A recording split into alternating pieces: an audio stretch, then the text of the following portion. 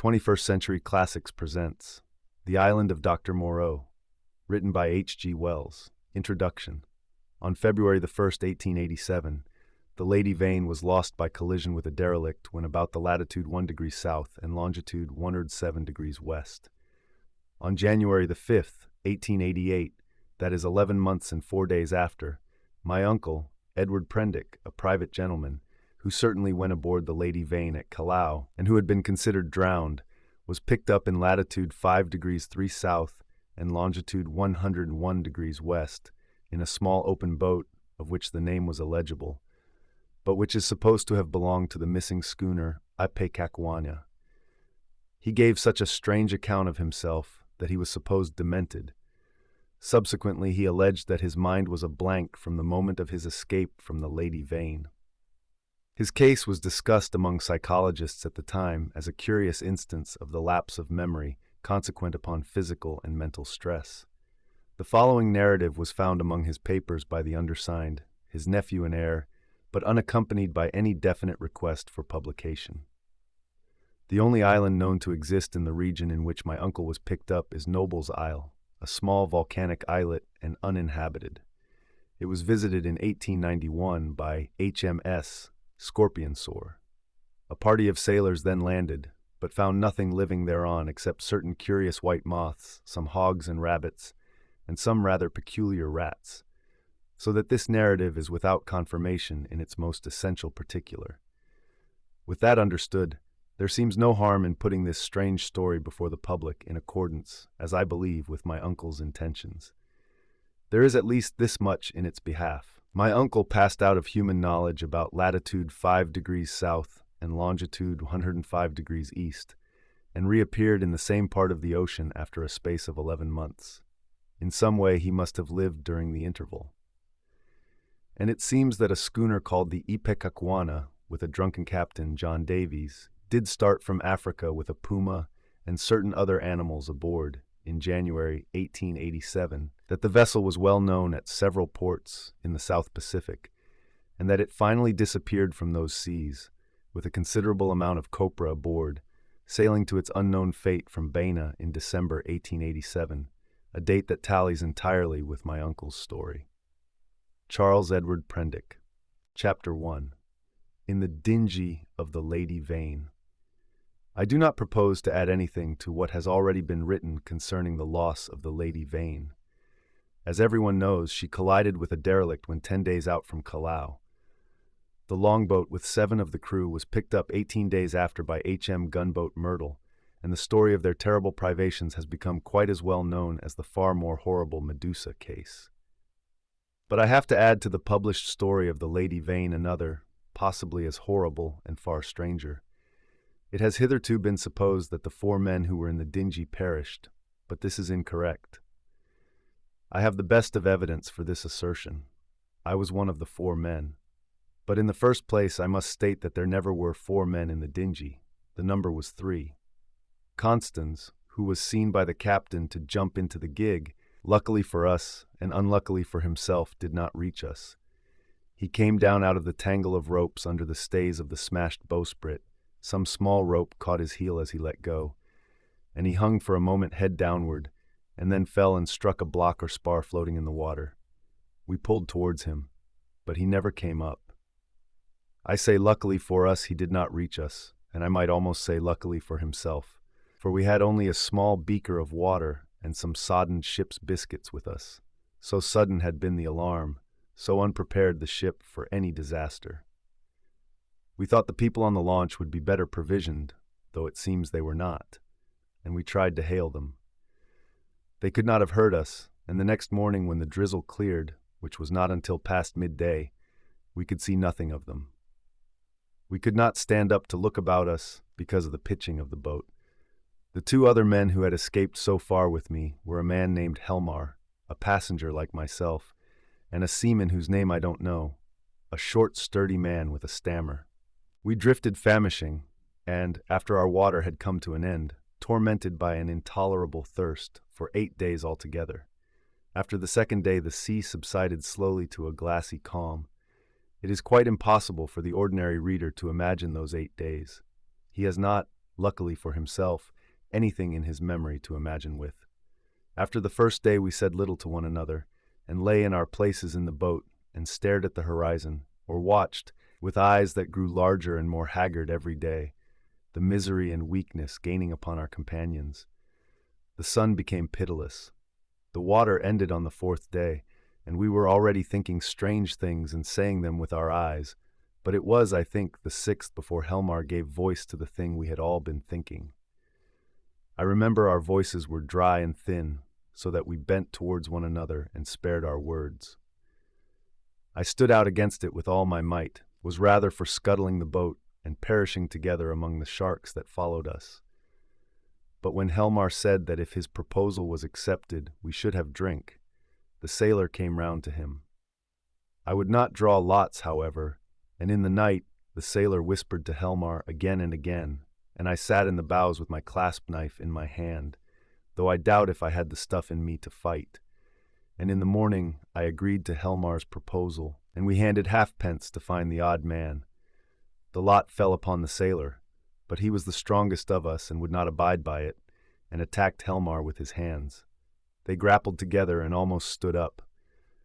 I crawled along the boat to them, intending to help Helmar by grasping the sailor's leg, but the sailor stumbled with the swaying of the boat, and the two fell upon the gunwale and rolled overboard together. They sank like stones. I remember laughing at that, and wondering why I laughed. The laugh caught me suddenly like a thing from without. I lay across one of the thwarts for I know not how long, thinking that if I had the strength I would drink sea water and madden myself to die quickly. And even as I lay there I saw, with no more interest than if it had been a picture, a sail come up towards me over the skyline. My mind must have been wandering, and yet I remember all that happened, quite distinctly. I remember how my head swayed with the seas, and the horizon with the sail above it danced up and down. But I also remember as distinctly that I had a persuasion that I was dead, and that I thought what a jest it was that they should come too late by such a little to catch me in my body. For an endless period, as it seemed to me, I lay with my head on the thwart watching the schooner. She was a little ship, schooner rigged fore and aft, come up out of the sea. She kept tacking to and fro in a widening compass, for she was sailing dead into the wind. It never entered my head to attempt to attract attention, and I do not remember anything distinctly after the sight of her side until I found myself in a little cabin aft. There's a dim half-memory of being lifted up to the gangway, and of a big round countenance covered with freckles and surrounded with red hair staring at me over the bulwarks. I also had a disconnected impression of a dark face, with extraordinary eyes, close to mine, but that I thought was a nightmare, until I met it again. I fancy I recollect some stuff being poured in between my teeth, and that is all. Chapter 2. The Man Who Was Going Nowhere. The cabin in which I found myself was small and rather untidy. A youngish man with flaxen hair, a bristly straw-colored moustache, and a dropping nether lip was sitting and holding my wrist. For a minute we stared at each other without speaking. He had watery gray eyes, oddly void of expression. Then just overhead came a sound like an iron bedstead being knocked about, and the low, angry growling of some large animal. At the same time the man spoke. He repeated his question. "How do you feel now?" I think I said I felt all right. I could not recollect how I had got there. He must have seen the question in my face, for my voice was inaccessible to me. "You were picked up in a boat, starving. The name on the boat was the Lady Vane, and there were spots of blood on the gunwale." At the same time my eye caught my hand, so thin that it looked like a dirty skin purse full of loose bones, and all the business of the boat came back to me. "Have some of this," said he, and gave me a dose of some scarlet stuff, iced. It tasted like blood, and made me feel stronger. "You were in luck," said he, "to get picked up by a ship with a medical man aboard." He spoke with a slobbering articulation, with the ghost of a lisp. "What ship is this?" I said slowly, hoarse from my long silence. "It's a little trader from Arica and Callao. I never asked where she came from in the beginning. Out of the land of born fools, I guess. I'm a passenger myself from Arica. The silly ass who owns her, he's captain too, named Davies. He's lost his certificate or something. You know the kind of man. Calls the thing the Ipecacuana, of all silly, infernal names, though when there's much of a sea without any wind, she certainly acts according. Then the noise overhead began again, a snarling growl and the voice of a human being together. Then another voice telling some heaven-forsaken idiot to desist. "You were nearly dead," said my interlocutor. "It was a very near thing indeed, but I've put some stuff into you now. Notice your arms sore? Injections. You've been insensible for nearly 30 hours. I thought slowly. I was distracted now by the yelping of a number of dogs. "Am I eligible for solid food?" I asked. "Thanks to me," he said. "Even now the mutton is boiling." "Yes," I said with assurance. "I could eat some mutton." "But," said he with a momentary hesitation, "you know I'm dying to hear of how you came to be alone in that boat." "Damn that howling!" I thought I detected a certain suspicion in his eyes. He suddenly left the cabin, and I heard him in violent controversy with someone, who seemed to me to talk gibberish in response to him. The matter sounded as though it ended in blows, but in that I thought my ears were mistaken. Then he shouted at the dogs and returned to the cabin. "Well," said he in the doorway, "you were just beginning to tell me." I told him my name, Edward Prendick, and how I had taken to natural history as a relief from the dullness of my comfortable independence. He seemed interested in this.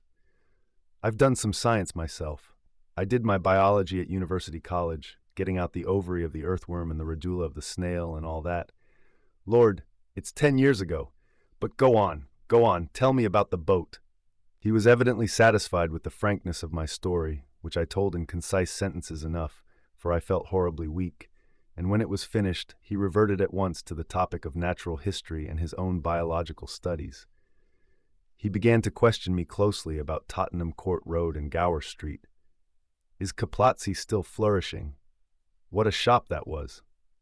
He had evidently been a very ordinary medical student, and drifted incontinently to the topic of the music halls. He told me some anecdotes. "Left it all," he said, 10 years ago. How jolly it all used to be. But I made a young ass of myself, played myself out before I was 21. I dare say it's all different now, but I must look up that ass of a cook and see what he's done to your mutton." The growling overhead was renewed, so suddenly and with so much savage anger that it startled me. "What's that?" I called after him, but the door had closed. He came back again with the boiled mutton, and I was so excited by the appetizing smell of it that I forgot the noise of the beast that had troubled me. After a day of alternate sleep and feeding, I was so far recovered as to be able to get from my bunk to the scuttle and see the green seas trying to keep pace with us. I judged the schooner was running before the wind. Montgomery, that was the name of the flaxen-haired man, came in again as I stood there, and I asked him for some clothes.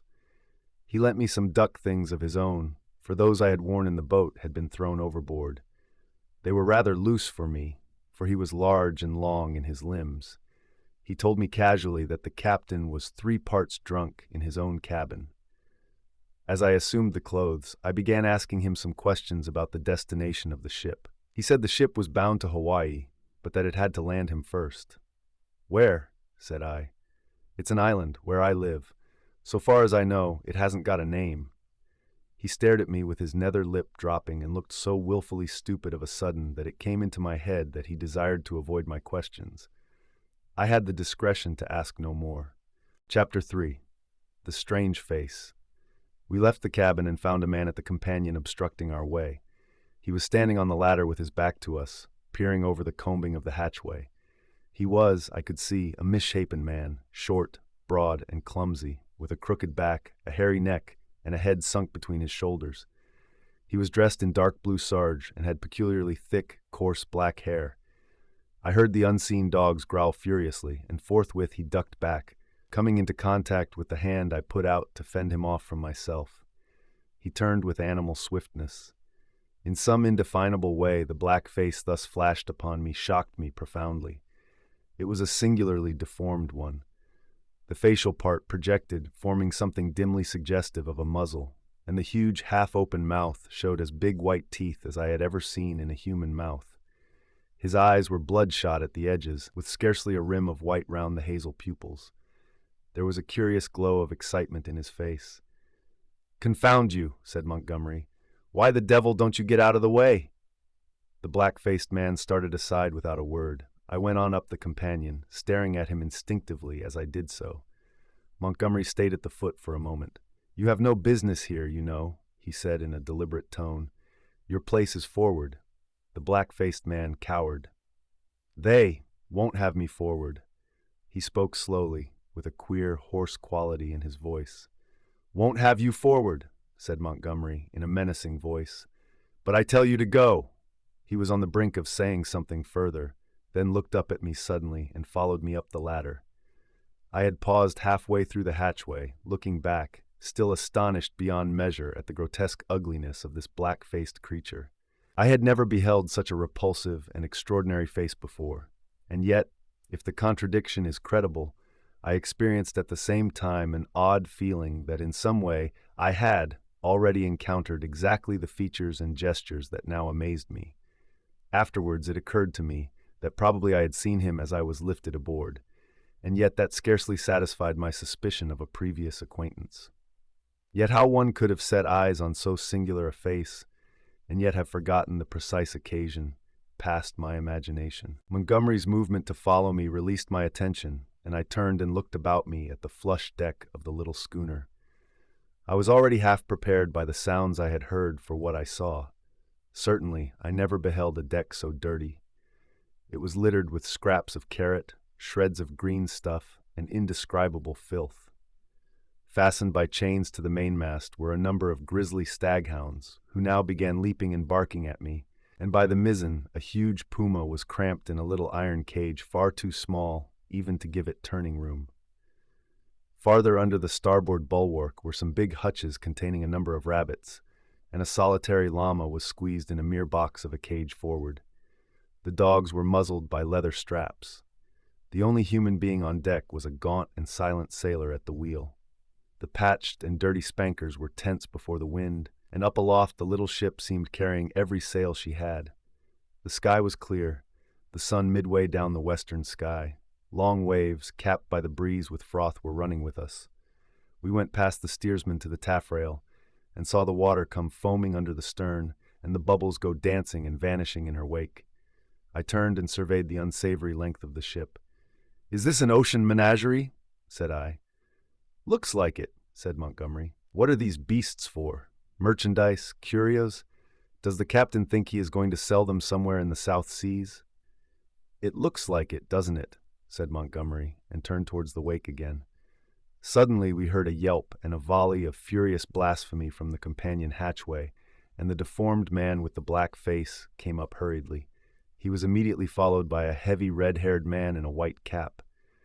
At the sight of the former, the staghounds, who had all tired of barking at me by this time, became furiously excited, howling and leaping against their chains. The black hesitated before them, and this gave the red-haired man time to come up with him and deliver a tremendous blow between the shoulder blades. The poor devil went down like a felled ox and rolled in the dirt among the furiously excited dogs. It was lucky for him that they were muzzled. The red-haired man gave a yawp of exultation and stood staggering, and as it seemed to me in serious danger of either going backwards down the companion hatchway or forwards upon his victim. So soon as the second man had appeared, Montgomery had started forward. "Steady on there," he cried in a tone of remonstrance. A couple of sailors appeared on the forecastle. The black-faced man, howling in a singular voice, rolled about under the feet of the dogs. No one attempted to help him. The brutes did their best to worry him, butting their muzzles at him. There was a quick dance of their lithe, gray-figured bodies over the clumsy, prostrate figure. The sailors forward shouted, as though it was admirable sport. Montgomery gave an angry exclamation and went striding down the deck, and I followed him. The black-faced man scrambled up and staggered forward, going and leaning over the bulwark by the main shrouds, where he remained, panting and glaring over his shoulder at the dogs. The red-haired man laughed a satisfied laugh. "Look here, Captain," said Montgomery with his lisp a little accentuated, gripping the elbows of the red-haired man. "This won't do." I stood behind Montgomery. The captain came half round and regarded him with the dull and solemn eyes of a drunken man. "What won't do?" he said, and added after looking sleepily into Montgomery's face for a minute, "Blasted sawbones!" With a sudden movement, he shook his arms free, and after 2 ineffectual attempts, stuck his freckled fists into his side pockets. "That man's a passenger," said Montgomery. "I'd advise you to keep your hands off him." "Go to hell," said the captain loudly. He suddenly turned and staggered towards the side. "Do what I like on my own ship," he said. I think Montgomery might have left him then, seeing the brute was drunk, but he only turned a shade paler and followed the captain to the bulwarks. "Look you here, Captain," he said. "That man of mine is not to be ill-treated.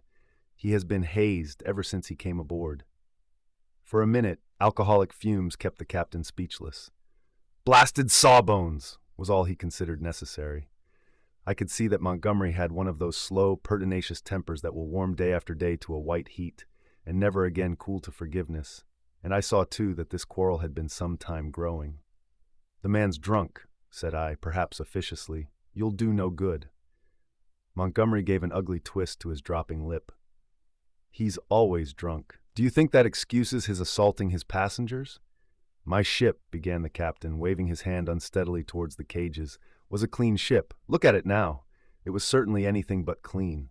Crew," continued the captain, "clean, respectable crew. You agreed to take the beasts. I wish I'd never set eyes on your infernal island. What the devil want beasts for on an island like that? Then that man of yours understood he was a man. He's a lunatic, and he hadn't no business aft. Do you think the whole damned ship belongs to you? Your sailors began to haze the poor devil as soon as he came aboard. That's just what he is. He's a devil, an ugly devil. My men can't stand him. I can't stand him. None of us can't stand him, nor you either." Montgomery turned away. "You leave that man alone anyhow," he said, nodding his head as he spoke. But the captain meant to quarrel now. He raised his voice. "If he comes this end of the ship again, I'll cut his insides out, I tell you. Cut out his blasted insides. Who are you to tell me what I'm to do? I tell you I'm captain of this ship, captain and owner.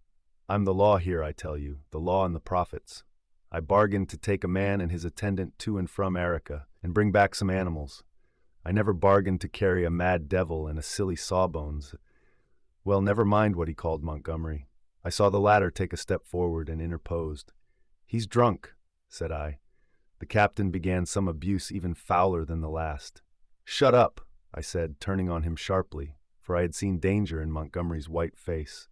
With that I brought the downpour on myself. However, I was glad to avert what was uncommonly near a scuffle, even at the price of the captain's drunken ill will. I do not think I have ever heard quite so much vile language come in a continuous stream from any man's lips before, though I have frequented eccentric company enough. I found some of it hard to endure, though I am a mild-tempered man, but certainly when I told the captain to shut up, I had forgotten that I was merely a bit of human flotsam, cut off from my resources and with my fare unpaid. A mere casual dependent on the bounty or speculative enterprise of the ship.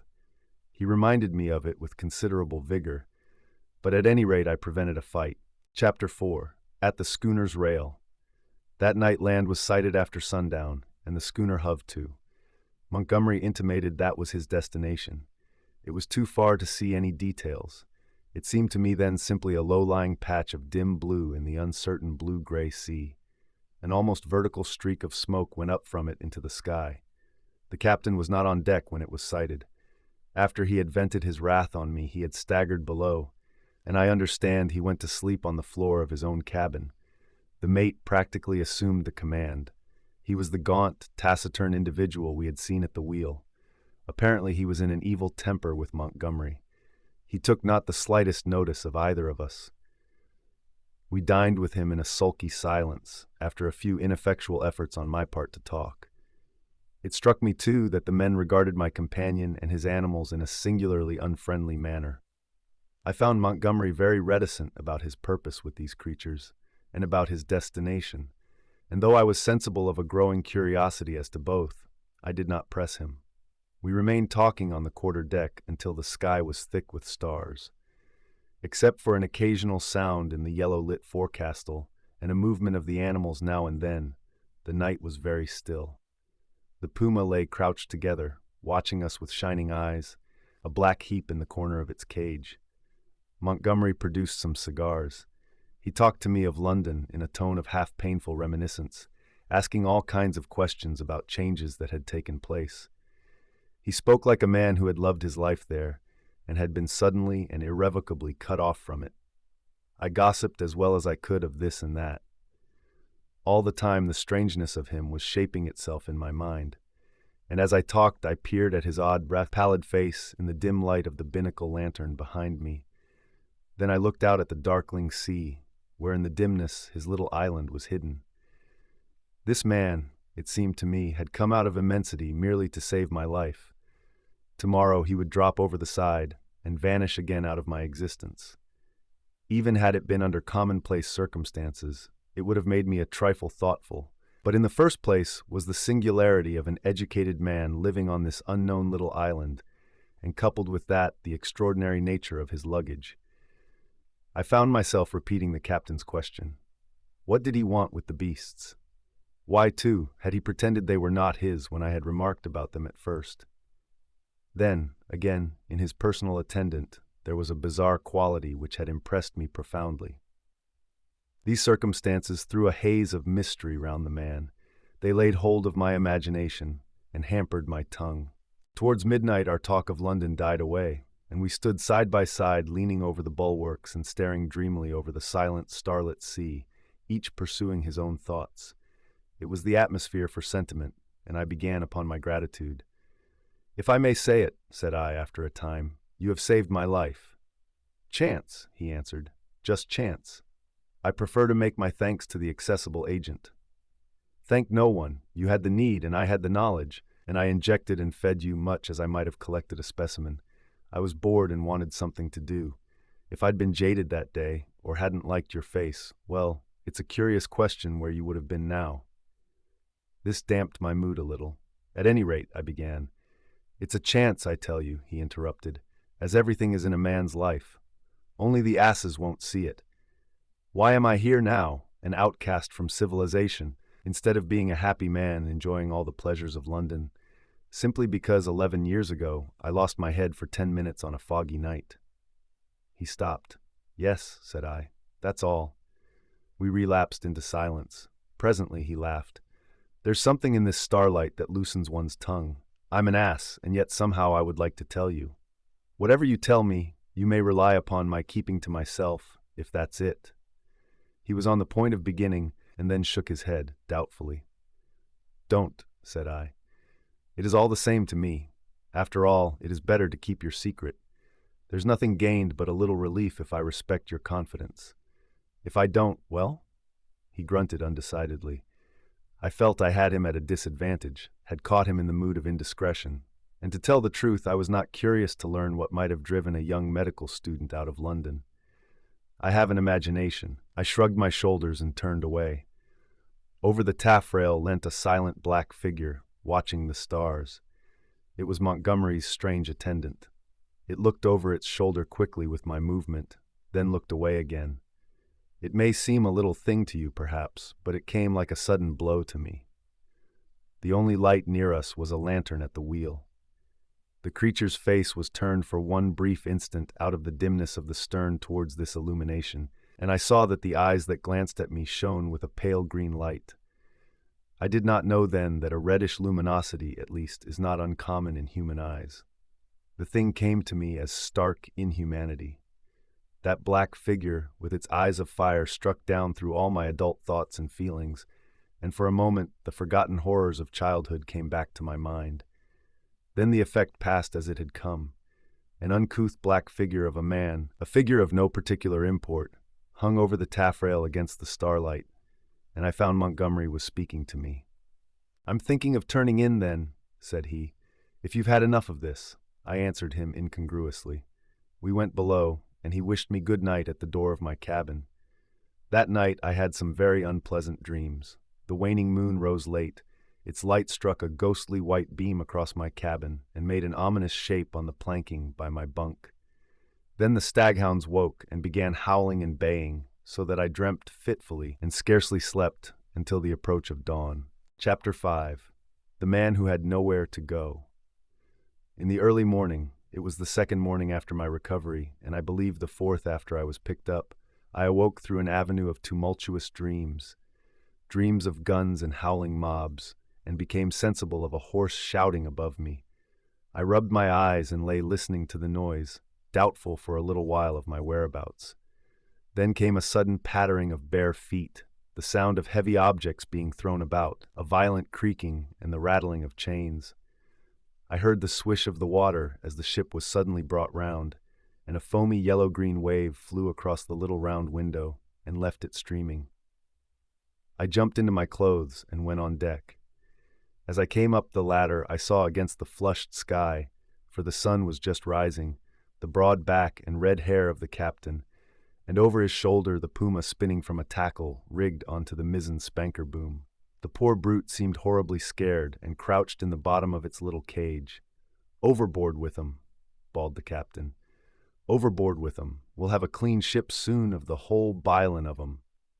He stood in my way so that I had perforce to tap his shoulder to come on deck. He came round with a start and staggered back a few paces to stare at me. It needed no expert eye to tell that the man was still drunk. "Hullo," said he, stupidly, and then with a light coming into his eyes, "Why, it's Mr. Prendick," said I. "Prendick be damned," said he. "Shut up, that's your name, Mr. Shut up." It was no good answering the brute, but I certainly did not expect his next move. He held out his hand to the gangway by which Montgomery stood talking to a massive gray-haired man in dirty blue flannels who had apparently just come aboard. "That way, Mr. Blasted, shut up, that way," roared the captain. Montgomery and his companion turned as he spoke. "What do you mean?" I said. "That way, Mr. Blasted, shut up. That's what I mean. Overboard, Mr. Shut up, and sharp. We're cleaning the ship out, cleaning the whole blessed ship out, and overboard you go." I stared at him dumbfounded. Then it occurred to me that it was exactly the thing I wanted. The lost prospect of a journey as sole passenger with this quarrelsome sot was not one to mourn over. I turned towards Montgomery. "Can't have you," said Montgomery's companion concisely. "You can't have me," said I, aghast. He had the squarest and most resolute face I ever set eyes upon. "Look here," I began, turning to the captain. "Overboard," said the captain. "This ship ain't for beasts and cannibals, and worse than beasts anymore. Overboard you go, Mr. Shut up. If they can't have you, you goes overboard. But anyhow, you go, with your friends. I've done with this blessed island forevermore. Amen. I've had enough of it." "But, Montgomery," I appealed. He distorted his lower lip and nodded his head hopelessly at the gray-haired man beside him to indicate his powerlessness to help me. "I'll see to you, presently," said the captain. Then began a curious three-cornered altercation. Alternately I appealed to one and another of the three men, first to the gray-haired man to let me land, and then to the drunken captain to keep me aboard. I even bawled entreaties to the sailors. Montgomery said never a word, only shook his head. "You're going overboard, I tell you," was the captain's refrain. "Law be damned, I'm king here." At last I must confess my voice suddenly broke in the middle of a vigorous threat. I felt a gust of hysterical petulance and went aft and stared dismally at nothing. Meanwhile, the sailors progressed rapidly with the task of unshipping the packages and caged animals. A large launch with 2 standing lugs lay under the lee of the schooner, and into this the strange assortment of goods were swung. I did not then see the hands from the island that were receiving the packages, for the hull of the launch was hidden from me by the side of the schooner. Neither Montgomery nor his companion took the slightest notice of me, but busied themselves in assisting and directing the 4 or 5 sailors who were unloading the goods. The captain went forward, interfering rather than assisting. I was alternately despairful and desperate. Once or twice, as I stood waiting there for things to accomplish themselves, I could not resist an impulse to laugh at my miserable quandary. I felt all the wretcheder for the lack of a breakfast.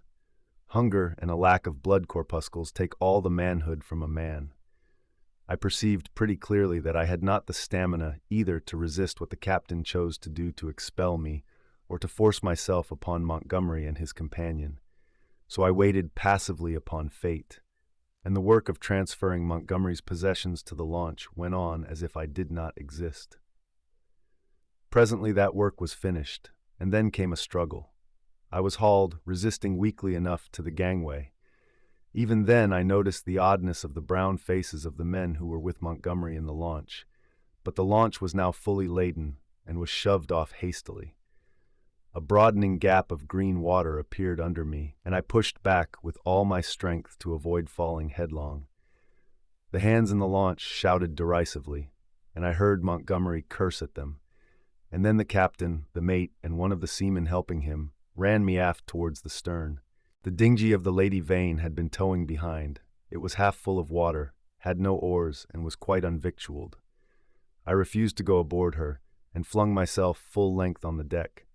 In the end, they swung me into her by a rope, for they had no stern ladder, and then they cut me adrift. I drifted slowly from the schooner.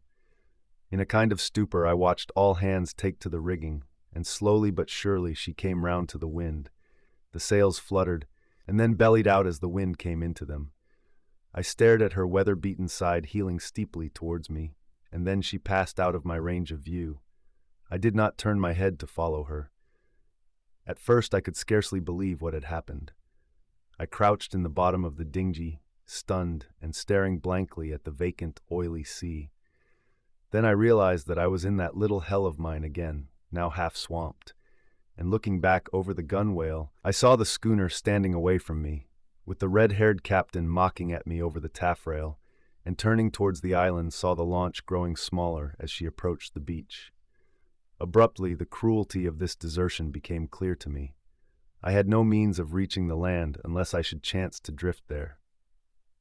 I was still weak, you must remember, from my exposure in the boat. I was empty and very faint, or I should have had more heart. But as it was, I suddenly began to sob and weep, as I had never done since I was a little child. The tears ran down my face. In a passion of despair, I struck with my fists at the water in the bottom of the boat, and kicked savagely at the gunwale. I prayed aloud for God to let me die.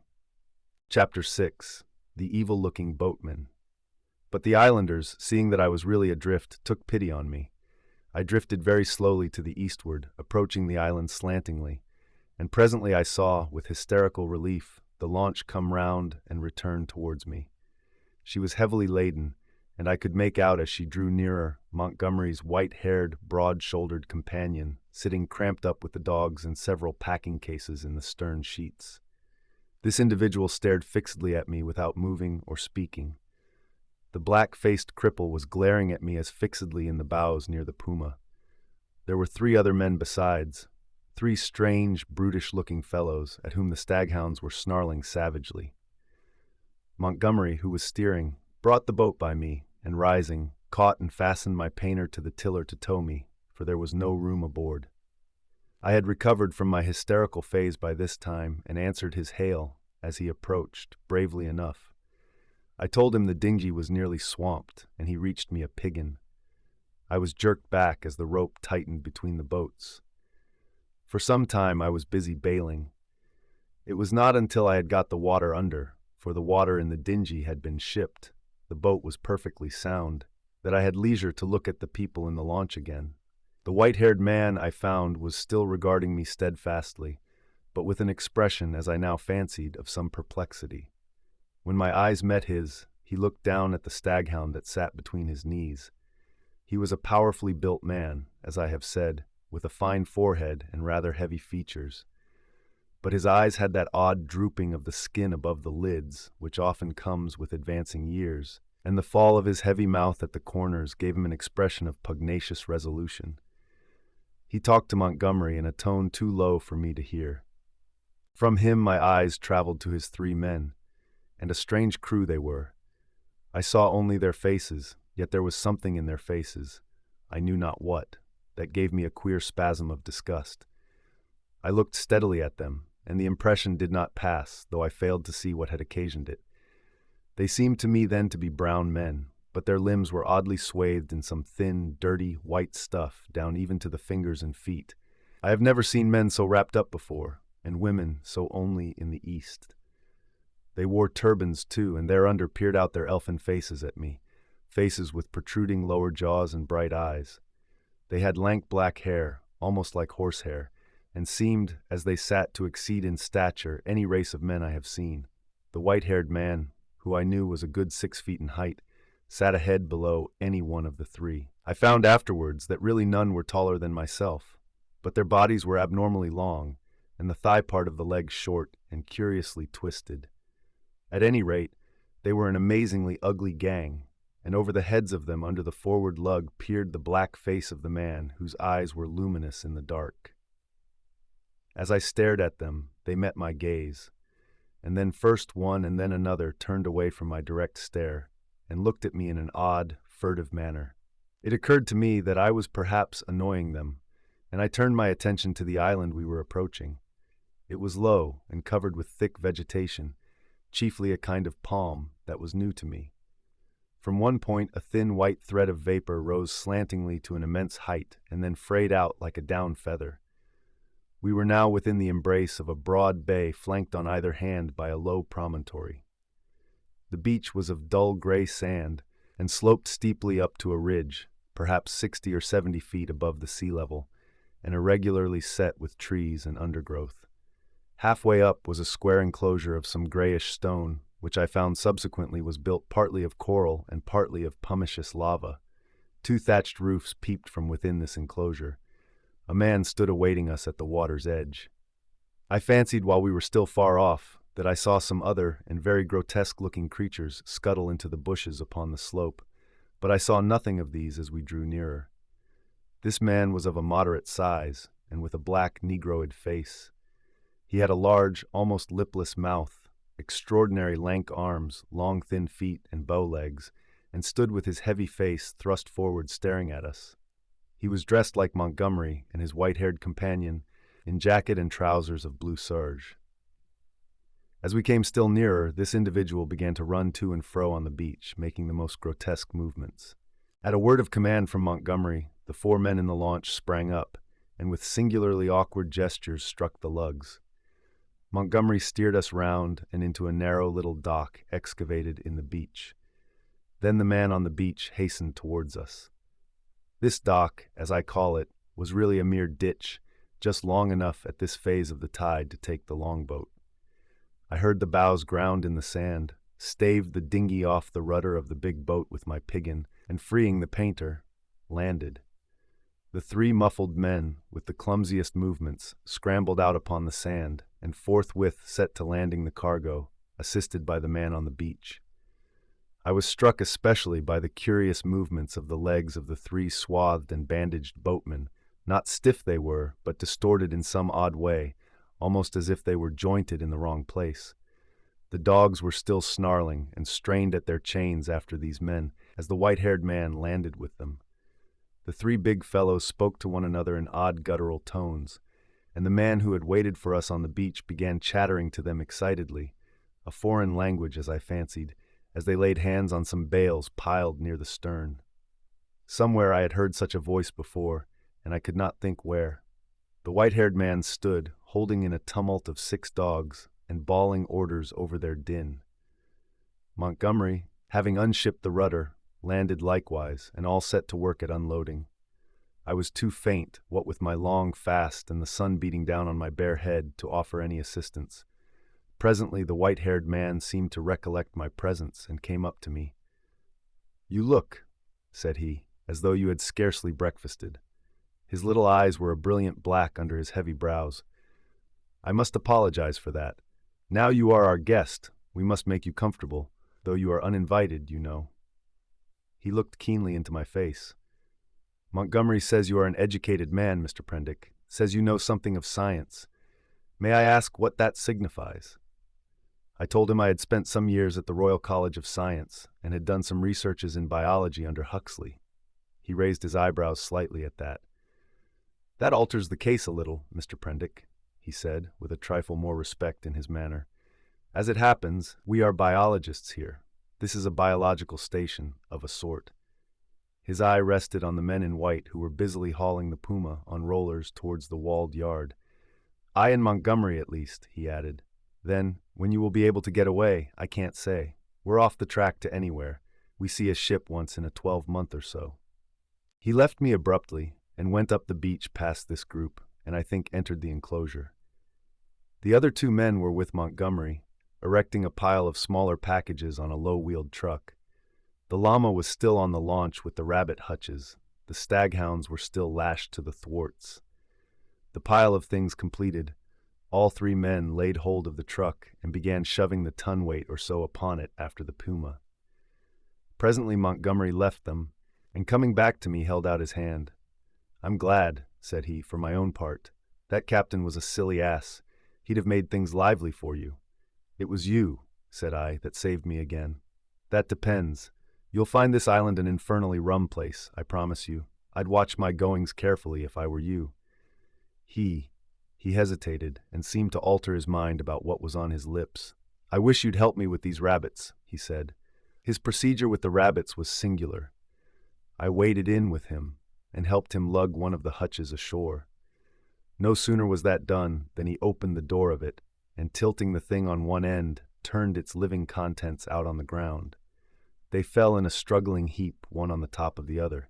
He clapped his hands, and forthwith they went off with that hopping run of theirs, 15 or 20 of them, I should think, up the beach. "Increase and multiply, my friends," said Montgomery. "Replenish the island. Hitherto we've had a certain lack of meat here."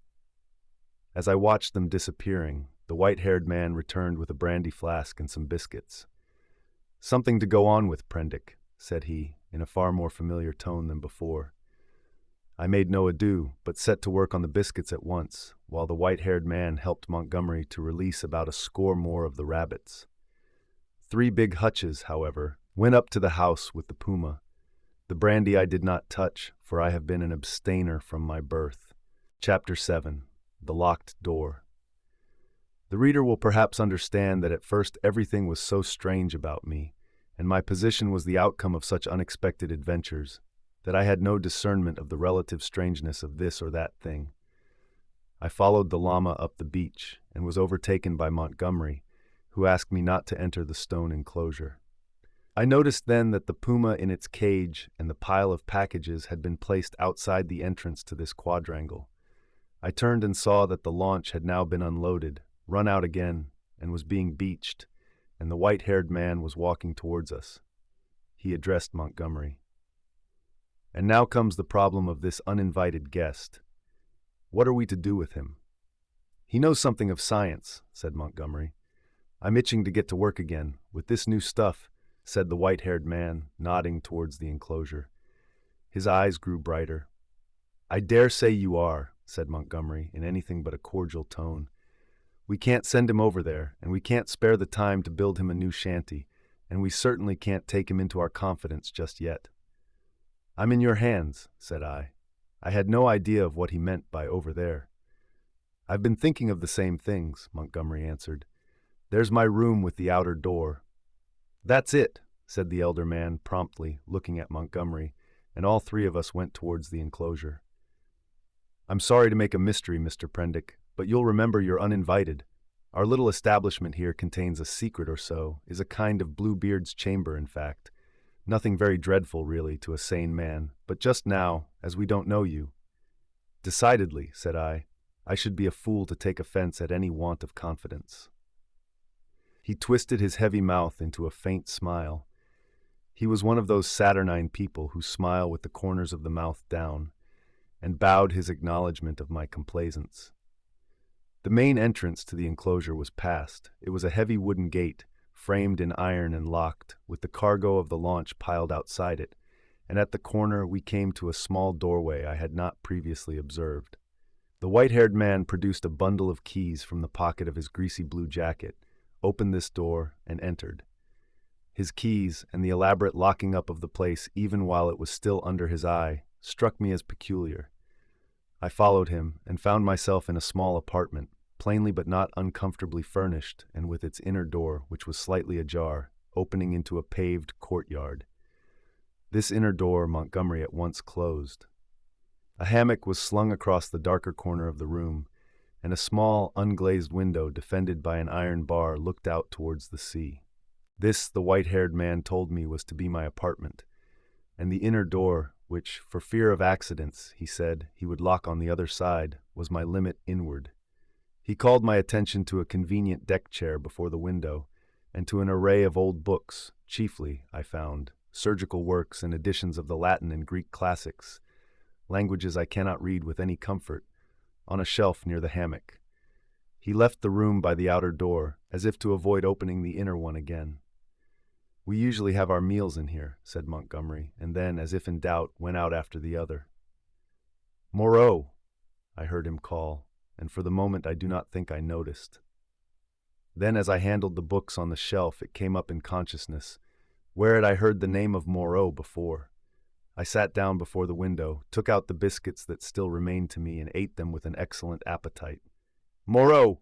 Through the window I saw one of those unaccountable men in white, lugging a packing case along the beach. Presently the window frame hid him. Then I heard a key inserted and turned in the lock behind me. After a little while I heard through the locked door the noise of the staghounds that had now been brought up from the beach. They were not barking, but sniffing and growling in a curious fashion. I could hear the rapid patter of their feet, and Montgomery's voice soothing them. I was very much impressed by the elaborate secrecy of these two men regarding the contents of the place, and for some time I was thinking of that and of the unaccountable familiarity of the name of Moreau. But so odd is the human memory that I could not then recall that well-known name in its proper connection. From that my thoughts went to the indefinable queerness of the deformed man on the beach. I never saw such a gait, such odd motions as he pulled at the box. I recalled that none of these men had spoken to me, though most of them I had found looking at me at one time or another in a peculiarly furtive manner, quite unlike the frank stare of your unsophisticated savage. Indeed, they had all seemed remarkably taciturn, and when they did speak, endowed with very uncanny voices. What was wrong with them? Then I recalled the eyes of Montgomery's ungainly attendant. Just as I was thinking of him, he came in. He was now dressed in white, and carried a little tray with some coffee and boiled vegetables thereon. I could hardly repress a shuddering recoil as he came, bending amiably, and placed the tray before me on the table. Then astonishment paralyzed me. Under his stringy black locks I saw his ear. It jumped upon me suddenly close to my face. The man had pointed ears, covered with a fine brown fur. "Your breakfast, sir," he said. I stared at his face without attempting to answer him. He turned and went towards the door, regarding me oddly over his shoulder. I followed him out with my eyes, and as I did so, by some odd trick of unconscious cerebration, there came surging into my head the phrase, "The Moreau Hollows." Was it? The Moreau! Ah! It sent my memory back 10 years. The Moreau horrors! The phrase drifted loose in my mind for a moment, and then I saw it in red lettering on a little buff-colored pamphlet, to read which made one shiver and creep. Then I remembered distinctly all about it. That long-forgotten pamphlet came back with startling vividness to my mind. I had been a mere lad then, and Moreau was, I suppose, about 50. A prominent and masterful physiologist, well known in scientific circles for his extraordinary imagination and his brutal directness in discussion. Was this the same Moreau? He had published some very astonishing facts in connection with the transfusion of blood, and in addition was known to be doing valuable work on morbid growths. Then suddenly his career was closed. He had to leave England. A journalist obtained access to his laboratory in the capacity of laboratory assistant, with the deliberate intention of making sensational exposures, and by the help of a shocking accident, if it was an accident, his gruesome pamphlet became notorious. On the day of its publication, a wretched dog, flayed and otherwise mutilated, escaped from Moreau's house. It was in the silly season, and a prominent editor, a cousin of the temporary laboratory assistant, appealed to the conscience of the nation. It was not the first time that conscience has turned against the methods of research. The doctor was simply howled out of the country. It may be that he deserved to be, but I still think that the tepid support of his fellow investigators and his desertion by the great body of scientific workers was a shameful thing. Yet some of his experiments, by the journalist's account, were wantonly cruel. He might perhaps have purchased his social peace by abandoning his investigations, but he apparently preferred the latter, as most men would who have once fallen under the overmastering spell of research. He was unmarried and had indeed nothing but his own interest to consider. I felt convinced that this must be the same man. Everything pointed to it. It dawned upon me to what end the puma and the other animals, which had now been brought with other luggage into the enclosure behind the house, were destined. And a curious faint odor, the halidus of something familiar, an odor that had been in the background of my consciousness hitherto, suddenly came forward into the forefront of my thoughts. It was the antiseptic odor of the dissecting room. I heard the puma growling through the wall, and one of the dogs yelped as though it had been struck. Yet surely, and especially to another scientific man, there was nothing so horrible in vivisection as to account for this secrecy, and by some odd leap in my thoughts, the pointed ears and luminous eyes of Montgomery's attendant came back again before me with the sharpest definition. I stared before me out at the green sea, frothing under a freshening breeze, and let these and other strange memories of the last few days chase one another through my mind. What could it all mean? A locked enclosure on a lonely island, a notorious vivisector, and these crippled and distorted men. Chapter 8. The crying of the puma. Montgomery interrupted my tangle of mystification and suspicion about 1 o'clock, and his grotesque attendant followed him with a tray bearing bread, some herbs and other eatables, a flask of whiskey, a jug of water, and 3 glasses and knives. I glanced askance at this strange creature and found him watching me with his queer, restless eyes. Montgomery said he would lunch with me, but that Moreau was too preoccupied with some work to come. "Moreau," said I. "I know that name." "The devil you do," said he. "What an ass I was to mention it to you. I might have thought. Anyhow, it will give you an inkling of our mysteries. Whiskey? No thanks, I'm an abstainer. I wish I'd been, but it's no use locking the door after the steed is stolen. It was that infernal stuff which led to my coming here, that and a foggy night. I thought myself in luck at the time, when Moreau offered to get me off. It's queer." "Montgomery," said I suddenly as the outer door closed, "why has your man pointed ears?" "Damn," he said, over his first mouthful of food. He stared at me for a moment and then repeated, "Pointed ears?" "Little points to them," said I as calmly as possible with a catch in my breath, "and a fine black fur at the edges." He helped himself to whiskey and water with great deliberation. I was under the impression that his hair covered his ears. I saw them as he stooped by me to put that coffee you sent to me on the table, and his eyes shine in the dark. By this time Montgomery had recovered from the surprise of my question. "I always thought," he said deliberately, with a certain accentuation of his flavoring of lisp, "that there was something the matter with his ears, from the way he covered them. What were they like?" I was persuaded from his manner that this ignorance was a pretense. Still, I could hardly tell the man that I thought him a liar. "Pointed," I said, "rather small and furry, distinctly furry. But the whole man is one of the strangest beings I ever set eyes on." A sharp, hoarse cry of animal pain came from the enclosure behind us. Its depth and volume testified to the puma. I saw Montgomery wince. "Yes," he said. "Where did you pick up the creature?" "San Francisco. He's an ugly brute, I admit. Half-witted, you know. Can't remember where he came from, but I'm used to him, you know. We both are. How does he strike you?" "He's unnatural," I said. "There's something about him, don't think me fanciful, but it gives me a nasty little sensation, a tightening of my muscles when he comes near me. It's a touch of the diabolical, in fact." Montgomery had stopped eating while I told him this. "Rum," he said. "I can't see it." He resumed his meal. "I had no idea of it," he said, and masticated. "The crew of the schooner must have felt it the same, made a dead set at the poor devil. You saw the captain?" Suddenly the puma howled again, this time more painfully. Montgomery swore under his breath. I had half a mind to attack him about the men on the beach. Then the poor brute within gave vent to a series of short, sharp cries. "Your men on the beach," said I. "What race are they?" "Excellent fellows, aren't they?" said he, absent-mindedly, knitting his brows as the animal yelled out sharply. I said no more. There was another outcry worse than the former. He looked at me with his dull gray eyes, and then took some more whiskey.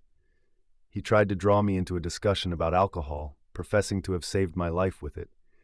He seemed anxious to lay stress on the fact that I owed my life to him. I answered him distractedly. Presently our meal came to an end. The misshapen monster with the pointed ears cleared the remains away, and Montgomery left me alone in the room again. All the time he had been in a state of ill-concealed irritation at the noise of the vivisected puma. He had spoken of his odd want of nerve and left me to the obvious application. I found myself that the cries were singularly irritating, and they grew in depth and intensity as the afternoon wore on. They were painful at first, but their constant resurgence at last altogether upset my balance. I flung aside a crib of Horace I had been reading and began to clench my fists, to bite my lips, and to pace the room. Presently, I got to stopping my ears with my fingers. The emotional appeal of those yells grew upon me steadily, grew at last to such an exquisite expression of suffering that I could stand it in that confined room no longer.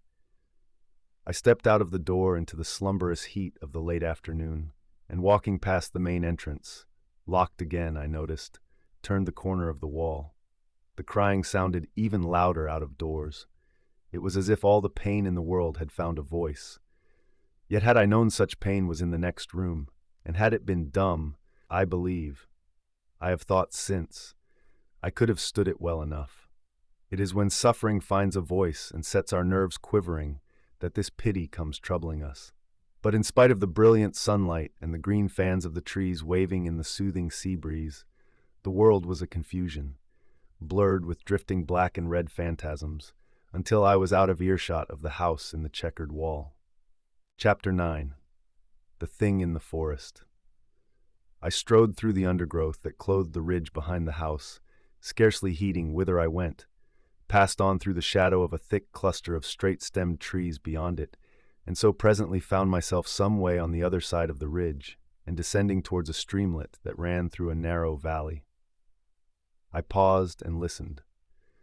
The distance I had come, or the intervening masses of thicket, deadened any sound that might be coming from the enclosure. The air was still. Then with a rustle, a rabbit emerged and went scampering up the slope before me. I hesitated and sat down in the edge of the shade. The place was a pleasant one. The rivulet was hidden by the luxuriant vegetation of the banks, save at one point, where I caught a triangular patch of its glittering water. On the farther side I saw through a bluish haze a tangle of trees and creepers, and above these again the luminous blue of the sky. Here and there a splash of white or crimson marked the blooming of some trailing epiphyte. I let my eyes wander over this scene for a while, and then began to turn over in my mind again the strange peculiarities of Montgomery's man. But it was too hot to think elaborately, and presently I fell into a tranquil state midway between dozing and waking. From this I was aroused, after I know not how long, by a rustling amidst the greenery on the other side of the stream.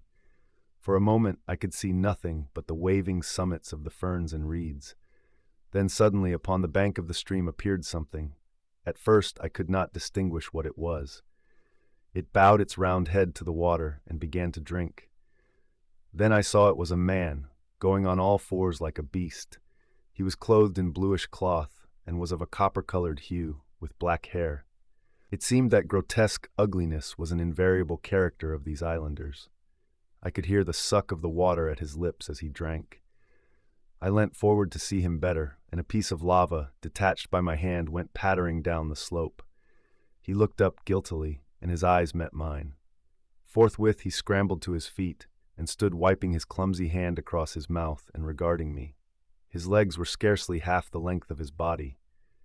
So, staring one another out of countenance, we remained for perhaps the space of a minute.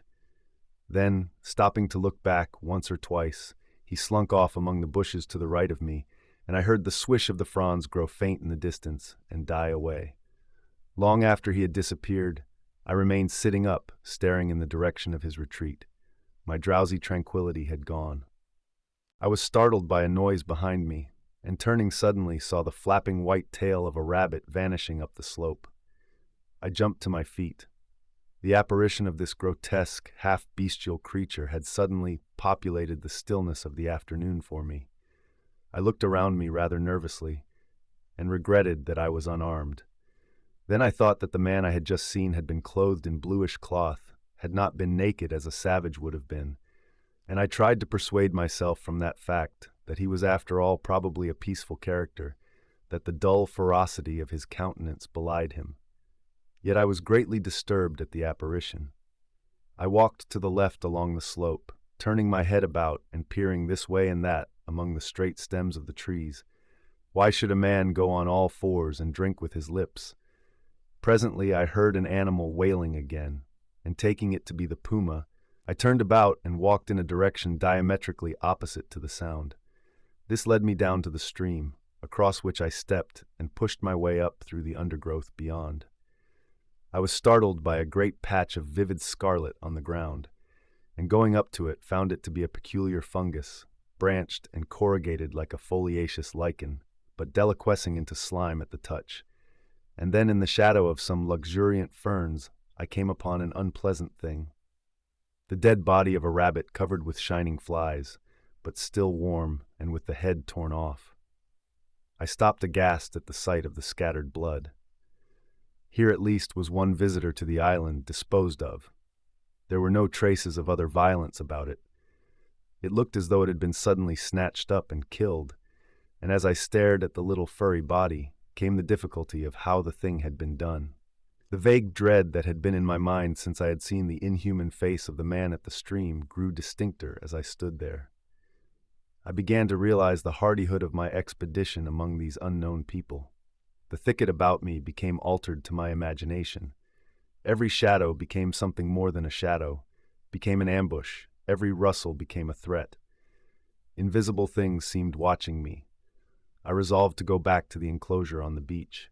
I suddenly turned away and thrust myself violently, possibly even frantically, through the bushes, anxious to get a clear space about me again. I stopped just in time to prevent myself emerging upon an open space. It was a kind of glade in the forest, made by a fall. Seedlings were already starting up to struggle for the vacant space, and beyond, the dense growth of stems and twining vines and splashes of fungus and flowers closed in again. Before me, squatting together upon the fungoid ruins of a huge fallen tree and still unaware of my approach, were three grotesque human figures. One was evidently a female. The other two were men. They were naked, save for swathings of scarlet cloth about the middle, and their skins were of a dull pinkish-drab color, such as I had seen in no savages before. They had fat, heavy, chinless faces, retreating foreheads, and a scant bristly hair upon their heads. I never saw such bestial-looking creatures. They were talking, or at least one of the men was talking to the other two, and all three had been too closely interested to heed the rustling of my approach. They swayed their heads and shoulders from side to side. The speaker's words came thick and sloppy, and though I could hear them distinctly, I could not distinguish what he said. He seemed to me to be reciting some complicated gibberish. Presently his articulation became shriller, and spreading his hands he rose to his feet. At that the others began to gibber in unison, also rising to their feet, spreading their hands and swaying their bodies in rhythm with their chant. I noticed then the abnormal shortness of their legs and their lank, clumsy feet. All three began slowly to circle round, raising and stamping their feet and waving their arms. A kind of tune crept into their rhythmic recitation, and a refrain, Alula, or Balula, it sounded like. Their eyes began to sparkle, and their ugly faces to brighten, with an expression of strange pleasure. Saliva dripped from their lipless mouths. Suddenly, as I watched their grotesque and unaccountable gestures, I perceived clearly for the first time what it was that had offended me, what had given me the two inconsistent and conflicting impressions of utter strangeness and yet of the strangest familiarity. The three creatures engaged in this mysterious rite were human in shape, and yet human beings with the strangest air about them of some familiar animal. Each of these creatures, despite its human form, its rag of clothing, and the rough humanity of its bodily form, had woven into it, into its movements, into the expression of its countenance, into its whole presence, some now irresistible suggestion of a hog, a swinish taint, the unmistakable mark of the beast.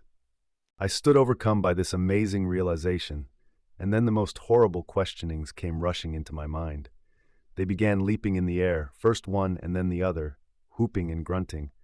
Then one slipped, and for a moment was on all fours, to recover indeed forthwith. But that transitory gleam of the true animalism of these monsters was enough.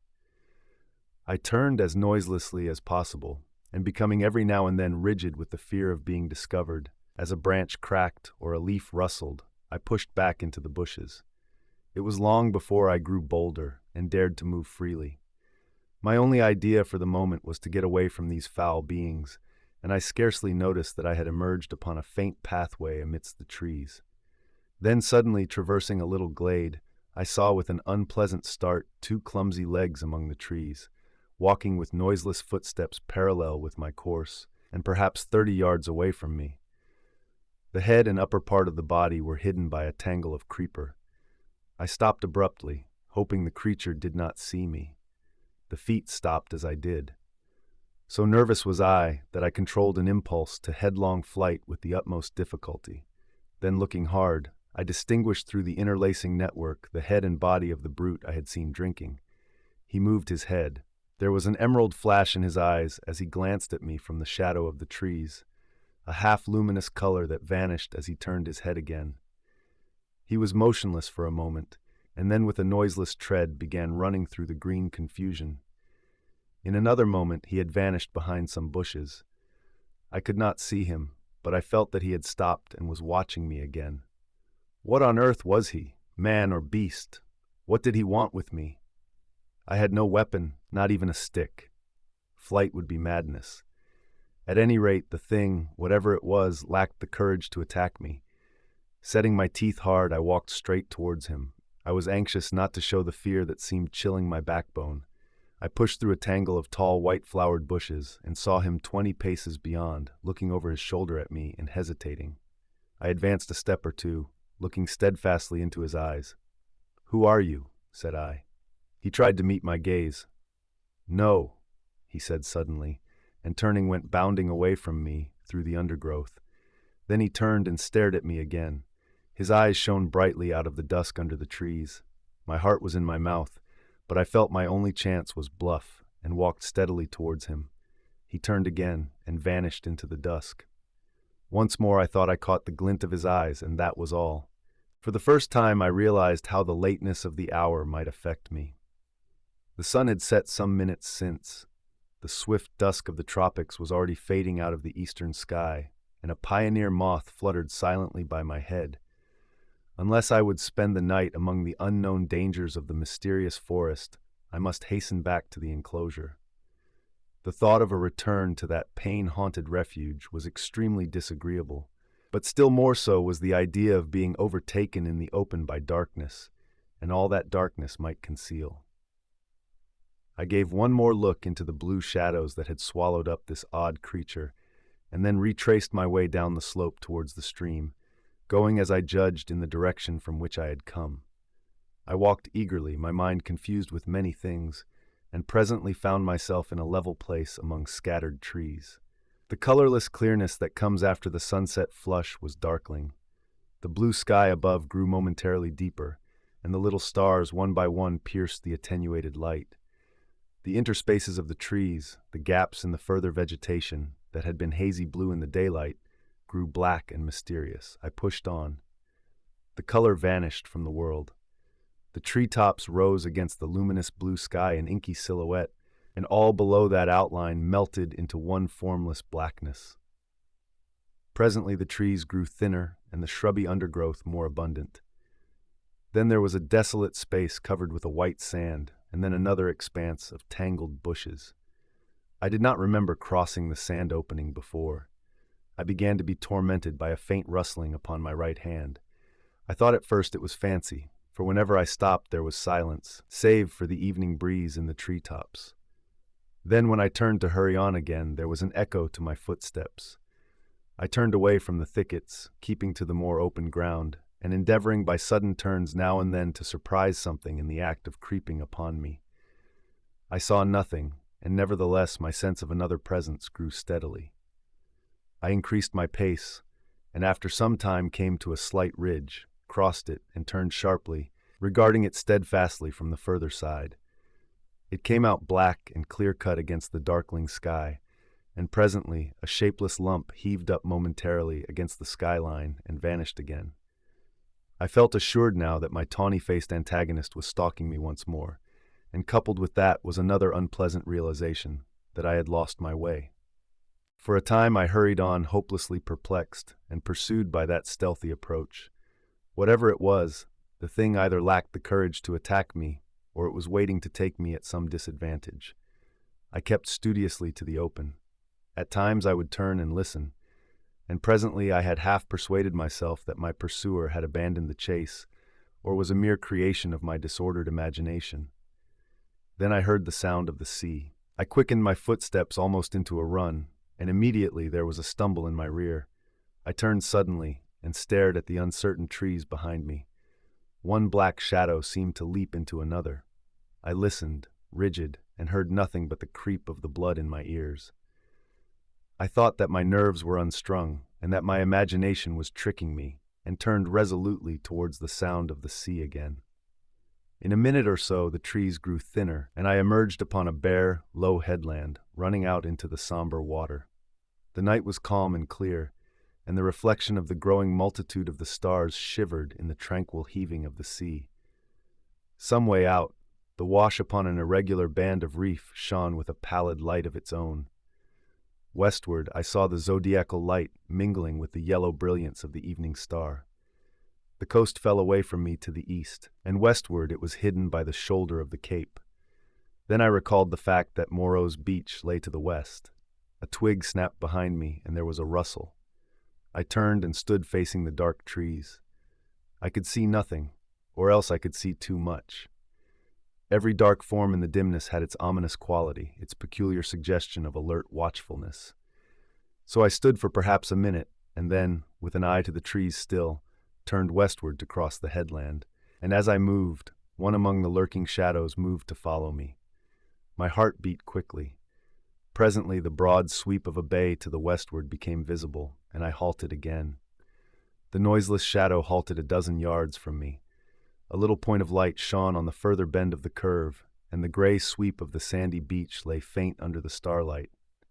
Perhaps 2 miles away was that little point of light. To get to the beach, I should have to go through the trees where the shadows lurked, and down a bushy slope. I could see the thing rather more distinctly now. It was no animal, for it stood erect. At that I opened my mouth to speak, and found a hoarse phlegm choked my voice. I tried again, and shouted, "Who is there?" There was no answer. I advanced a step. The thing did not move, only gathered itself together. My foot struck a stone. That gave me an idea. Without taking my eyes off the black form before me, I stooped and picked up this lump of rock, but at my motion the thing turned abruptly, as a dog might have done, and slunk obliquely into the further darkness. Then I recalled a schoolboy expedient against big dogs, and twisted the rock into my handkerchief, and gave this a turn round my wrist. I heard a movement further off among the shadows, as if the thing was in retreat.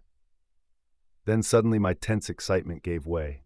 I broke into a profuse perspiration and fell a-trembling, with my adversary routed and this weapon in my hand. It was some time before I could summon resolution to go down through the trees and bushes upon the flank of the headland to the beach. At last I did it at a run, and as I emerged from the thicket upon the sand, I heard some other body come crashing after me. At that I completely lost my head with fear, and began running along the sand. Forthwith there came the swift patter of soft feet in pursuit. I gave a wild cry, and redoubled my pace. Some dim, black things about 3 or 4 times the size of rabbits went running or hopping up from the beach towards the bushes as I passed. So long as I live, I shall remember the terror of that chase. I ran near the water's edge, and heard every now and then the splash of the feet that gained upon me. Far away, hopelessly far, was the yellow light. All the night about us was black and still. Splash, splash, came the pursuing feet, nearer and nearer. I felt my breath going, for I was quite out of training. It whooped as I drew it, and I felt a pain like a knife at my side. I perceived the thing would come up with me long before I reached the enclosure, and, desperate and sobbing for my breath, I wheeled round upon it and struck at it as it came up to me, struck with all my strength. The stone came out of the sling of the handkerchief as I did so. As I turned, the thing, which had been running on all fours, rose to its feet, and the missile fell fair on its left temple. The skull rang loud, and the animal man blundered into me, thrust me back with its hands, and went staggering past me to fall headlong upon the sand with its face in the water, and there it lay still. I could not bring myself to approach that black heap. I left it there, with the water rippling round it, under the still stars, and giving it a wide berth pursued my way towards the yellow glow of the house, and presently, with a positive effect of relief, came the pitiful moaning of the puma, the sound that had originally driven me out to explore this mysterious island. At that, though I was faint and horribly fatigued, I gathered together all my strength and began running again towards the light. I thought I heard a voice calling me. Chapter 10. The Crying of the Man. As I drew near the house, I saw that the light shone from the open door of my room, and then I heard coming from out of the darkness at the side of that orange oblong of light the voice of Montgomery shouting, "Prendick!" I continued running. Presently I heard him again. I replied by a feeble "Hullo," and in another moment had staggered up to him. "Where have you been?" said he, holding me at arm's length, so that the light from the door fell on my face. "We have both been so busy that we forgot you until about half an hour ago." He led me into the room and sat me down in the deck chair. For a while I was blinded by the light. "We did not think you would start to explore this island of ours without telling us," he said. "And then I was afraid, but wallow!" My last remaining strength slipped from me, and my head fell forward on my chest. I think he found a certain satisfaction in giving me brandy. "For God's sake," said I, "fasten that door." "You've been meeting some of our curiosities, eh?" said he. He locked the door and turned to me again. He asked me no questions, but gave me some more brandy and water and pressed me to eat. I was in a state of collapse. He said something vague about his forgetting to warn me, and asked me briefly when I left the house and what I had seen. I answered him as briefly, in fragmentary sentences. "Tell me what it all means," said I in a state bordering on hysterics. "It's nothing so very dreadful," said he, "but I think you have had about enough for one day." The puma suddenly gave a sharp yell of pain. At that he swore under his breath. "I'm damned," said he, "if this place is not as bad as Gower Street with its cats." "Montgomery," said I, "what was that thing that came after me? Was it a beast or was it a man?" "If you don't sleep tonight," he said, "you'll be off your head tomorrow." I stood up in front of him. "What was that thing that came after me?" I asked. He looked me squarely in the eyes and twisted his mouth askew. His eyes, which had seemed animated a minute before, went dull. "From your account," said he, "I'm thinking it was a bogle." I felt a gust of intense irritation, which passed as quickly as it came. I flung myself into the chair again and pressed my hands on my forehead. The puma began once more. Montgomery came round behind me and put his hand on my shoulder. "Look here, Prendick," he said. "I had no business to let you drift out into this silly island of ours. But it's not so bad as you feel, man. Your nerves are worked to rags. Let me give you something that will make you sleep. That will keep on for hours yet. You must simply get to sleep, or I won't answer for it." I did not reply. I bowed forward and covered my face with my hands. Presently he returned with a small measure containing a dark liquid. This he gave me. I took it unresistingly, and he helped me into the hammock. When I awoke, it was broad day. For a little while I lay flat, staring at the roof above me. The rafters, I observed, were made out of the timbers of a ship. Then I turned my head and saw a meal prepared for me on the table. I perceived that I was hungry and prepared to clamber out of the hammock, which, very politely anticipating my intention, twisted round and deposited me upon all fours on the floor.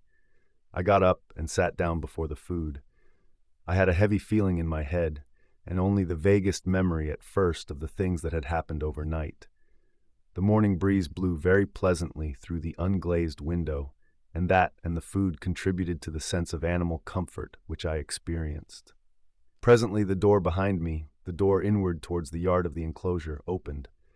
I turned and saw Montgomery's face. "All right," said he, "I'm frightfully busy," and he shut the door. Afterwards I discovered that he forgot to relock it. Then I recalled the expression of his face the previous night, and with that the memory of all I had experienced reconstructed itself before me. Even as that fear came back to me, came a cry from within, but this time it was not the cry of a puma. I put down the mouthful that hesitated upon my lips and listened. Silence, save for the whisper of the morning breeze. I began to think my ears had deceived me. After a long pause, I resumed my meal, but with my ears still vigilant. Presently I heard something else, very faint and low. I sat as if frozen in my attitude. Though it was faint and low, it moved me more profoundly than all that I had hitherto heard of the abominations behind the wall. There was no mistake this time in the quality of the dim, broken sounds, no doubt at all of their source, for it was groaning, broken by sobs and gasps of anguish. It was no brute this time. It was a human being in torment. As I realized this, I rose, and in 3 steps had crossed the room, seized the handle of the door into the yard, and flung it open before me. "Prendick, man! Stop!" cried Montgomery, intervening. A startled deerhound yelped and snarled. There was blood, I saw in the sink, brown and some scarlet, and I smelt the peculiar smell of carbolic acid. Then through an open doorway beyond, in the dim light of the shadow, I saw something bound painfully upon a framework, scarred, red, and bandaged. And then, blotting this out, appeared the face of old Moreau, white and terrible. In a moment he had gripped me by the shoulder with a hand that was smeared red, had twisted me off my feet, and flung me headlong back into my own room. He lifted me as though I was a little child. I fell at full length upon the floor, and the door slammed and shut out the passionate intensity of his face.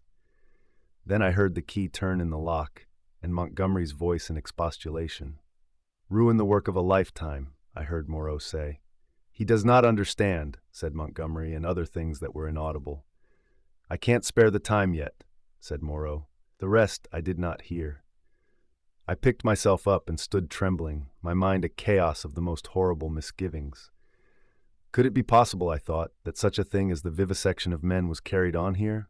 The question shot like lightning across a tumultuous sky, and suddenly the clouded horror of my mind condensed into a vivid realization of my own danger. Chapter 11. The Hunting of the Man. It came before my mind with an unreasonable hope of escape that the outer door of my room was still open to me. I was convinced now, absolutely assured, that Moreau had been vivisecting a human being. All the time since I had heard his name, I had been trying to link in my mind in some way the grotesque animalism of the islanders with his abominations, and now I thought I saw it all. The memory of his work on the transfusion of blood recurred to me. These creatures I had seen were the victims of some hideous experiment. These sickening scoundrels had merely intended to keep me back, to fool me with their display of confidence, and presently to fall upon me with a fate more horrible than death, with torture, and after torture the most hideous degradation it is possible to conceive, to send me off a lost soul, a beast, to the rest of their comus route. I looked round for some weapon. Nothing. Then with an inspiration I turned over the deck chair, put my foot on the side of it, and tore away the side rail. It happened that a nail came away with the wood, and projecting, gave a touch of danger to an otherwise petty weapon.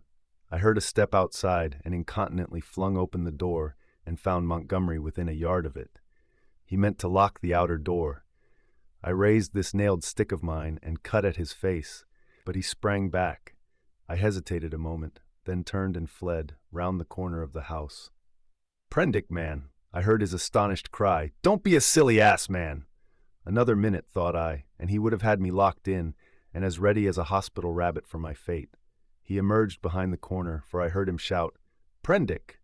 Then he began to run after me, shouting things as he ran. This time, running blindly, I went northeastward in a direction at right angles to my previous expedition. Once, as I went running headlong up the beach, I glanced over my shoulder and saw his attendant with him. I ran furiously up the slope, over it, then turning eastward along a rocky valley fringed on either side with jungle, I ran for perhaps a mile altogether, my chest straining, my heart beating in my ears, and then hearing nothing of Montgomery or his man, and feeling upon the verge of exhaustion, I doubled sharply back towards the beach, as I judged, and lay down in the shelter of a canebrake. There I remained for a long time, too fearful to move, and indeed too fearful even to plan a course of action. The wild scene about me lay sleeping silently under the sun, and the only sound near me was the thin hum of some small gnats that had discovered me. Presently I became aware of a drowsy breathing sound, the soughing of the sea upon the beach. After about an hour, I heard Montgomery shouting my name, far away to the north. That set me thinking of my plan of action. As I interpreted it then, this island was inhabited only by these two vivisectors and their animalized victims. Some of these, no doubt, they could press into their service against me if need arose. I knew both Moreau and Montgomery carried revolvers, and save for a feeble bar of deal spiked with a small nail, the merest mockery of a mace, I was unarmed. So I lay still there until I began to think of food and drink, and at that thought the real hopelessness of my position came home to me. I knew no way of getting anything to eat. I was too ignorant of botany to discover any resort of root or fruit that might lie about me. I had no means of trapping the few rabbits upon the island. It grew blanker the more I turned the prospect over. At last, in the desperation of my position, my mind turned to the animal men I had encountered. I tried to find some hope in what I remembered of them. In turn, I recalled each one I had seen and tried to draw some augury of assistance from my memory. Then suddenly I heard a staghound bay, and at that realized a new danger. I took little time to think, or they would have caught me then, but snatching up my nailed stick, rushed headlong from my hiding place towards the sound of the sea. I remember a growth of thorny plants with spines that stabbed like penknives. I emerged bleeding and with torn clothes upon the lip of a long creek opening northward. I went straight into the water without a minute's hesitation, wading up the creek, and presently finding myself knee-deep in a little stream. I scrambled out at last on the westward bank, and with my heart beating loudly in my ears, crept into a tangle of ferns to await the issue. I heard the dog, there was only one, draw nearer and yelp when it came to the thorns. Then I heard no more, and presently began to think I had escaped. The minutes passed, the silence lengthened out, and at last, after an hour of security, my courage began to return to me. By this time I was no longer very much terrified or very miserable. I had, as it were, passed the limit of terror and despair. I felt now that my life was practically lost, and that persuasion made me capable of daring anything. I had even a certain wish to encounter Moreau face to face, and as I had waded into the water, I remembered that if I were too hard pressed, at least one path of escape from torment still lay open to me. They could not very well prevent my drowning myself. I had half a mind to drown myself then, but an odd wish to see the whole adventure out, a queer, impersonal, spectacular interest in myself, restrained me. I stretched my limbs, sore and painful from the pricks of the spiny plants, and stared around me at the trees, and, so suddenly that it seemed to jump out of the green tracery about it, my eyes lit upon a black face watching me. I saw that it was the simian creature who had met the launch upon the beach. He was clinging to the oblique stem of a palm tree. I gripped my stick and stood up facing him. He began chattering. You, was all I could distinguish at first. Suddenly he dropped from the tree, and in another moment was holding the fronds apart and staring curiously at me.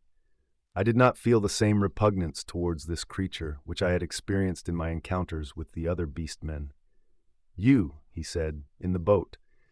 He was a man then, at least as much of a man as Montgomery's attendant, for he could talk. Yes, I said, I came in the boat, from the ship. Oh, he said, and his bright, restless eyes traveled over me, to my hands, to the stick I carried, to my feet, to the tattered places in my coat, and the cuts and scratches I had received from the thorns. He seemed puzzled at something. His eyes came back to my hands. He held his own hand out and counted his digits slowly. 1, 2, 3, 4, 5, eh? I did not grasp his meaning then. Afterwards I was to find that a great proportion of these beast people had malformed hands, lacking sometimes even 3 digits. But guessing this was in some way a greeting, I did the same thing by way of reply. He grinned with immense satisfaction. Then his swift roving glance went round again. He made a swift movement and vanished. The fern fronds he had stood between came swishing together. I pushed out of the break after him, and was astonished to find him swinging cheerfully by one lank arm from a rope of creepers that looped down from the foliage overhead. His back was to me. "Hullo," said I. He came down with a twisting jump and stood facing me. "I say," said I, "where can I get something to eat?" "Eat," he said. "Eat man's food now," and his eye went back to the swing of ropes. "At the huts." "But where are the huts?" "Oh, I'm new, you know." At that he swung round and set off at a quick walk. All his motions were curiously rapid. "Come along," said he. I went with him to see the adventure out.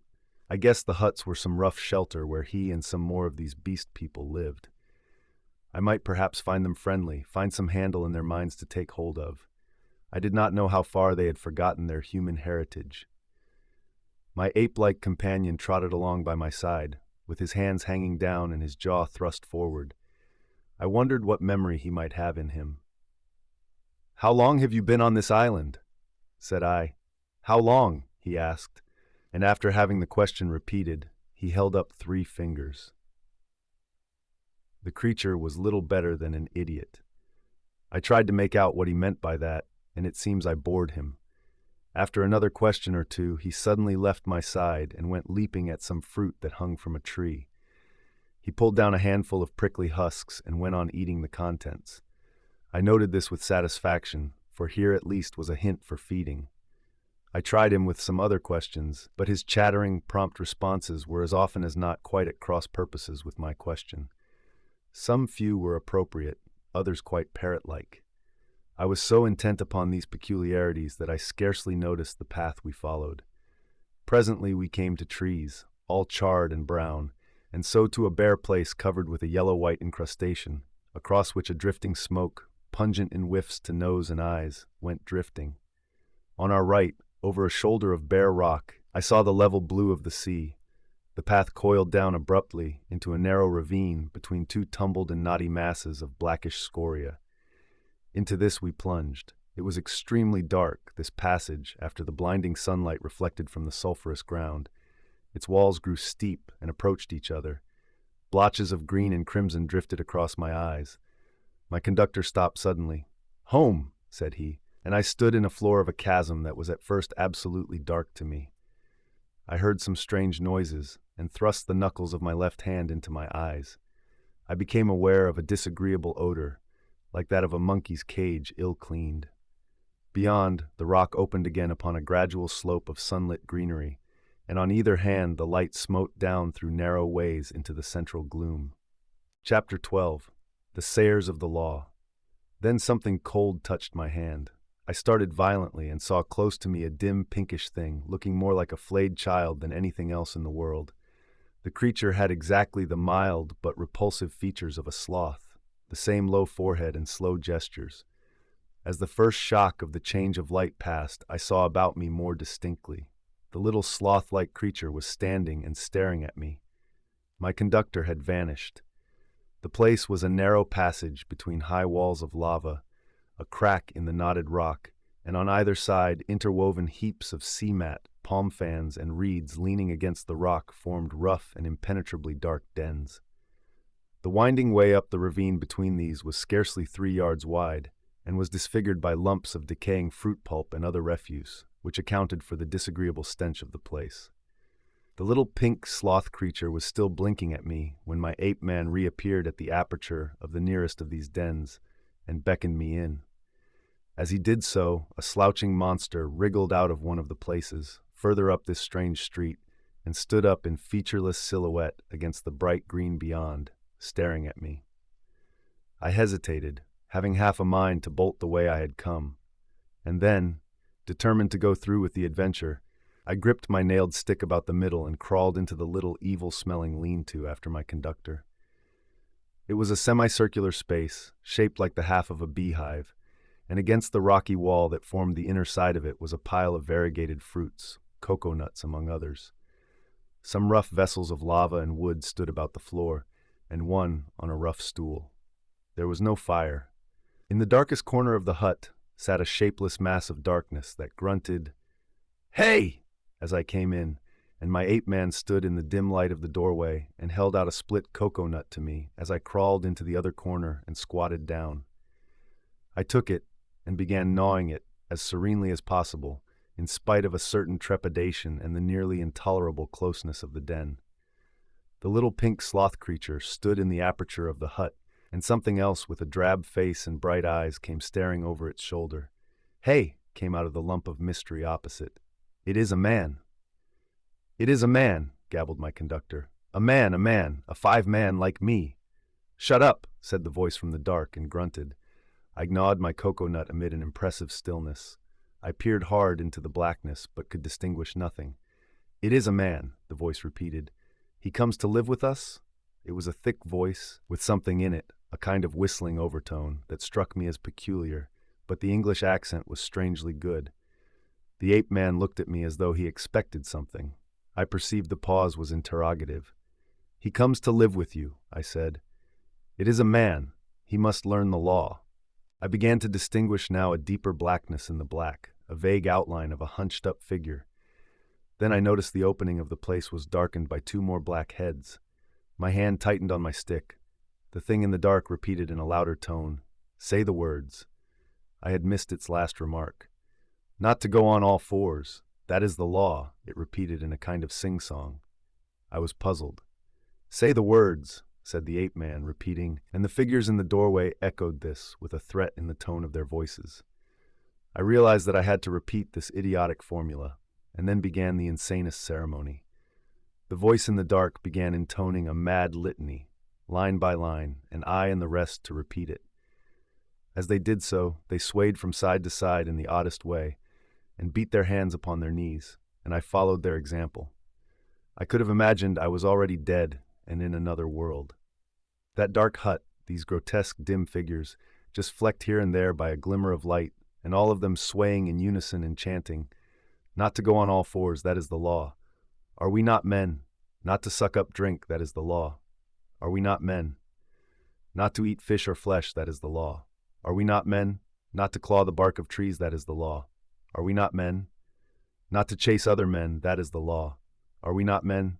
And so from the prohibition of these acts of folly, on to the prohibition of what I thought then were the maddest, most impossible, and most indecent things one could well imagine. A kind of rhythmic fervor fell on all of us. We gabbled and swayed faster and faster, repeating this amazing law.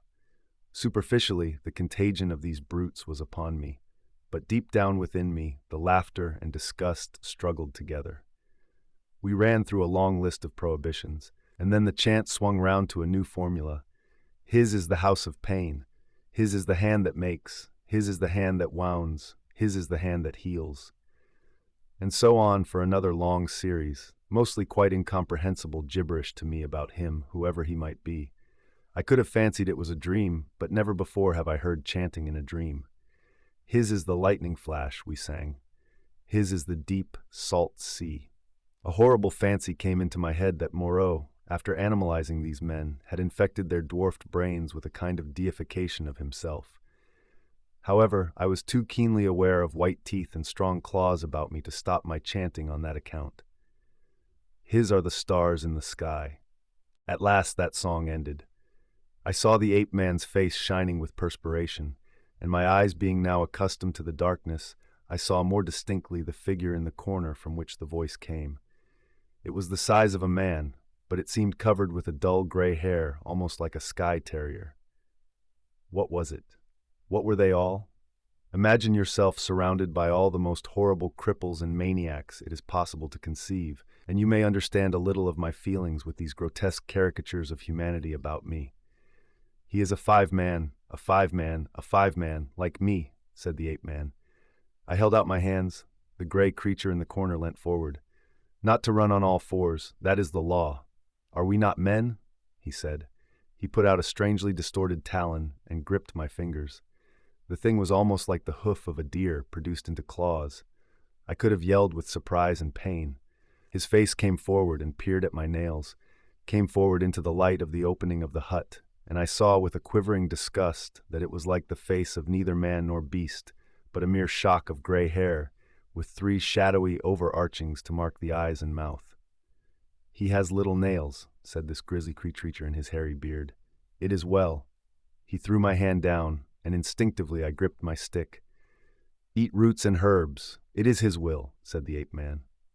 "I am the sayer of the law," said the gray figure. "Here come all that be new to learn the law. I sit in the darkness and say the law."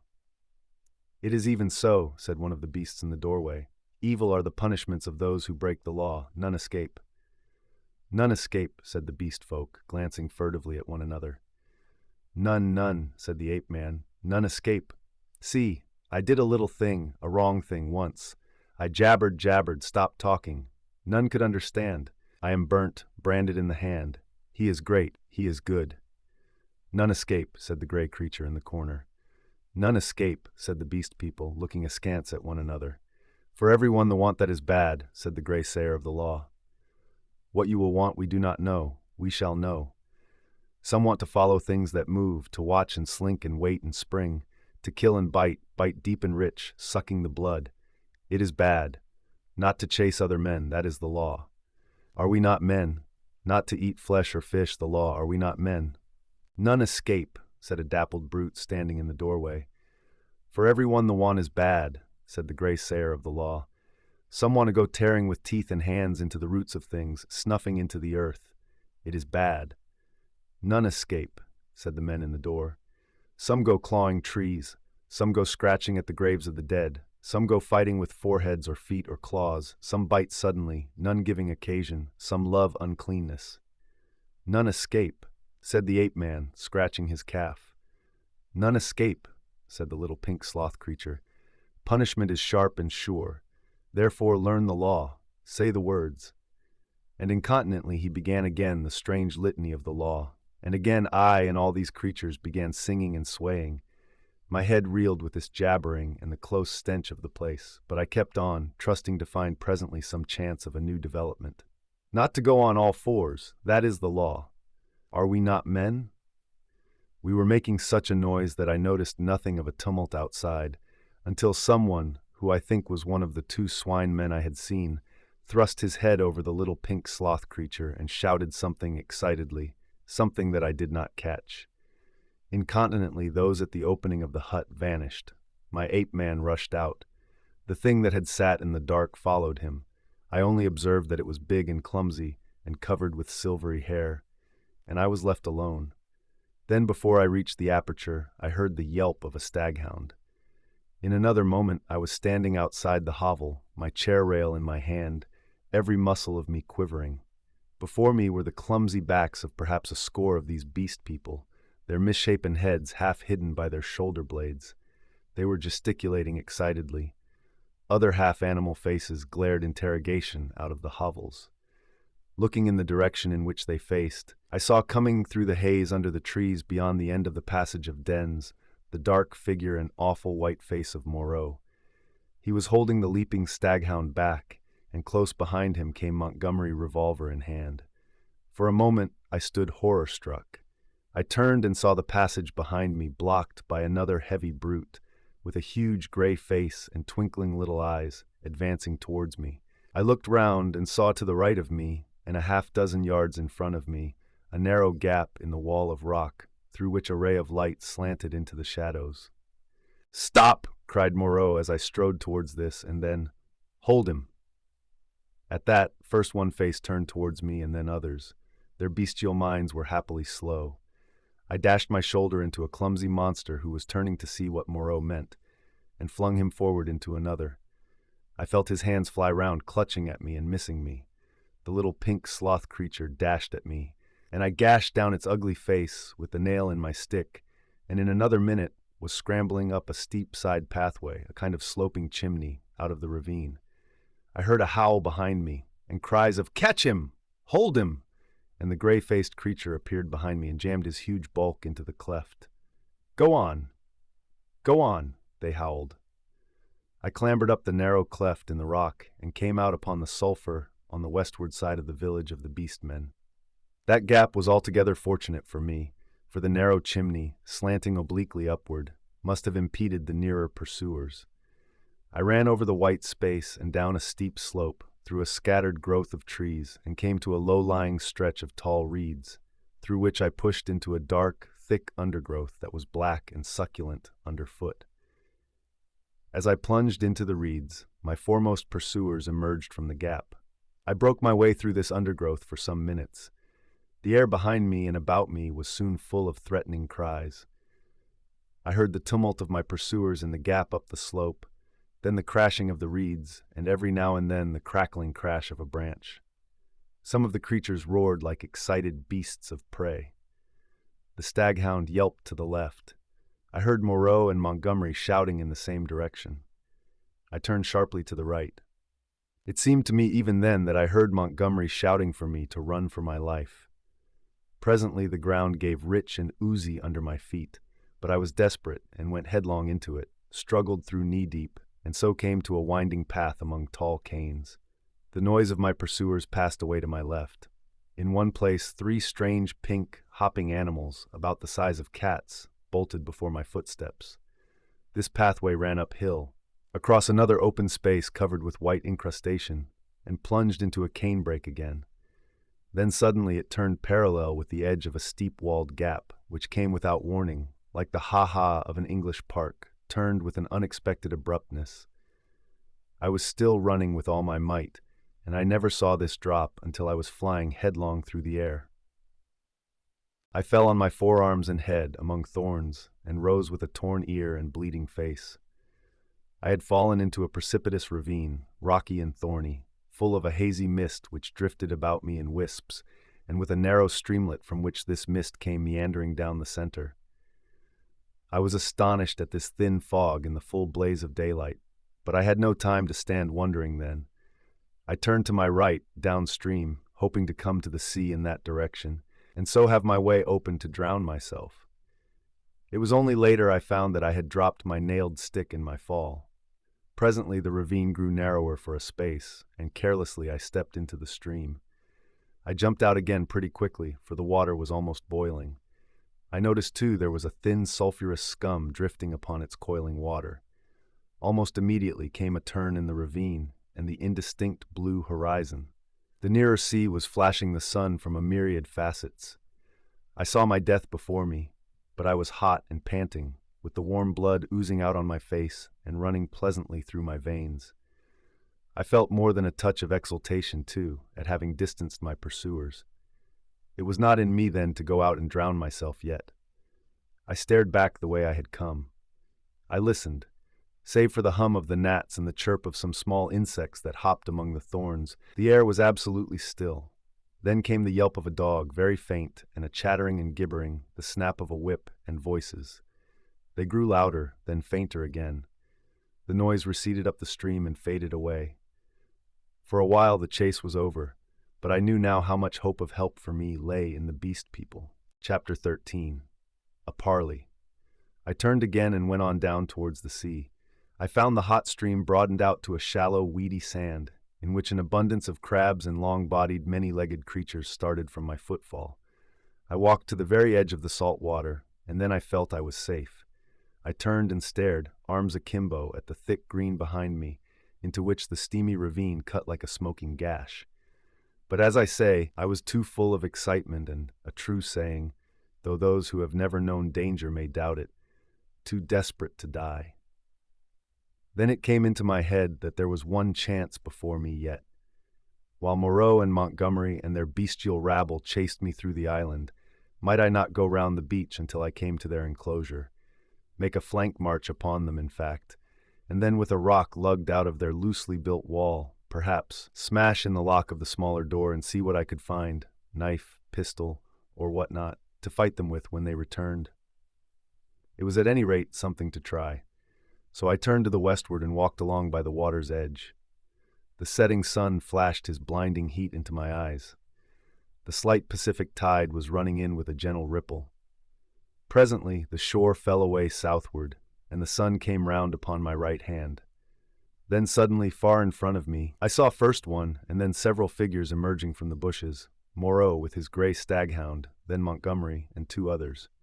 At that I stopped. They saw me and began gesticulating and advancing. I stood watching them approach. The 2 beast men came running forward to cut me off from the undergrowth, inland. Montgomery came running also, but straight towards me. Moreau followed slower with the dog. At last I roused myself from my inaction, and turning seaward walked straight into the water. The water was very shallow at first. I was 30 yards out before the waves reached to my waist. Dimly I could see the intertidal creatures darting away from my feet. "What are you doing, man?" cried Montgomery. I turned, standing waist deep, and stared at them. Montgomery stood panting at the margin of the water. His face was bright red with exertion, his long flaxen hair blown about his head, and his dropping nether lip showed his irregular teeth. Moreau was just coming up, his face pale and firm, and the dog at his hand barked at me. Both men had heavy whips. Farther up the beach stared the beast men. "What am I doing? I'm going to drown myself," said I. Montgomery and Moreau looked at each other. "Why?" asked Moreau. "Because that is better than being tortured by you." "I told you so," said Montgomery, and Moreau said something in a low tone. "What makes you think I shall torture you?" asked Moreau. "What I saw," I said, "and those yonder." "Hush," said Moreau and held up his hand. "I will not," said I. "They were men. What are they now? I at least will not be like them." I looked past my interlocutors. Up the beach were Mimling, Montgomery's attendant, and one of the white-swathed brutes from the boat. Farther up, in the shadow of the trees, I saw my little ape-man, and behind him some other dim figures. "Who are these creatures?" said I, pointing to them, and raising my voice more and more that it might reach them. "They were men, men like yourselves, whom you have infected with some bestial taint, men whom you have enslaved, and whom you still fear. You who listen," I cried, pointing now to Moreau and shouting past him to the beast men. "You who listen, do you not see these men still fear you, go in dread of you? Why then do you fear them? You are many." "For God's sake," cried Montgomery. "Stop that, Prendick."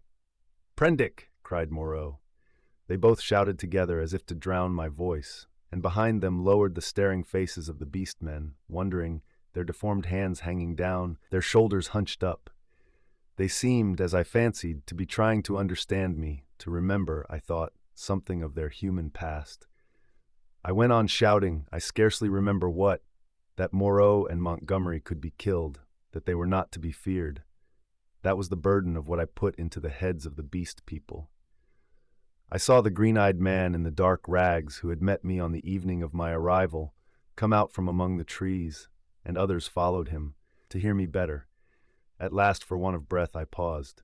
"Listen to me for a moment," said the steady voice of Moreau, "and then say what you will."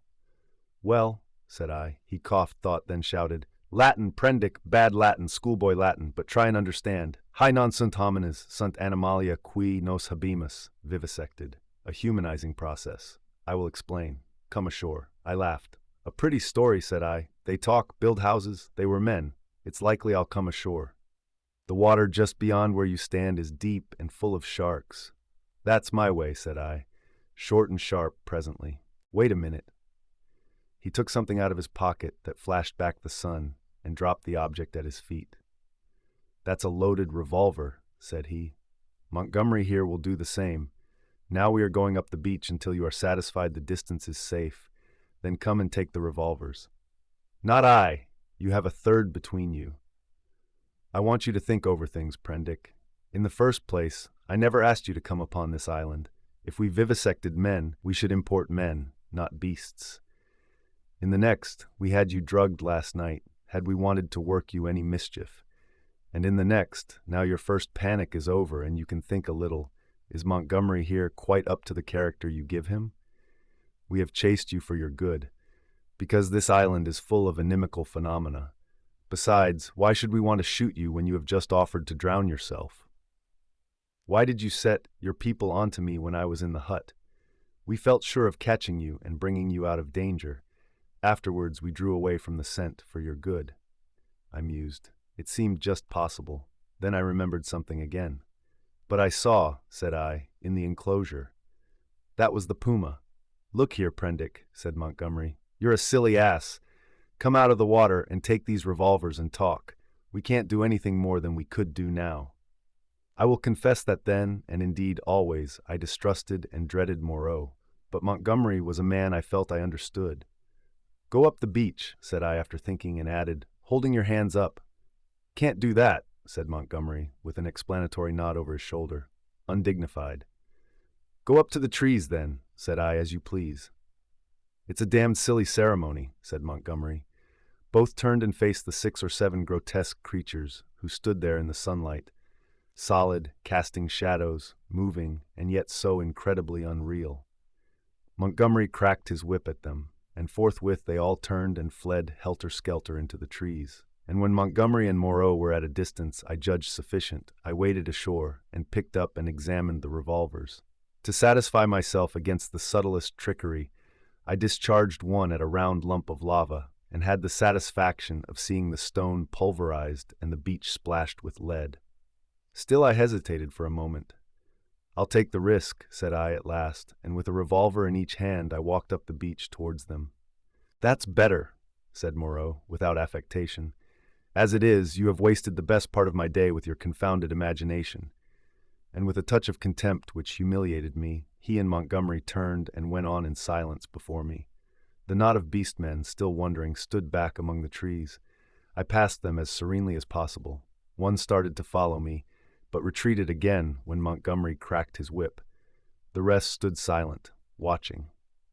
They may once have been animals, but I never before saw an animal trying to think. Chapter 14. Dr. Moreau explains. "And now, Prendick, I will explain," said Dr. Moreau, so soon as we had eaten and drunk. "I must confess that you are the most dictatorial guest I ever entertained. I warn you that this is the last I shall do to oblige you. The next thing you threaten to commit suicide about, I shan't do, even at some personal inconvenience." He sat in my deck chair, a cigar half consumed in his white, dexterous-looking fingers. The light of the swinging lamp fell on his white hair. He stared through the little window out at the starlight. I sat as far away from him as possible, the table between us and the revolvers to hand. Montgomery was not present. I did not care to be with the two of them in such a little room. "You admit that the vivisected human being, as you called it, is, after all, only the PUMA?" said Moreau. He had made me visit that horror in the inner room to assure myself of its inhumanity. "It is the PUMA," I said, "still alive, but so cut and mutilated as I pray I may never see living flesh again. Of all vile—" "Never mind that," said Moreau. "At least spare me those youthful horrors. Montgomery used to be just the same. You admit that it is the PUMA. Now be quiet while I reel off my physiological lecture to you." And forthwith, beginning in the tone of a man supremely bored but presently warming a little, he explained his work to me. He was very simple and convincing. Now and then there was a touch of sarcasm in his voice. Presently I found myself hot with shame at our mutual positions. The creatures I had seen were not men, had never been men. They were animals, humanized animals, triumphs of vivisection. "You forget all that a skilled vivisector can do with living things," said Moreau. "For my own part, I'm puzzled why the things I have done here have not been done before. Small efforts, of course, have been made. Amputation, tongue-cutting, excisions. Of course, you know a squint may be induced or cured by surgery? Then in the case of excisions, you have all kinds of secondary changes, pigmentary disturbances, modifications of the passions, alterations in the secretion of fatty tissue. I have no doubt you have heard of these things." "Of course," said I, "but these foul creatures of yours—" "All in good time," said he, waving his hand at me. "I am only beginning. Those are trivial cases of alteration. Surgery can do better things than that. There is building up as well as breaking down and changing. You have heard, perhaps, of a common surgical operation resorted to in cases where the nose has been destroyed. A flap of skin is cut from the forehead, turned down on the nose, and heals in the new position. This is a kind of grafting in a new position of part of an animal upon itself. Grafting of freshly obtained material from another animal is also possible, the case of teeth, for example.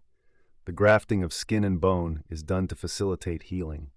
The surgeon places in the middle of the wound pieces of skin snipped from another animal, or fragments of bone from a victim freshly killed. Hunter's cockspur, possibly you have heard of that, flourished on the bull's neck, and the rhinoceros rats of the Algerian zouaves are also to be thought of. Monsters manufactured by transferring a slip from the tail of an ordinary rat to its snout, and allowing it to heal in that position. "Monsters manufactured," said I. "Then you mean to tell me—" "Yes, these creatures you have seen are animals carven and wrought into new shapes. To the study of the plasticity of living forms, my life has been devoted. I have studied for years, gaining in knowledge as I go. I see you look horrified, and yet I am telling you nothing new. It all lay in the surface of practical anatomy years ago, but no one had the temerity to touch it. It is not simply the outward form of an animal which I can change. The physiology, the chemical rhythm of the creature, may also be made to undergo an enduring modification, of which vaccination and other methods of inoculation with living or dead matter are examples that will, no doubt, be familiar to you. A similar operation is the transfusion of blood, with which subject indeed I began. These are all familiar cases. Less so, and probably far more extensive, were the operations of those medieval practitioners who made dwarfs and beggar cripples, show monsters, some vestiges of whose art still remain in the preliminary manipulation of the young mountebank or contortionist. Victor Hugo gives an account of them in L'Homme qui rit. But perhaps my meaning grows plain now. You begin to see that it is a possible thing to transplant tissue from one part of an animal to another, or from one animal to another, to alter its chemical reactions and methods of growth, to modify the articulations of its limbs, and indeed to change it in its most intimate structure. And yet this extraordinary branch of knowledge has never been sought as an end, and systematically, by modern investigators until I took it up. Some such things have been hit upon in the last resort of surgery. Most of the kindred evidence that will recur to your mind has been demonstrated as it were by accident, by tyrants, by criminals, by the breeders of horses and dogs, by all kinds of untrained, clumsy-handed men working for their own immediate ends. I was the first man to take up this question armed with antiseptic surgery and with a really scientific knowledge of the laws of growth. Yet one would imagine it must have been practiced in secret before. Such creatures as the Siamese twins, and in the vaults of the Inquisition. No doubt their chief aim was artistic torture, but some at least of the inquisitors must have had a touch of scientific curiosity. "But," said I, these animals talk." He said that was so, and proceeded to point out that the possibility of vivisection does not stop at a mere physical metamorphosis. A pig may be educated. The mental structure is even less determinate than the bodily. In our growing science of hypnotism, we find the promise of a possibility of superseding old inherent instincts by new suggestions, grafting upon or replacing the inherited fixed ideas. Very much indeed of what we call moral education, he said, is such an artificial modification and perversion of instinct. Pugnacity is trained into courageous self-sacrifice, and suppressed sexuality into religious emotion. And the great difference between man and monkey is in the larynx, he continued, in the incapacity to frame delicately different sound symbols by which thought could be sustained. In this I failed to agree with him, but with a certain incivility he declined to notice my objection. He repeated that the thing was so, and continued his account of his work. I asked him why he had taken the human form as a model. There seemed to me then, and there still seems to me now, a strange wickedness for that choice. He confessed that he had chosen that form by chance. I might just as well have worked to form sheep into llamas and llamas into sheep. I suppose there is something in the human form that appeals to the artistic turn of mind more powerfully than any animal shape can. But I've not confined myself to man-making. Once or twice. He was silent for a minute, perhaps. These years, how they have slipped by, and here I have wasted a day saving your life, and am now wasting an hour explaining myself. But, said I still do not understand. Where is your justification for inflicting all this pain? The only thing that could excuse vivisection to me would be some application. Precisely, said he. But you see, I am differently constituted. We are on different platforms. You are a materialist. I am not a materialist, I began hotly. In my view, for it is just this question of pain that parts us. So long as visible or audible pain turns you sick, so long as your own pains drive you, so long as pain underlies your propositions about sin, so long, I tell you, you are an animal, thinking a little less obscurely what an animal feels. This pain, I gave an impatient shrug at such sophistry. Oh, but it is such a little thing. A mind truly open to what science has to teach must see that it is a little thing.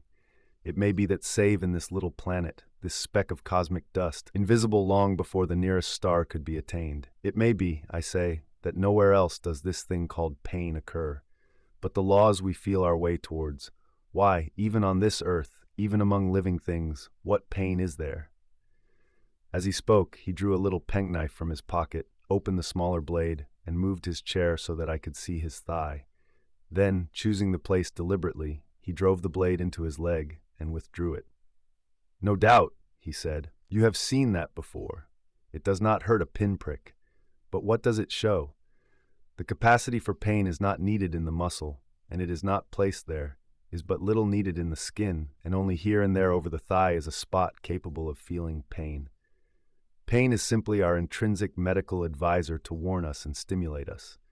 Not all living flesh is painful, nor is all nerve, not even all sensory nerve. There's no taint of pain, real pain, in the sensations of the optic nerve. If you wound the optic nerve, you merely see flashes of light, just as disease of the auditory nerve merely means a humming in our ears. Plants do not feel pain, nor the lower animals. It's possible that such animals as the starfish and crayfish do not feel pain at all. Then with men, the more intelligent they become, the more intelligently they will see after their own welfare, and the less they will need the goad to keep them out of danger. I never yet heard of a useless thing that was not ground out of existence by evolution sooner or later. Did you? And pain gets needless. Then I am a religious man, Prendick, as every sane man must be. It may be, I fancy, that I have seen more of the ways of this world's maker than you, for I have sought his laws, in my way, all my life, while you, I understand, have been collecting butterflies. And I tell you, pleasure and pain have nothing to do with heaven or hell. Pleasure and pain, bah! What is your theologian's ecstasy but Mahomet's houri in the dark? This store which men and women set on pleasure and pain, Prendick, is the mark of the beast upon them, the mark of the beast from which they came. Pain, pain and pleasure, they are for us only so long as we wriggle in the dust. You see, I went on with this research just the way it led me. That is the only way I ever heard of true research going.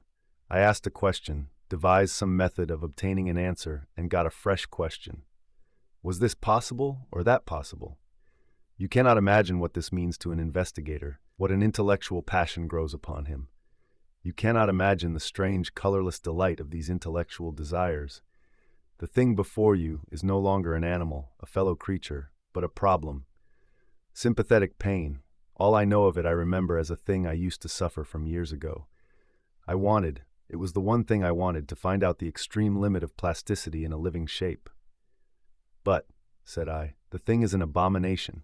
To this day I have never troubled about the ethics of the matter, he continued. The study of nature makes a man at last as remorseless as nature. I have gone on, not heeding anything but the question I was pursuing, and the material has dripped into the huts yonder. It is nearly 11 years since we came here, I and Montgomery and 6 Kanakas. I remember the green stillness of the island and the empty ocean about us, as though it was yesterday. The place seemed waiting for me. The stores were landed and the house was built. The Kanakas founded some huts near the ravine. I went to work here upon what I had brought with me. There were some disagreeable things happened at first. I began with a sheep and killed it after a day and a half by a slip of the scalpel. I took another sheep and made a thing of pain and fear and left it bound up to heal. It looked quite human to me when I had finished it, but when I went to it I was discontented with it. It remembered me and was terrified beyond imagination, and it had no more than the wits of a sheep. The more I looked at it, the clumsier it seemed, until at last I put the monster out of its misery. These animals without courage, these fear-haunted, pain-driven things, without a spark of pugnacious energy to face torment, they are no good for man-making. Then I took a gorilla I had, and upon that, working with infinite care and mastering difficulty after difficulty, I made my first man. All the week, night and day, I molded him. With him it was chiefly the brain that needed molding. Much had to be added, much changed. I thought him a fair specimen of the Negroid type when I had finished him, and he lay bandaged, bound, and motionless before me. It was only when his life was assured that I left him and came into this room again, and found Montgomery much as you are. He had heard some of the cries as the thing grew human, cries like those that disturbed you so. I didn't take him completely into my confidence at first, and the Kanakas, too, had realized something of it. They were scared out of their wits by the sight of me. I got Montgomery over to me, in a way, but I and he had the hardest job to prevent the Kanakas deserting. Finally they did, and so we lost the yacht. I spent many days educating the brute. Altogether, I had him for 3 or 4 months. I taught him the rudiments of English, gave him ideas of counting, even made the thing read the alphabet. But at that he was slow, though I've met with idiots slower. He began with a clean sheet, mentally, had no memories left in his mind of what he had been. When his scars were quite healed, and he was no longer anything but painful and stiff, and able to converse a little, I took him yonder and introduced him to the Kanakas as an interesting stowaway. They were horribly afraid of him at first, somehow, which offended me rather, for I was conceited about him, but his ways seemed so mild, and he was so abject that after a time they received him and took his education in hand. He was quick to learn, very imitative and adaptive, and built himself a hovel rather better, it seemed to me, than their own shanties. There was one among the boys a bit of a missionary, and he taught the thing to read, or at least to pick out letters, and gave him some rudimentary ideas of morality. But it seems the beast's habits were not all that is desirable. I rested from work for some days after this, and was in a mind to write an account of the whole affair to wake up English physiology. Then I came upon the creature squatting up in a tree and gibbering at 2 of the Kanakas who had been teasing him. I threatened him, told him the inhumanity of such a proceeding, aroused his sense of shame, and came home resolved to do better before I took my work back to England. I have been doing better, but somehow the things drift back again. The stubborn beast flesh grows day by day back again. But I mean to do better things still. I mean to conquer that. This PUMA, but that's the story. All the Kanaka boys are dead now. One fell overboard of the launch, and one died of a wounded heel that he poisoned in some way with plant juice. 3 went away in the yacht, and I suppose and hope were drowned. The other one was killed. Well, I have replaced them. Montgomery went on much as you were disposed to do at first, and then— "What became of the other one?" said I sharply. "The other Kanaka who was killed?" "The fact is, after I had made a number of human creatures, I made a thing." He hesitated. "Yes," said I, "it was killed." "I don't understand," said I. "Do you mean to say—" "It killed the Kanaka, yes. It killed several other things that it caught. We chased it for a couple of days. It only got loose by accident. I never meant it to get away. It wasn't finished. It was purely an experiment. It was a limbless thing with a horrible face that wreathed along the ground in a serpentine fashion. It was immensely strong, and in infuriating pain. It lurked in the woods for some days, until we hunted it, and then it wriggled into the northern part of the island, and we divided the party to close in upon it. Montgomery insisted upon coming with me. The man had a rifle, and when his body was found, one of the barrels was curved into the shape of an S and very nearly bitten through. Montgomery shot the thing. After that, I stuck to the ideal of humanity, except for little things. He became silent. I sat in silence watching his face. So for 20 years altogether, counting 9 years in England, I have been going on, and there is still something in everything I do that defeats me, makes me dissatisfied, challenges me to further effort.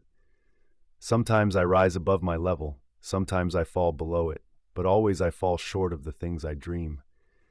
The human shape I can get now, almost with ease, so that it is lithe and graceful, or thick and strong, but often there is trouble with the hands and the claws. Painful things that I dare not shape too freely. But it is in the subtle grafting and reshaping one must needs do to the brain that my trouble lies. The intelligence is often oddly low, with unaccountable blank ends, unexpected gaps, and least satisfactory of all is something that I cannot touch, somewhere, I cannot determine where, in the seat of the emotions. Cravings, instincts, desires that harm humanity, a strange hidden reservoir to burst forth suddenly and inundate the whole being of the creature with anger, hate, or fear. These creatures of mine seemed strange and uncanny to you so soon as you began to observe them, but to me, just after I make them, they seem to be indisputably human beings. It's afterwards, as I observe them, that the persuasion fades. First one animal trait, then another, creeps to the surface and stares out at me. But I will conquer yet. Each time I dip a living creature into the bath of burning pain, I say, this time I will burn out all the animal, this time I will make a rational creature of my own. After all, what is 10 years? Men have been 100,000 in the making. He thought darkly. but I am drawing near the fastness. This puma of mine, after a silence, and they revert. As soon as my hand is taken from them, the beast begins to creep back, begins to assert itself again. Another long silence. Then you take the things you make into those dens? Said I. They go.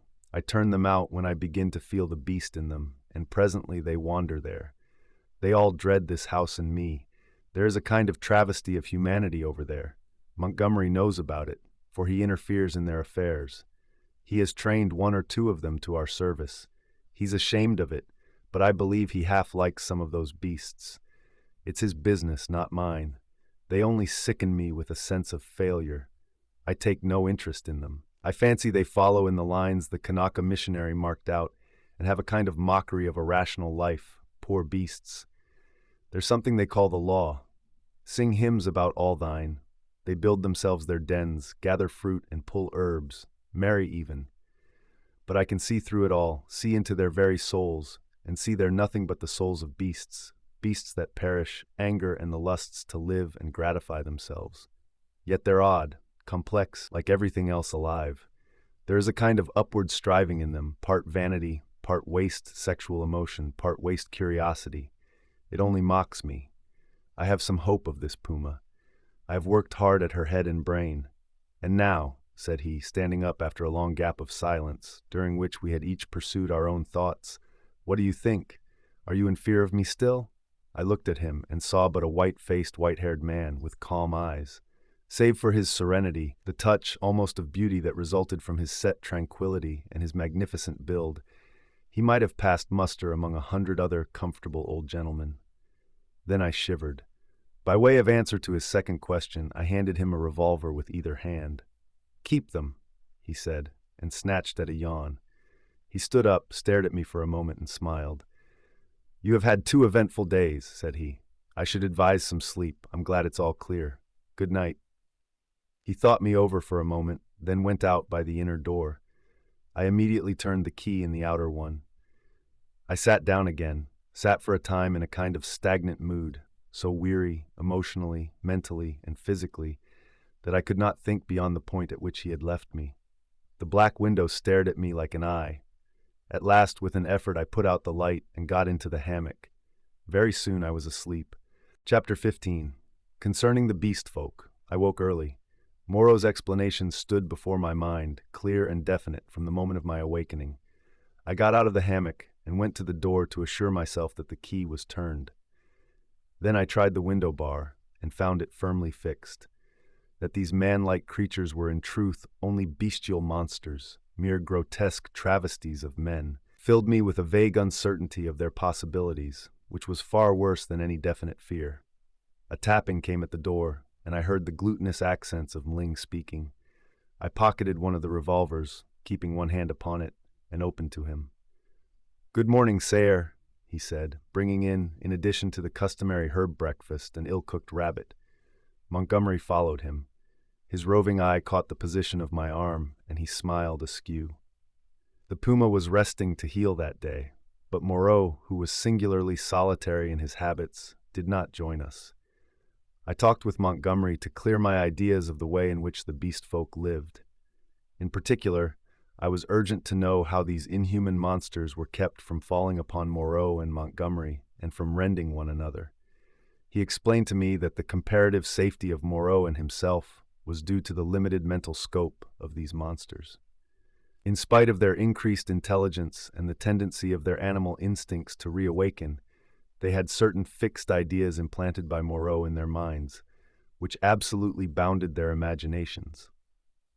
They were really hypnotized, had been told that certain things were impossible and that certain things were not to be done, and these prohibitions were woven into the texture of their minds beyond any possibility of disobedience or dispute. Certain matters, however, in which old instinct was at war with Moreau's convenience, were in a less stable condition. A series of propositions called the law, I had already heard them recited, battled in their minds with the deep-seated, ever-rebellious cravings of their animal natures. This law they were ever repeating, I found, and ever breaking. Both Montgomery and Moreau displayed particular solicitude to keep them ignorant of the taste of blood. They feared the inevitable suggestions of that flavor. Montgomery told me that the law, especially among the feline beast people, became oddly weakened about nightfall, that then the animal was at its strongest, that a spirit of adventure sprang up in them at the dusk, when they would dare things they never seemed to dream about by day. To that I owed my stalking by the leopard man on the night of my arrival. But during these earlier days of my stay, they broke the law only furtively and after dark. In the daylight, there was a general atmosphere of respect for its multifarious prohibitions. And here perhaps I may give a few general facts about the island and the beast people. The island, which was of irregular outline and lay low upon the wide sea, had a total area, I suppose, of 7 or 8 square miles.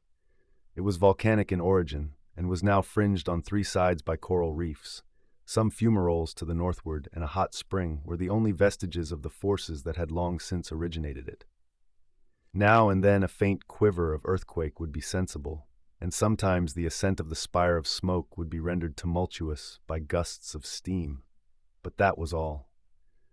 The population of the island, Montgomery informed me, now numbered rather more than 60 of these strange creations of Moreau's art, not counting the smaller monstrosities which lived in the undergrowth and were without human form.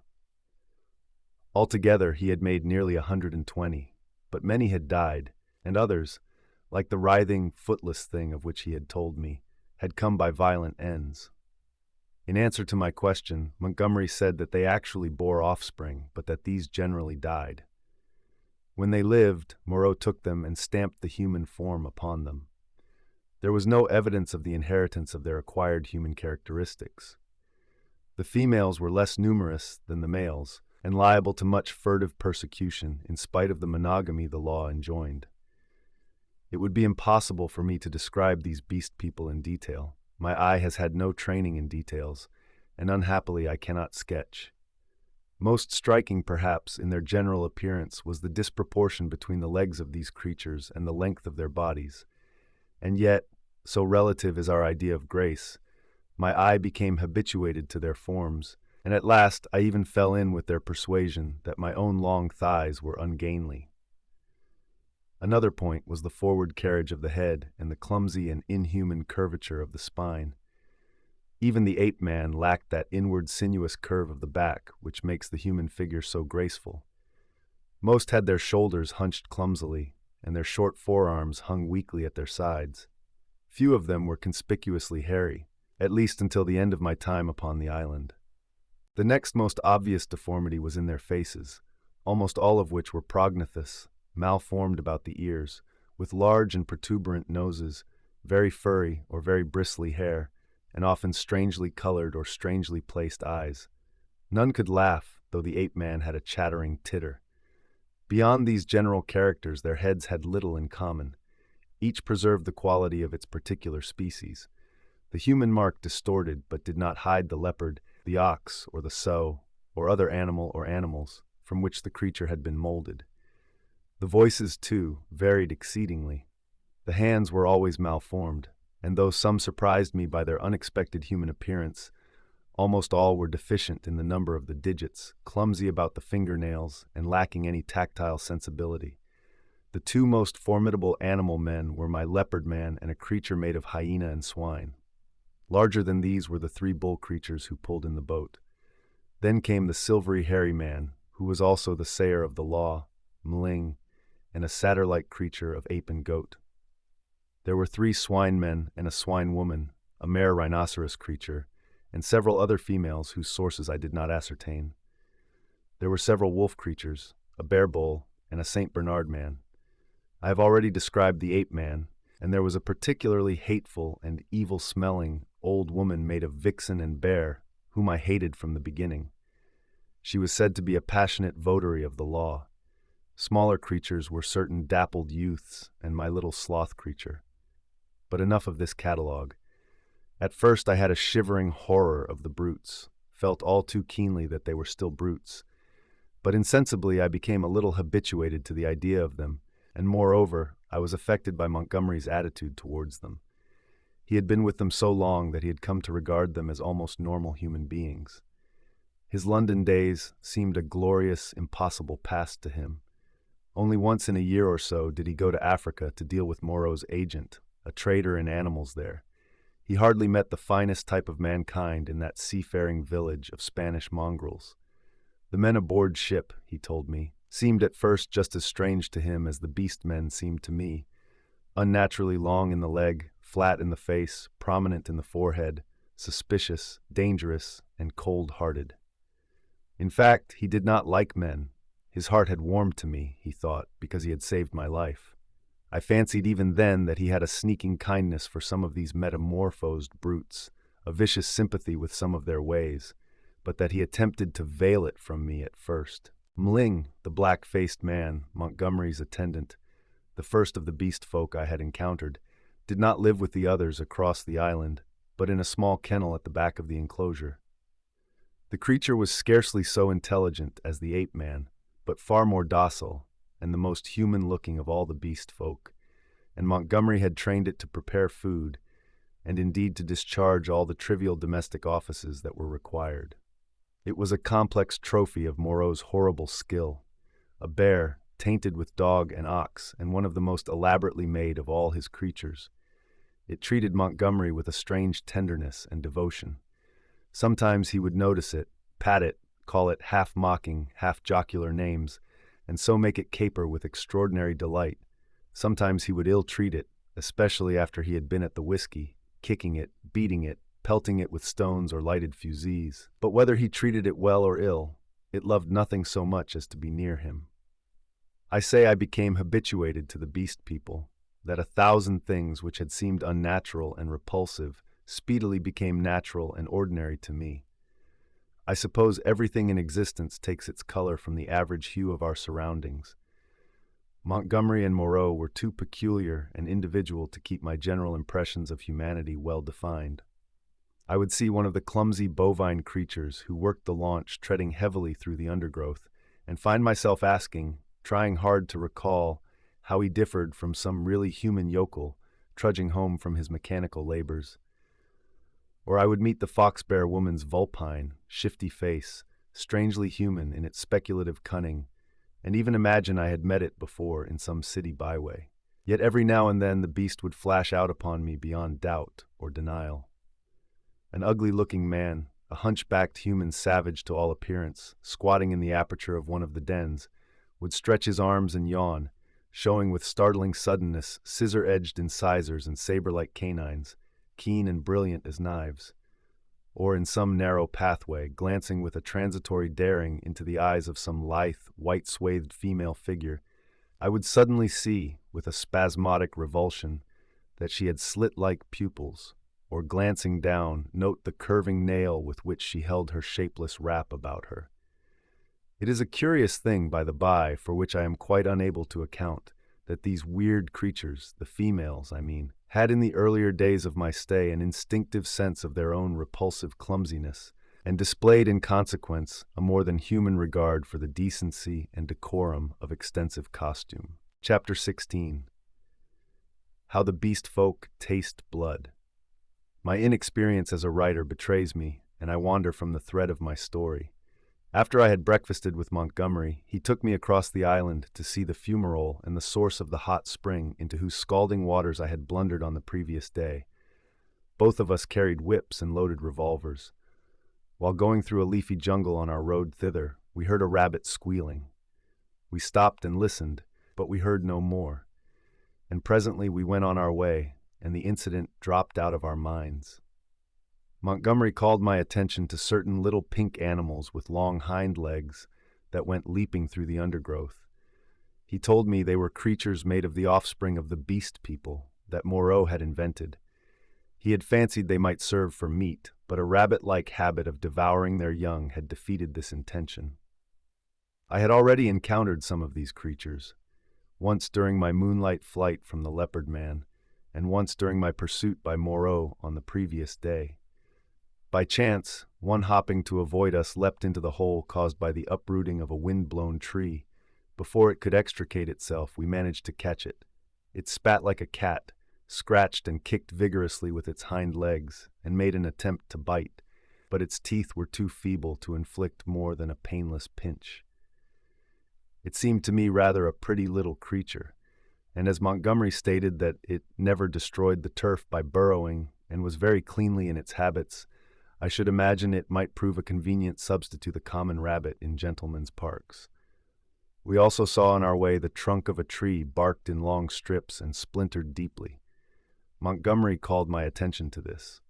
"Not to claw bark of trees, that is the law," he said. "Much some of them care for it." It was after this, I think, that we met the satyr and the ape-man.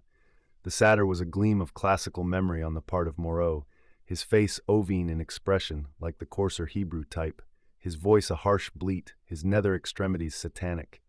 He was gnawing the husk of a pod-like fruit as he passed us. Both of them saluted Montgomery. "Hail," said they, "to the other with the whip."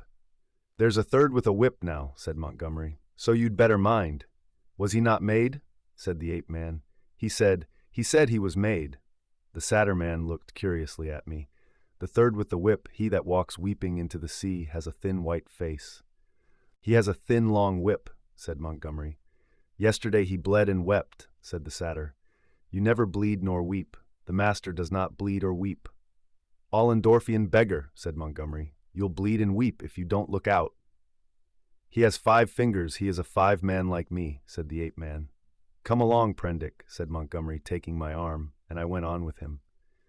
The satyr and the ape-man stood watching us and making other remarks to each other. "He says nothing," said the satyr. "Men have voices." "Yesterday he asked me of things to eat," said the ape-man. He did not know. Then they spoke inaudible things, and I heard the satyr laughing. It was on our way back that we came upon the dead rabbit.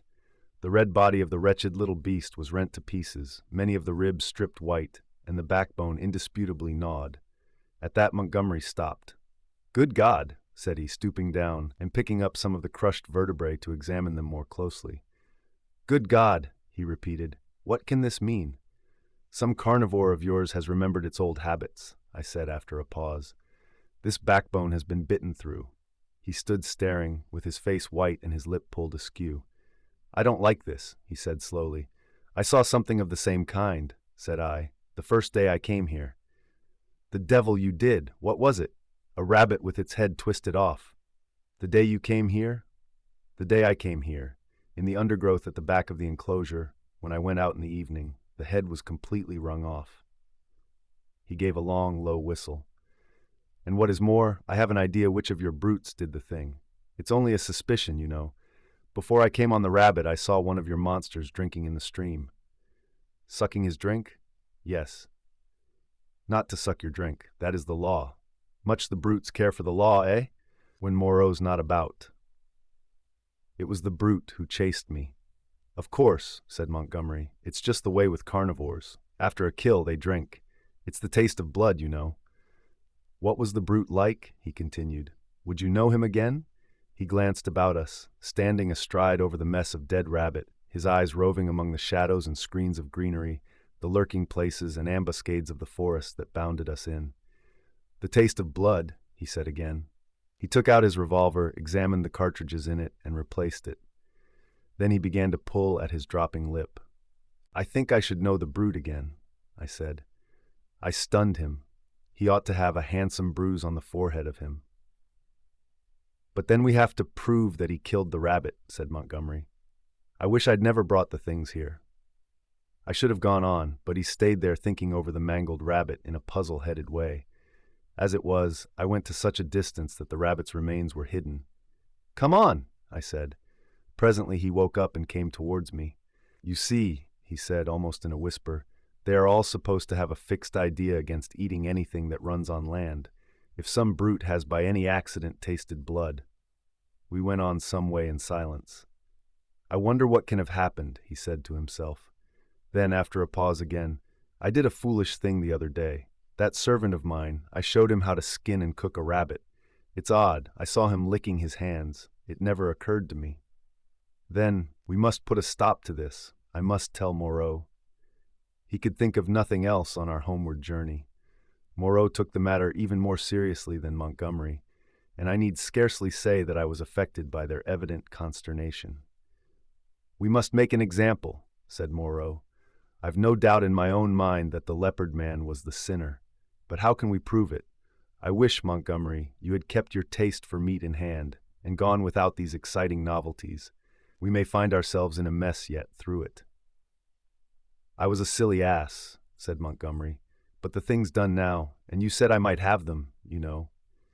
"We must see to the thing at once," said Moreau. "I suppose if anything should turn up, Mling can take care of himself?" "I'm not so sure of Mling," said Montgomery. "I think I ought to know him."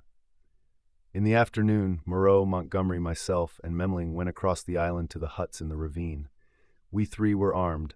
Mling carried the little hatchet he used in chopping firewood and some coils of wire. Moreau had a huge coward's horn slung over his shoulder. "You will see a gathering of the beast people," said Montgomery. "It is a pretty sight." Moreau said not a word on the way, but the expression of his heavy, white-fringed face was grimly set. We crossed the ravine down which smoked the stream of hot water and followed the winding pathway through the canebrakes until we reached a wide area covered over with a thick, powdery yellow substance, which I believe was sulfur. Above the shoulder of a weedy bank, the sea glittered. We came to a kind of shallow natural amphitheater, and here the four of us halted. Then Moreau sounded the horn and broke the sleeping stillness of the tropical afternoon. He must have had strong lungs. The hooting note rose and rose amidst its echoes, to at last an ear-penetrating intensity. "Ah!" said Moreau, letting the curved instrument fall to his side again. Immediately there was a crashing through the yellow canes, and a sound of voices from the dense green jungle that marked the morass through which I had run on the previous day. Then at 3 or 4 points on the edge of the sulphurous area appeared the grotesque forms of the beast people hurrying towards us. I could not help a creeping horror, as I perceived first one and then another trot out from the trees or reeds and come shambling along over the hot dust. But Moreau and Montgomery stood calmly enough, and, perforce, I stuck beside them. First to arrive was the satyr, strangely unreal for all that he cast a shadow and tossed the dust with his hoofs. After him from the brake came a monstrous lout, a thing of horse and rhinoceros, chewing a straw as it came. Then appeared the swine woman and 2 wolf women, then the fox-bear witch, with her red eyes and her peaked red face, and then others, all hurrying eagerly. As they came forward, they began to cringe towards Moreau and chant, quite regardless of one another, fragments of the latter half of the litany of the law. "His is the hand that wounds, his is the hand that heals," and so forth. As soon as they had approached within a distance of perhaps 30 yards, they halted, and bowing on knees and elbows began flinging the white dust upon their heads. Imagine the scene if you can. We 3 blue-clad men, with our misshapen black-faced attendant, standing in a wide expanse of sunlit yellow dust under the blazing blue sky, and surrounded by this circle of crouching and gesticulating monstrosities, some almost human save in their subtle expression and gestures, some like cripples, some so strangely distorted as to resemble nothing but the denizens of our wildest dreams, and, beyond, the reedy lines of a canebrake in one direction, a dense tangle of palm trees on the other, separating us from the ravine with the huts, and to the north the hazy horizon of the Pacific Ocean. 62, 63, counted Moreau. "There are 4 more. "I do not see the leopard man," said I. Presently Moreau sounded the great horn again, and at the sound of it all, the beast people writhed and groveled in the dust. Then, slinking out of the canebrake, stooping near the ground, and trying to join the dust-throwing circle behind Moreau's back, came the leopard man. The last of the beast people to arrive was the little ape man. The earlier animals, hot and weary with their groveling, shot vicious glances at him. "Cease," said Moreau in his firm, loud voice, and the beast people sat back upon their hams and rested from their worshipping. "Where is the sayer of the law?" said Moreau, and the hairy gray monster bowed his face in the dust. "Say the words," said Moreau. Forthwith all in the kneeling assembly, swaying from side to side and dashing up the sulphur with their hands, first the right hand in a puff of dust and then the left, began once more to chant their strange litany. When they reached, "Not to eat flesh or fish, that is the law," Moreau held up his lank white hand. "Stop!" he cried, and there fell absolute silence upon them all. I think they all knew and dreaded what was coming. I looked round at their strange faces. When I saw their wincing attitudes and the furtive dread in their bright eyes, I wondered that I had ever believed them to be men. "That law has been broken," said Moreau. "None escape," from the faceless creature with the silvery hair. "None escape," repeated the kneeling circle of beast people. "Who is he?" cried Moreau, and looked round at their faces, cracking his whip. I fancied the hyena swine looked dejected. So too did the leopard man. Moreau stopped, facing this creature, who cringed towards him with the memory and dread of infinite torment. "Who is he?" repeated Moreau in a voice of thunder. "Evil is he who breaks the law," chanted the sayer of the law. Moreau looked into the eyes of the leopard man, and seemed to be dragging the very soul out of the creature. "Who breaks the law?" said Moreau, taking his eyes off his victim and turning towards us. It seemed to me there was a touch of exultation in his voice. "Goes back to the house of pain," they all clamored. "Goes back to the house of pain, O master." "Back to the house of pain, back to the house of pain," gabbled the ape-man, as though the idea was sweet to him. "Do you hear?" said Moreau, turning back to the criminal. "My friend, hullo!" For the leopard man, released from Moreau's eye, had risen straight from his knees, and now, with eyes aflame and his huge feline tusks flashing out from under his curling lips, leapt towards his tormentor. I am convinced that only the madness of unendurable fear could have prompted this attack. The whole circle of 80 monsters seemed to rise about us. I drew my revolver. The two figures collided. I saw Moreau reeling back from the leopard man's blow. There was a furious yelling and howling all about us. Everyone was moving rapidly. For a moment I thought it was a general revolt. The furious face of the leopard man flashed by mine, with M'ling close in pursuit. I saw the yellow eyes of the hyena swine blazing with excitement, his attitude as if he were half resolved to attack me. The satyr, too, glared at me over the hyena swine's hunched shoulders. I heard the crack of Moreau's pistol and saw the pink flash dart across the tumult. The whole crowd seemed to swing round in the direction of the glint of fire, and I too was swung round by the magnetism of the movement. In another second I was running, one of a tumultuous shouting crowd, in pursuit of the escaping leopard man. That is all I can tell definitely. I saw the leopard man strike Moreau, and then everything spun about me until I was running headlong. M'ling was ahead, close in pursuit of the fugitive. Behind, their tongues already lolling out, ran the wolf women in great leaping strides. The swine folk followed, squealing with excitement, and the two bull men in their swathings of white. Then came Moreau in a cluster of the beast people, his wide-brimmed straw hat blown off, his revolver in hand, and his lank white hair streaming out. The hyena swine ran beside me, keeping pace with me and glancing furtively at me out of his feline eyes, and the others came pattering and shouting behind us. The leopard man went bursting his way through the long canes, which sprang back as he passed and rattled in M'ling's face. We others in the rear found a trampled path for us when we reached the break. The chase lay through the break for perhaps 1/4 of a mile, and then plunged into a dense thicket, which retarded our movements exceedingly, though we went through it in a crowd together.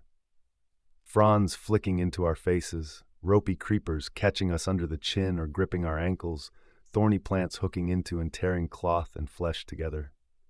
"He has gone on all fours through this," panted Moreau, now just ahead of me.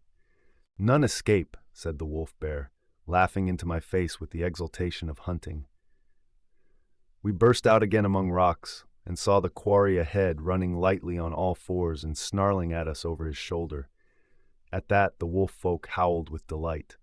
The thing was still clothed, and at a distance its face still seemed human, but the carriage of its 4 limbs was feline, and the furtive droop of its shoulder was distinctly that of a hunted animal.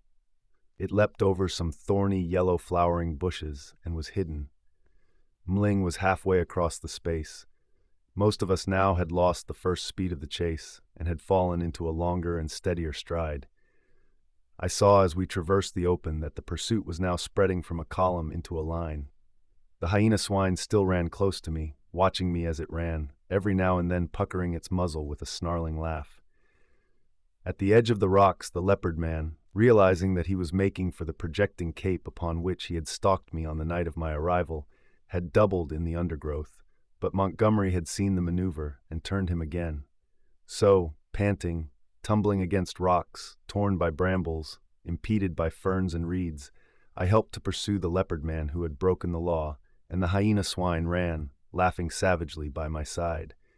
I staggered on, my head reeling and my heart beating against my ribs, tired almost to death, and yet not daring to lose sight of the chase lest I should be left alone with this horrible companion. I staggered on in spite of infinite fatigue and the dense heat of the tropical afternoon. At last the fury of the hunt slackened. We had pinned the wretched brute into a corner of the island. Moreau, whip in hand, marshaled us all into an irregular line, and we advanced now slowly, shouting to one another as we advanced and tightening the cordon about our victim. He lurked noiseless and invisible in the bushes through which I had run from him during that midnight pursuit. "Steady!" cried Moreau. "Steady!" as the ends of the line crept round the tangle of undergrowth and hemmed the brute in. "Where a rush!" came the voice of Montgomery from beyond the thicket. I was on the slope above the bushes. Montgomery and Moreau beat along the beach beneath. Slowly we pushed in among the fretted network of branches and leaves. The quarry was silent. "Back to the house of pain! The house of pain! The house of pain!" yelped the voice of the ape-man, some 20 yards to the right. When I heard that, I forgave the poor wretch all the fear he had inspired in me. I heard the twigs snap and the boughs swish aside before the heavy tread of the horse rhinoceros upon my right. Then suddenly, through a polygon of green, in the half-darkness under the luxuriant growth, I saw the creature we were hunting. I halted. He was crouched together into the smallest possible compass, his luminous green eyes turned over his shoulder regarding me. It may seem a strange contradiction in me. I cannot explain the fact. But now, seeing the creature there in a perfectly animal attitude, with the light gleaming in its eyes and its imperfectly human face distorted with terror, I realized again the fact of its humanity. In another moment, other of its pursuers would see it, and it would be overpowered and captured, to experience once more the horrible tortures of the enclosure. Abruptly I slipped out my revolver, aimed between its terror-struck eyes, and fired. As I did so, the hyena swine saw the thing and flung itself upon it with an eager cry, thrusting thirsty teeth into its neck. All about me, the green masses of the thicket were swaying and cracking as the beast people came rushing together. One face and then another appeared. "Don't kill it, Prendick," cried Moreau. "Don't kill it!" And I saw him stooping as he pushed through under the fronds of the big ferns. In another moment, he had beaten off the hyena swine with the handle of his whip, and he and Montgomery were keeping away the excited carnivorous beast people, and particularly Mling, from the still quivering body. The hairy gray thing came sniffing at the corpse under my arm. The other animals, in their animal ardor, jostled me to get a nearer view. "Confound you, Prendick," said Moreau. "I wanted him." "I'm sorry," said I, though I was not. It was the impulse of the moment. I felt sick with exertion and excitement. Turning, I pushed my way out of the crowding beast people and went on alone up the slope towards the higher part of the headland. Under the shouted directions of Moreau, I heard the 3 white-swathed bullmen begin dragging the victim down towards the water. It was easy now for me to be alone. The beast people manifested a quite human curiosity about the dead body and followed it in a thick knot, sniffing and growling at it as the bullmen dragged it down the beach. I went to the headland and watched the bullmen, black against the evening sky as they carried the weighted dead body out to sea, and like a wave across my mind came the realization of the unspeakable aimlessness of things upon the island. Upon the beach among the rocks beneath me were the ape-man, the hyena swine, and several other of the beast people, standing about Montgomery and Moreau. They were all still intensely excited, and all overflowing with noisy expressions of their loyalty to the law. Yet I felt an absolute assurance in my own mind that the hyena swine was implicated in the rabbit killing. A strange persuasion came upon me that, save for the grossness of the line, the grotesqueness of the forms, I had here before me the whole balance of human life in miniature, the whole interplay of instinct, reason, and fate in its simplest form. The leopard man had happened to go under. That was all the difference. Poor brute! Poor brutes! I began to see the viler aspect of Moreau's cruelty. I had not thought before of the pain and trouble that came to these poor victims after they had passed from Moreau's hands. I had shivered only at the days of actual torment in the enclosure. But now that seemed to me the lesser part. Before, they had been beasts, their instincts fitly adapted to their surroundings and happy as living things may be. Now they stumbled in the shackles of humanity, lived in a fear that never died, fretted by a law they could not understand. Their mock-human existence, begun in an agony, was one long internal struggle, one long dread of Moreau. And for what? It was the wantonness of it that stirred me. Had Moreau had any intelligible object, I could have sympathized at least a little with him. I am not so squeamish about pain as that. I could have forgiven him a little even, had his motive been only hate. But he was so irresponsible, so utterly careless. His curiosity, his mad, aimless investigations drove him on, and the things were thrown out to live a year or so, to struggle and blunder and suffer, and at last to die painfully. They were wretched in themselves. The old animal hate moved them to trouble one another. The law held them back from a brief hot struggle and a decisive end to their natural animosities. In those days my fear of the beast people went the way of my personal fear for Moreau. I fell indeed into a morbid state, deep and enduring, and alien to fear, which has left permanent scars upon my mind. I must confess that I lost faith in the sanity of the world when I saw it suffering the painful disorder of this island. A blind fate, a vast pitiless mechanism, seemed to cut and shape the fabric of existence, and I, Moreau, by his passion for research, Montgomery, by his passion for drink, the beast people with their instincts and mental restrictions, were torn and crushed, ruthlessly, inevitably, amid the infinite complexity of its incessant wheels. But this condition did not come all at once. I think indeed that I anticipate a little in speaking of it now. Chapter 17. A Catastrophe. Scarcely 6 weeks passed before I had lost every feeling but dislike and abhorrence for this infamous experiment of Moreau's. My one idea was to get away from these horrible caricatures of my Maker's image, back to the sweet and wholesome intercourse of men. My fellow creatures, from whom I was thus separated, began to assume idyllic virtue and beauty in my memory. My first friendship with Montgomery did not increase. His long separation from humanity, his secret vice of drunkenness, his evident sympathy with the beast people, tainted him to me. Several times I let him go alone among them. I avoided intercourse with them in every possible way. I spent an increasing proportion of my time upon the beach, looking for some liberating sail that never appeared, until one day there fell upon us an appalling disaster, which put an altogether different aspect upon my strange surroundings. It was about 7 or 8 weeks after my landing, rather more, I think, though I had not troubled to keep account of the time, when this catastrophe occurred. It happened in the early morning, I should think about 6. I had risen and breakfasted early, having been aroused by the noise of 3 beast men carrying wood into the enclosure. After breakfast, I went to the open gateway of the enclosure and stood there smoking a cigarette and enjoying the freshness of the early morning. Moreau presently came round the corner of the enclosure and greeted me. He passed by me, and I heard him behind me unlock and enter his laboratory. So indurated was I at that time to the abomination of the place, that I heard without a touch of emotion the PUMA victim begin another day of torture. It met its persecutor with a shriek, almost exactly like that of an angry virago. Then suddenly something happened. I do not know what to this day. I heard a short, sharp cry behind me, a fall, and turning saw an awful face rushing upon me. Not human, not animal, but hellish, brown, seamed with red branching scars, red drops starting out upon it, and the lidless eyes ablaze.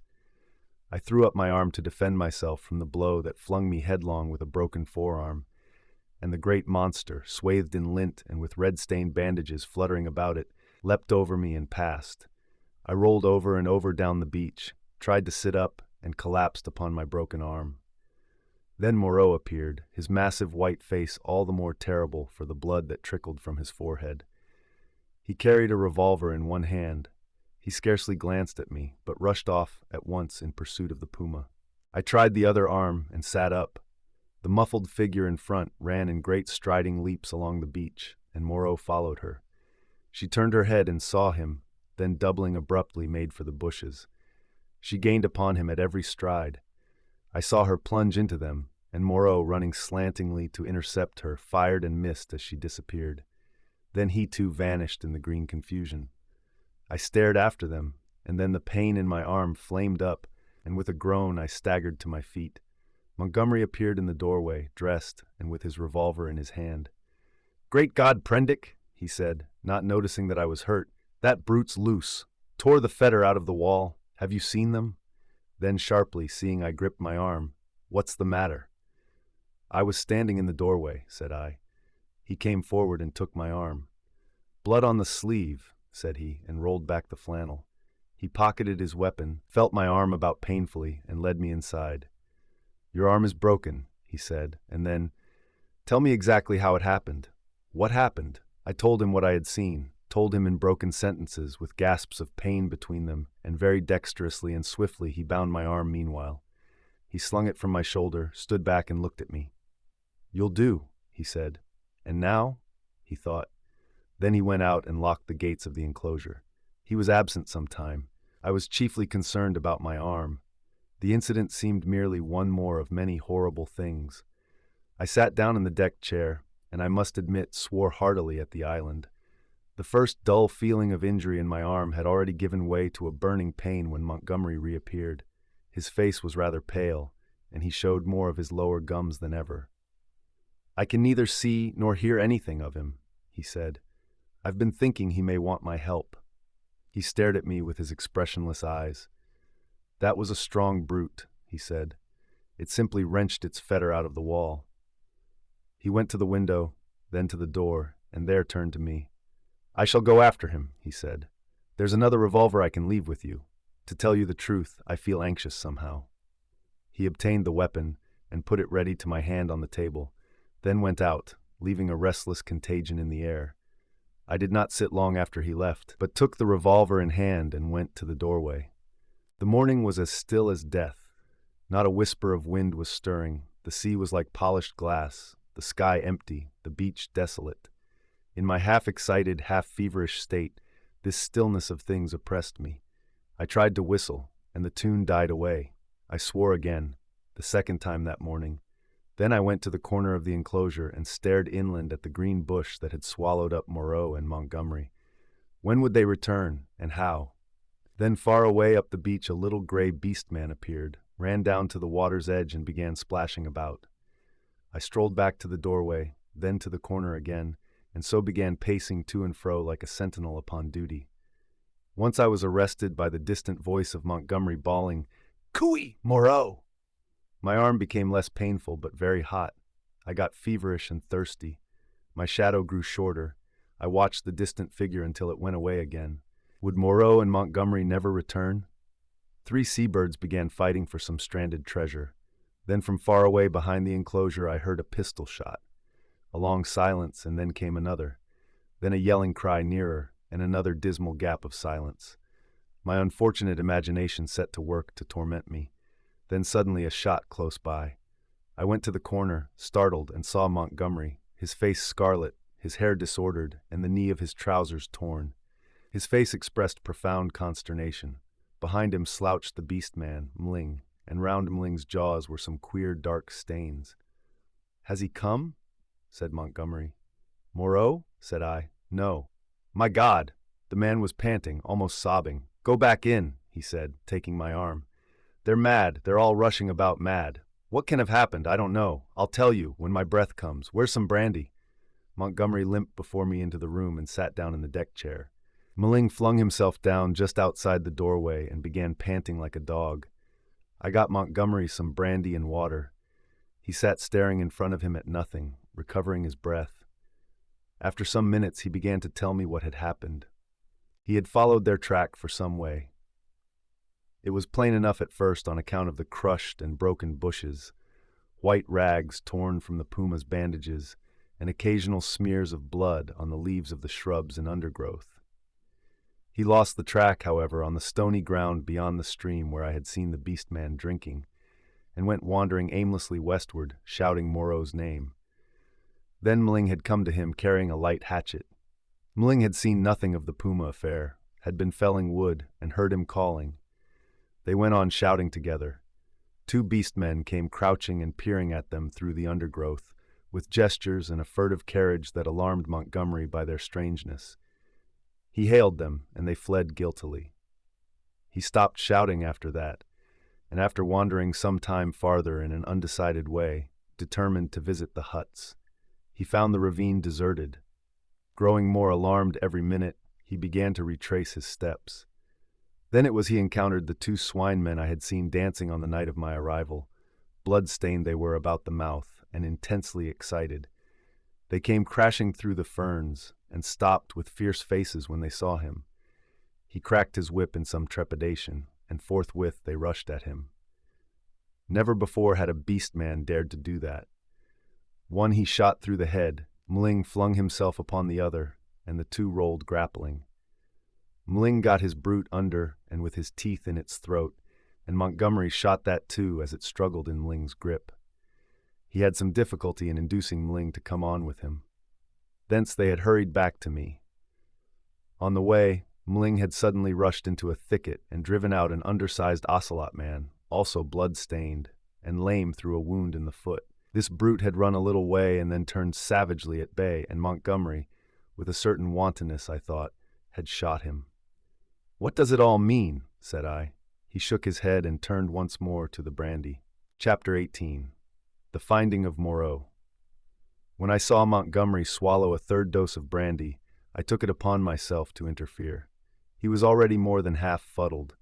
I told him that some serious thing must have happened to Moreau by this time, or he would have returned before this, and that it behoved us to ascertain what that catastrophe was.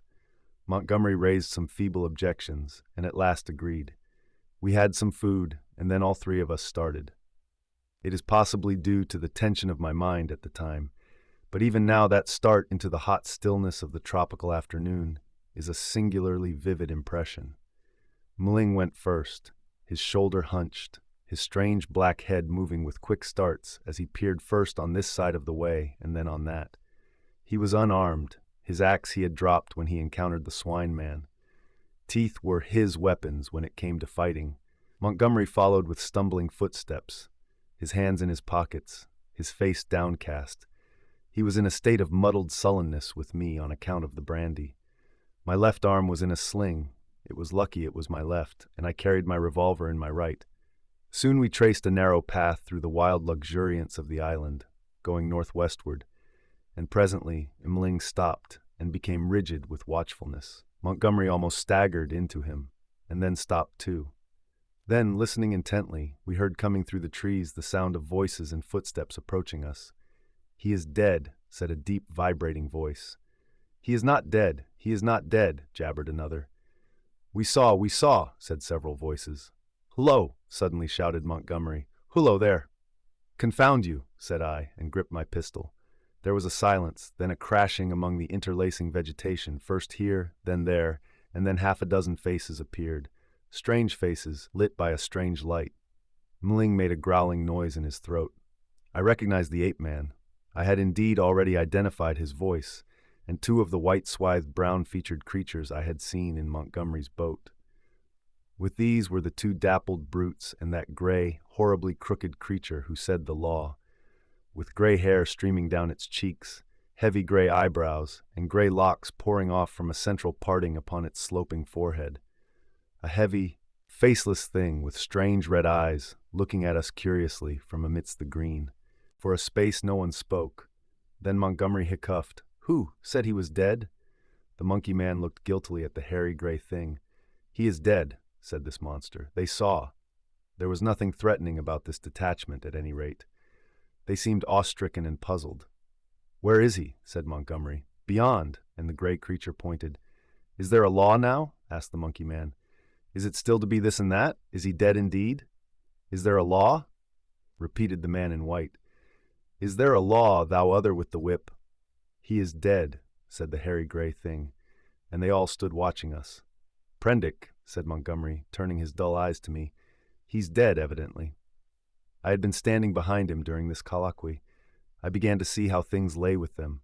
I suddenly stepped in front of Montgomery and lifted up my voice. Children of the law, I said. He is not dead. Mling turned his sharp eyes on me. He has changed his shape. He has changed his body, I went on. For a time you will not see him. He is, there, I pointed upward, where he can watch you. You cannot see him, but he can see you. Fear the law. I looked at them squarely. They flinched. He is great, he is good, said the ape-man, peering fearfully upward among the dense trees. And the other thing? I demanded. The thing that bled and ran screaming and sobbing, that is dead too, said the gray thing, still regarding me. That's well, grunted Montgomery. The other with the whip, began the gray thing. Well, said I, said he was dead, but Montgomery was still sober enough to understand my motive in denying Moreau's death. He is not dead, he said slowly. Not dead at all. No more dead than I am. Some, said I, have broken the law. They will die. Some have died. Show us now where his old body lies, the body he cast away because he had no more need of it. It is this way. Man who walked in the sea, said the gray thing. And with these 6 creatures guiding us, we went through the tumult of ferns and creepers and tree stems towards the northwest. Then came a yelling, a crashing among the branches, and a little pink homunculus rushed by us shrieking. Immediately after appeared a monster in headlong pursuit, blood-bedabbled, who was amongst us almost before he could stop his career. The gray thing leapt aside. Mling, with a snarl, flew at it, and was struck aside. Montgomery fired and missed, bowed his head, threw up his arm, and turned to run. I fired, and the thing still came on, fired again, point blank, into its ugly face. I saw its features vanish in a flash. Its face was driven in. Yet it passed me, gripped Montgomery, and holding him, fell headlong beside him and pulled him sprawling upon itself in its death agony. I found myself alone with Mling, the dead brute, and the prostrate man. Montgomery raised himself slowly and stared in a muddled way at the shattered beast man beside him. It more than half sobered him. He scrambled to his feet.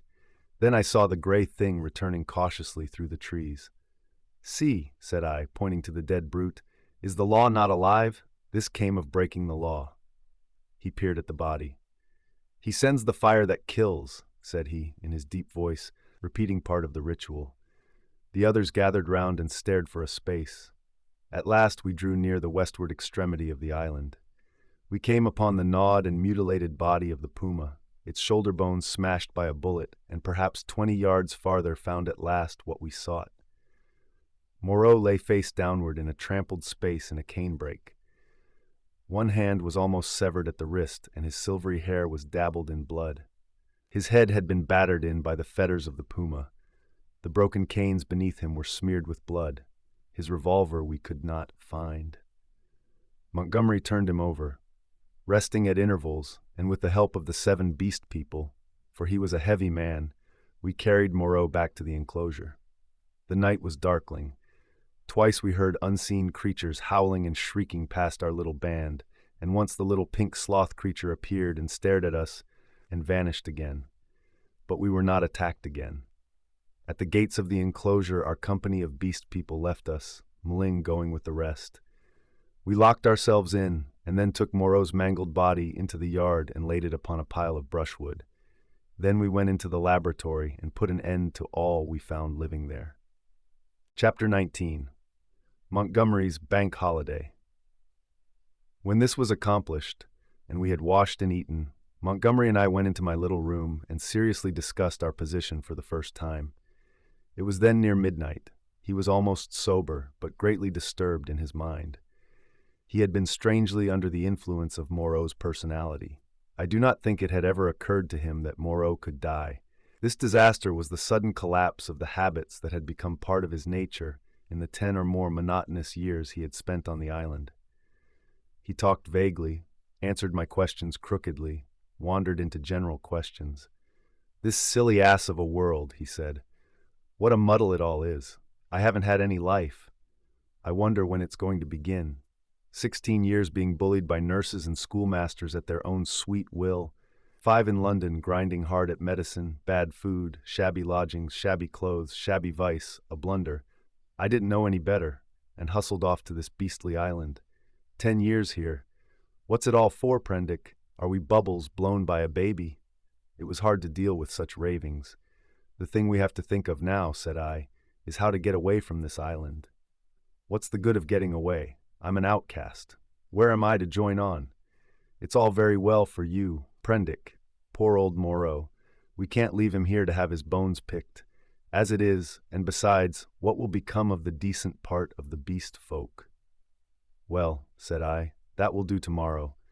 I've been thinking we might make the brushwood into a pyre and burn his body, and those other things. Then what will happen with the beast folk?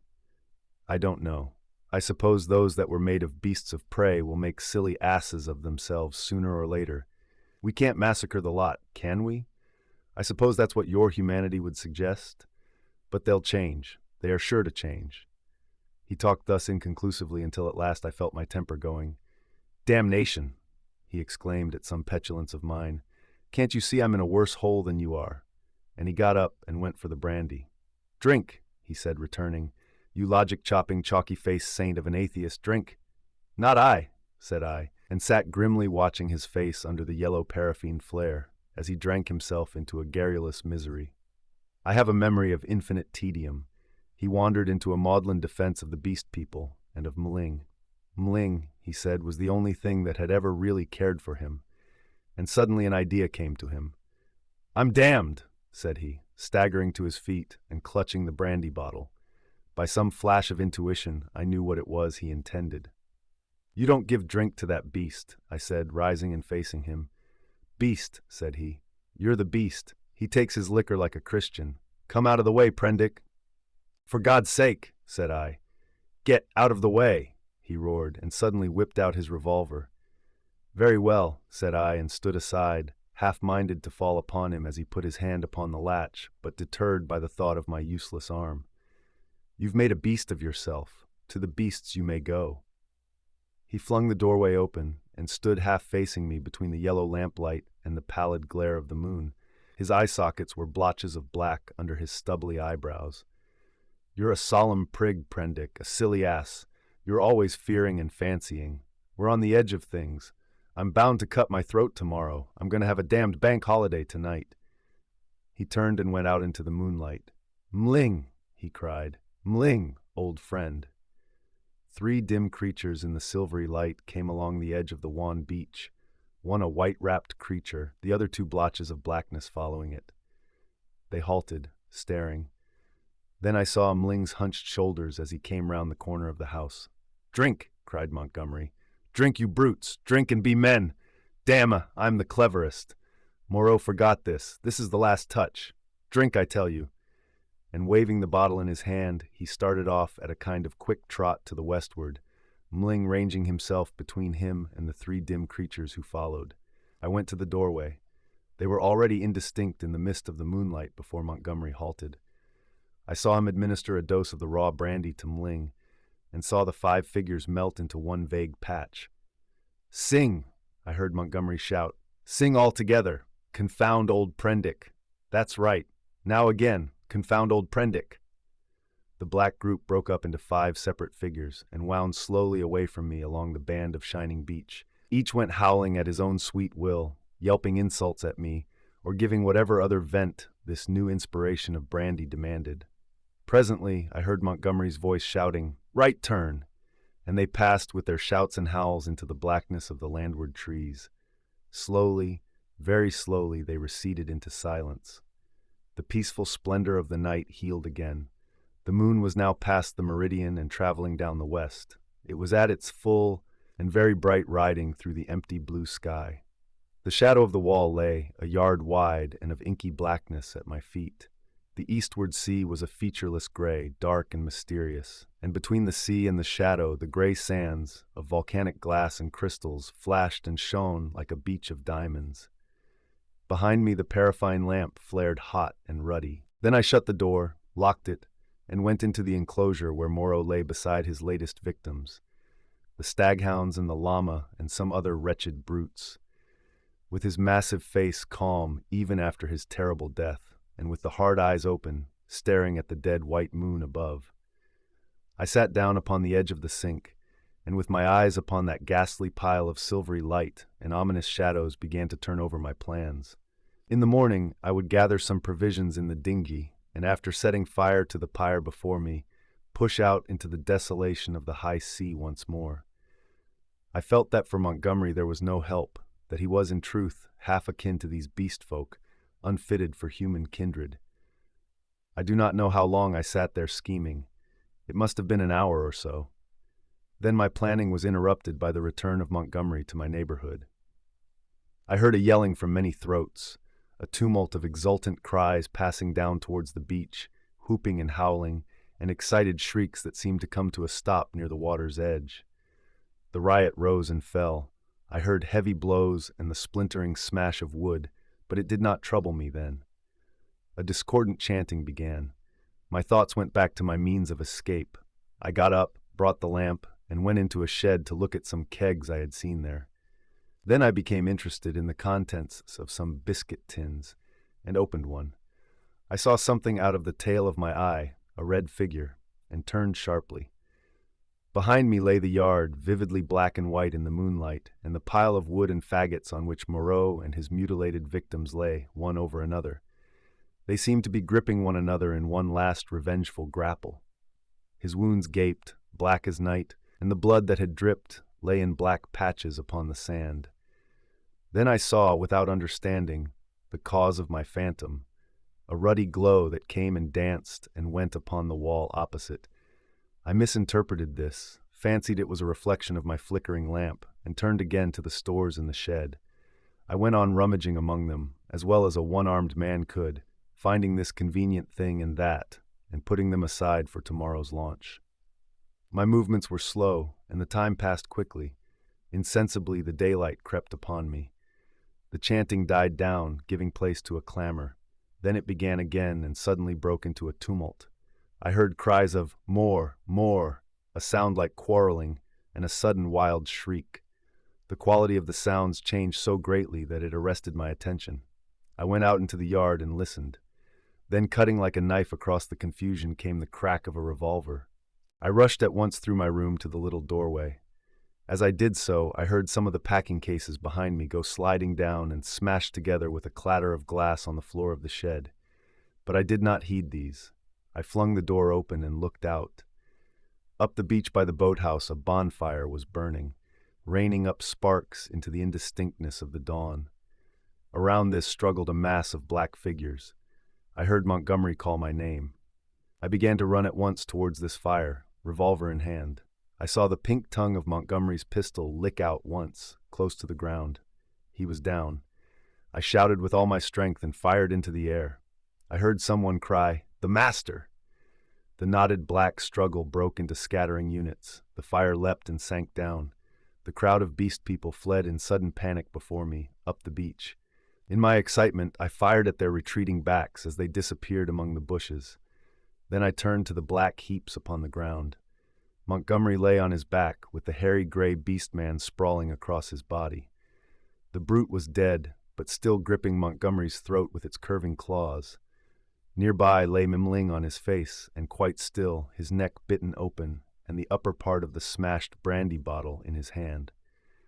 Two other figures lay near the fire, the one motionless, the other groaning fitfully, every now and then raising its head slowly, then dropping it again. I caught hold of the gray man and pulled him off Montgomery's body. His claws drew down the torn coat reluctantly as I dragged him away. Montgomery was dark in the face and scarcely breathing. I splashed seawater on his face and pillowed his head on my rolled-up coat. Mling was dead. The wounded creature by the fire, it was a wolf brute with a bearded gray face, lay, I found, with the forepart of its body upon the still glowing timber. The wretched thing was injured so dreadfully that in mercy I blew its brains out at once. The other brute was one of the bullmen swathed in white. He too was dead. The rest of the beast people had vanished from the beach. I went to Montgomery again and knelt beside him, cursing my ignorance of medicine. The fire beside me had sunk down, and only charred beams of timber glowing at the central ends and mixed with a gray ash of brushwood remained. I wondered casually where Montgomery had got his wood. Then I saw that the dawn was upon us. The sky had grown brighter, the setting moon was becoming pale and opaque in the luminous blue of the day. The sky to the eastward was rimmed with red. Suddenly I heard a thud and a hissing behind me, and looking round, sprang to my feet with a cry of horror. Against the warm dawn, great tumultuous masses of black smoke were boiling up out of the enclosure, and through their stormy darkness shot flickering threads of blood-red flame. Then the thatched roof caught. I saw the curving charge of the flames across the sloping straw. A spurt of fire jetted from the window of my room. I knew at once what had happened. I remembered the crash I had heard. When I had rushed out to Montgomery's assistance, I had overturned the lamp. The hopelessness of saving any of the contents of the enclosure stared me in the face. My mind came back to my plan of flight, and turning swiftly I looked to see where the two boats lay upon the beach. They were gone. 2 axes lay upon the sands beside me. Chips and splinters were scattered broadcast, and the ashes of the bonfire were blackening and smoking under the dawn. Montgomery had burnt the boats to revenge himself upon me and prevent our return to mankind. A sudden convulsion of rage shook me.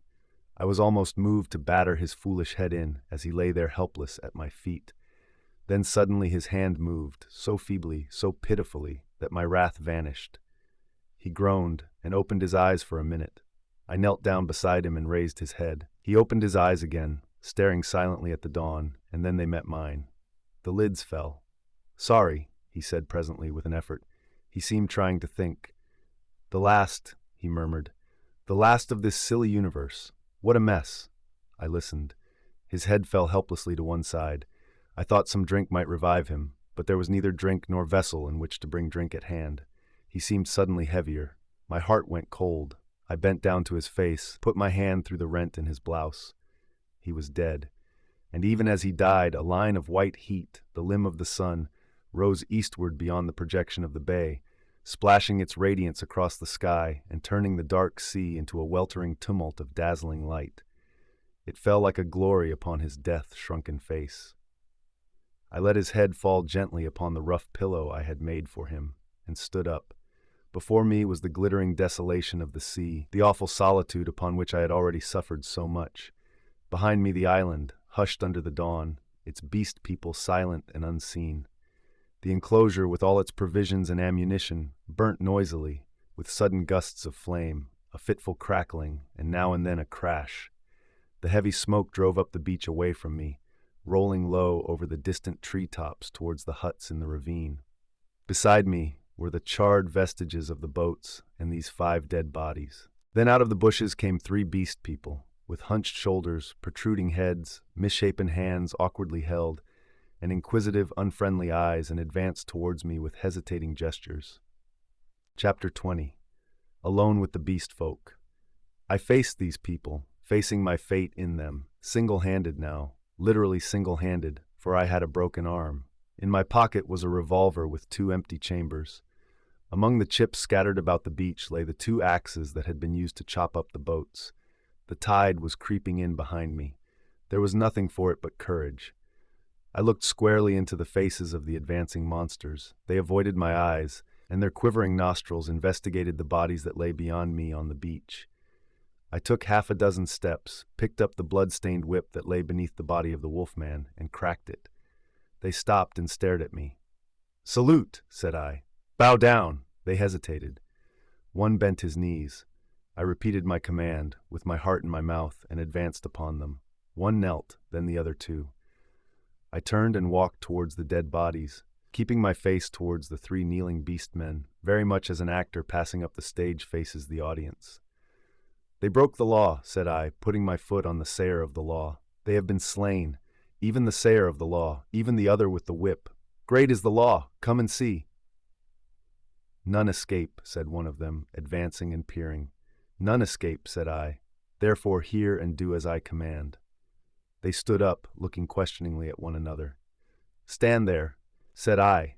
I picked up the hatchets and swung them by their heads from the sling of my arm, turned Montgomery over, picked up his revolver still loaded in 2 chambers, and bending down to rummage, found 6 cartridges in his pocket. "Take him," said I, standing up again and pointing with the whip. "Take him, and carry him out, and cast him into the sea." They came forward, evidently still afraid of Montgomery, but still more afraid of my cracking red whip-lash, and after some fumbling and hesitation, some whip-cracking and shouting, They lifted him gingerly, carried him down to the beach, and went splashing into the dazzling welter of the sea. "On," said I, "on, carry him far." They went in up to their armpits and stood regarding me. "Let go," said I, and the body of Montgomery vanished with a splash. Something seemed to tighten across my chest. "Good," said I with a break in my voice, and they came back, hurrying and fearful, to the margin of the water, leaving long wakes of black in the silver. At the water's edge they stopped, turning and glaring into the sea as though they presently expected Montgomery to arise therefrom and exact vengeance. "Now these," said I, pointing to the other bodies. They took care not to approach the place where they had thrown Montgomery into the water, but instead carried the 4 dead beast people slantingly along the beach for perhaps 100 yards before they waded out and cast them away. As I watched them disposing of the mangled remains of Mling, I heard a light footfall behind me, and turning quickly, saw the big hyena swine perhaps a dozen yards away. His head was bent down, his bright eyes were fixed upon me, his stumpy hands clenched and held close by his side. He stopped in this crouching attitude when I turned, his eyes a little averted. For a moment we stood eye to eye. I dropped the whip and snatched at the pistol in my pocket, for I meant to kill this brute, the most formidable of any left now upon the island, at the first excuse. It may seem treacherous, but so I was resolved. I was far more afraid of him than of any other 2 of the beast folk. His continued life was, I knew, a threat against mine. I was perhaps a dozen seconds collecting myself. Then cried I, "Salute! Bow down!" His teeth flashed upon me in a snarl. "Who are you that I should?" Perhaps a little too spasmodically I drew my revolver, aimed quickly and fired. I heard him yelp, saw him run sideways and turn, knew I had missed, and clicked back the cock with my thumb for the next shot. But he was already running headlong, jumping from side to side, and I dared not risk another miss. Every now and then he looked back at me over his shoulder.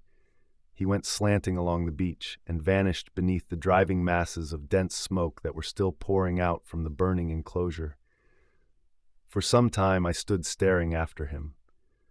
I turned to my 3 obedient beast folk again and signaled them to drop the body they still carried. Then I went back to the place by the fire where the bodies had fallen and kicked the sand until all the brown blood stains were absorbed and hidden. I dismissed my 3 serfs with a wave of the hand and went up the beach into the thickets. I carried my pistol in my hand, my whip thrust with the hatchets in the sling of my arm. I was anxious to be alone, to think out the position in which I was now placed. A dreadful thing that I was only beginning to realize was that over all this island there was now no safe place where I could be alone and secure to rest or sleep. I had recovered strength amazingly since my landing, but I was still inclined to be nervous and to break down under any great stress. I felt that I ought to cross the island and establish myself with the beast people and make myself secure in their confidence. But my heart failed me. I went back to the beach and, turning eastward past the burning enclosure, made for a point where a shallow spit of coral sand ran out towards the reef. Here I could sit down and think, my back to the sea and my face against any surprise. And there I sat, chin on knees, the sun beating down upon my head and unspeakable dread in my mind, plotting how I could live on against the hour of my rescue, if ever rescue came. I tried to review the whole situation as calmly as I could, but it was difficult to clear the thing of emotion. I began turning over in my mind the reason of Montgomery's despair. "They will change," he said. "They are sure to change." And Moreau, what was it that Moreau had said? The stubborn beast flesh grows day by day back again. Then I came round to the hyena swine. I felt sure that if I did not kill that brute, he would kill me. The sayer of the law was dead, worse luck. They knew now that we of the whips could be killed even as they themselves were killed. Were they peering at me already out of the green masses of ferns and palms over yonder, watching until I came within their spring? Were they plotting against me? What was the hyena swine telling them? My imagination was running away with me into a morass of unsubstantial fears.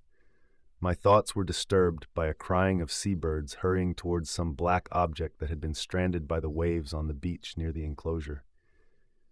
I knew what that object was, but I had not the heart to go back and drive them off. I began walking along the beach in the opposite direction, designing to come round the eastward corner of the island, and so approach the ravine of the huts, without traversing the possible ambuscades of the thickets.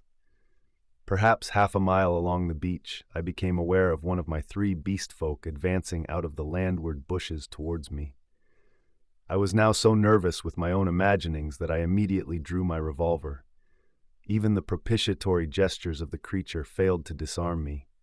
He hesitated as he approached. "Go away!" cried I. There was something very suggestive of a dog in the cringing attitude of the creature. It retreated a little way, very like a dog being sent home, and stopped, looking at me imploringly with canine brown eyes. "Go away," said I. "Do not come near me." "May I not come near you?" it said. "No, go away," I insisted, and snapped my whip. Then, putting my whip in my teeth, I stooped for a stone, and with that threat drove the creature away. So in solitude I came round by the ravine of the beast people, and hiding among the weeds and reeds that separated this crevice from the sea, I watched such of them as appeared, trying to judge from their gestures and appearance how the death of Moreau and Montgomery and the destruction of the House of Pain had affected them. I know now the folly of my cowardice. Had I kept my courage up to the level of the dawn, had I not allowed it to ebb away in solitary thought, I might have grasped the vacant scepter of Moreau and ruled over the beast people. As it was, I lost the opportunity and sank to the position of a mere leader among my fellows. Towards noon, certain of them came and squatted basking in the hot sand. The imperious voices of hunger and thirst prevailed over my dread. I came out of the bushes and, revolver in hand, walked down towards these seated figures. One, a wolf woman, turned her head and stared at me, and then the others. None attempted to rise or salute me. I felt too faint and weary to insist, and I let the moment pass. "I want food," said I, almost apologetically, and drawing near. "There is food in the huts," said an ox-boar man, drowsily, and looking away from me. I passed them, and went down into the shadow and odors of the almost deserted ravine.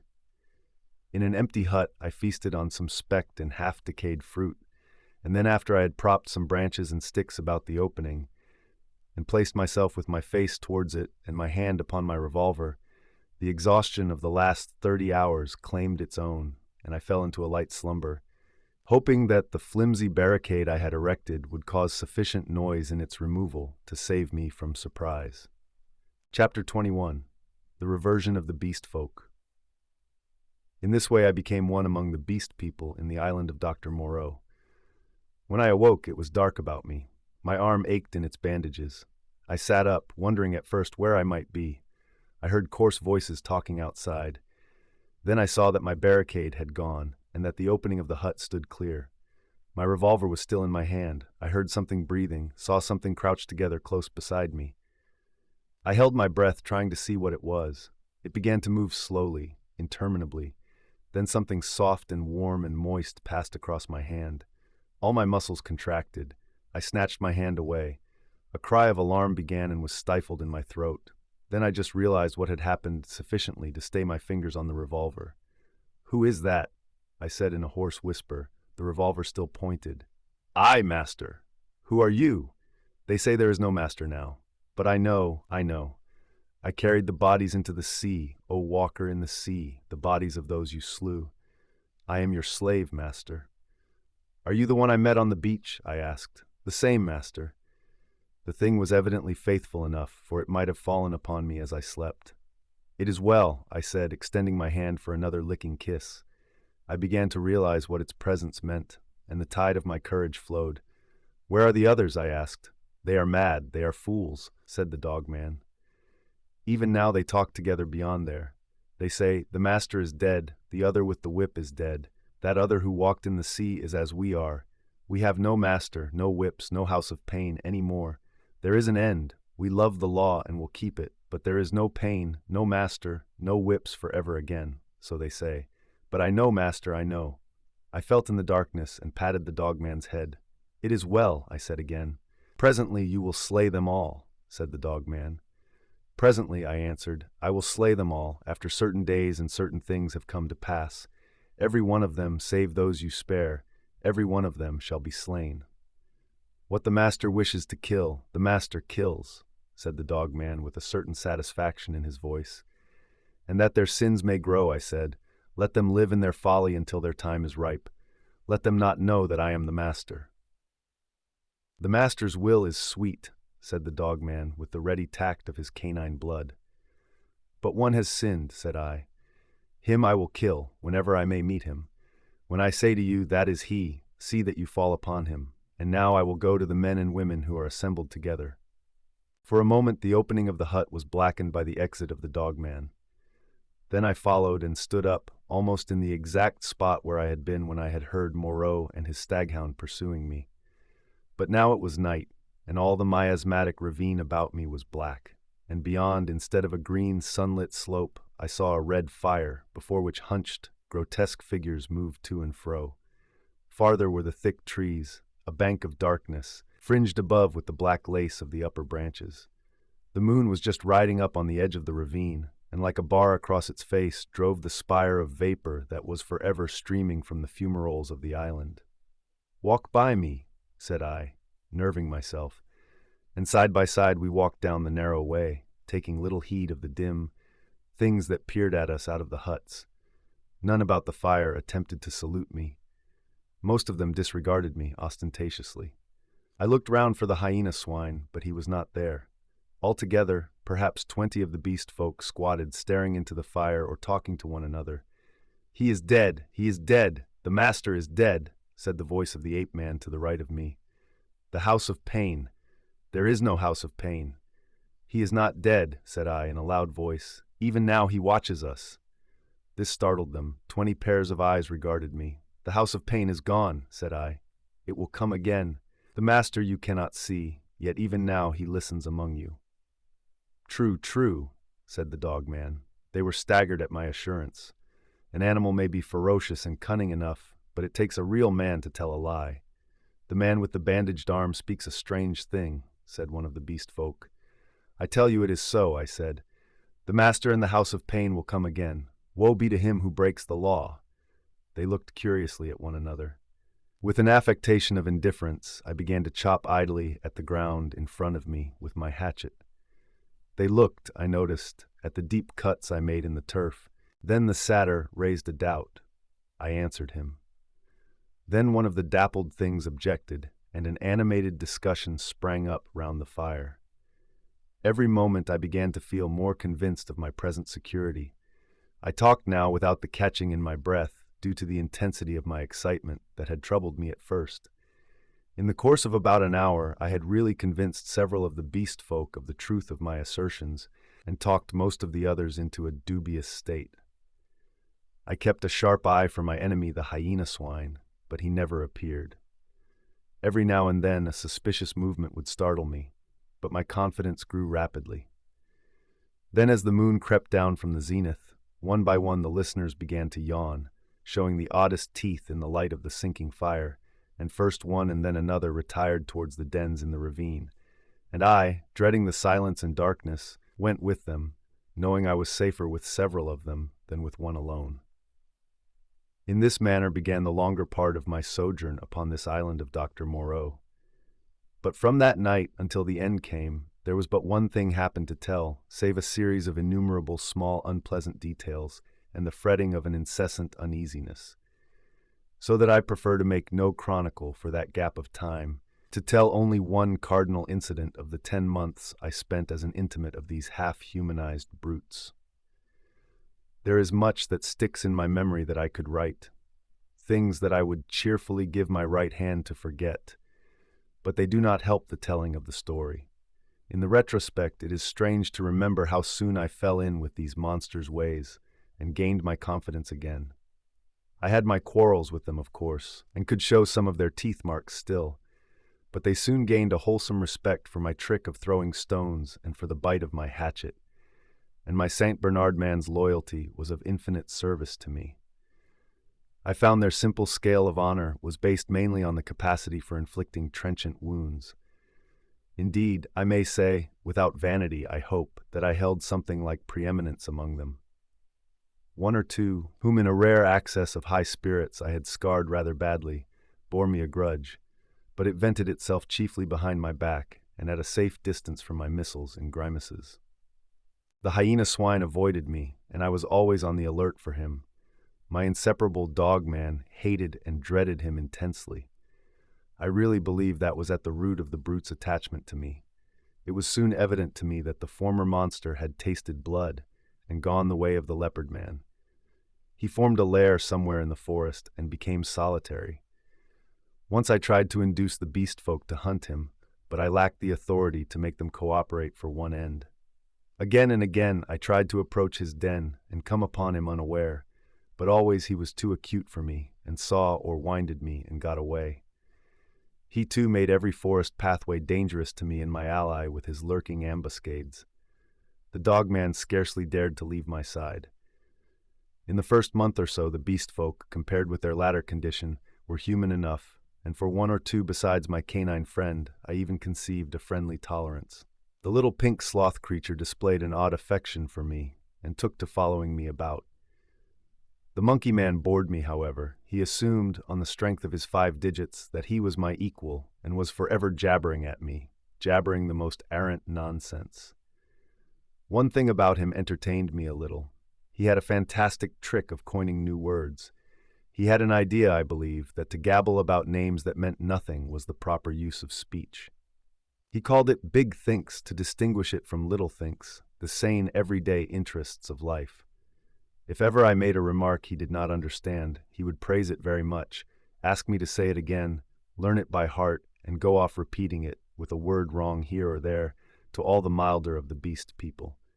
He thought nothing of what was plain and comprehensible. I invented some very curious big thinks for his especial use. I think now that he was the silliest creature I ever met. He had developed in the most wonderful way the distinctive silliness of man, without losing one jot of the natural folly of a monkey. This, I say, was in the earlier weeks of my solitude among these brutes. During that time they respected the usage established by the law, and behaved with general decorum. Once I found another rabbit torn to pieces, by the hyena swine, I am assured, but that was all. It was about May when I first distinctly perceived a growing difference in their speech and carriage, a growing coarseness of articulation, a growing disinclination to talk. My monkey man's jabber multiplied in volume, but grew less and less comprehensible, more and more simian. Some of the others seemed altogether slipping their hold upon speech, though they still understood what I said to them at that time. Can you imagine language, once clear-cut and exact, softening and guttering, losing shape and import, becoming mere lumps of sound again? And they walked erect with an increasing difficulty. Though they evidently felt ashamed of themselves, every now and then I would come upon one or another running on toes and fingertips, and quite unable to recover the vertical attitude. They held things more clumsily, drinking by suction, feeding by gnawing, grew commoner every day. I realized more keenly than ever what Moreau had told me about the stubborn beast flesh. They were reverting, and reverting very rapidly. Some of them, the pioneers in this, I noticed with some surprise, were all females, began to disregard the injunction of decency, deliberately for the most part. Others even attempted public outrages upon the institution of monogamy. The tradition of the law was clearly losing its force. I cannot pursue this disagreeable subject.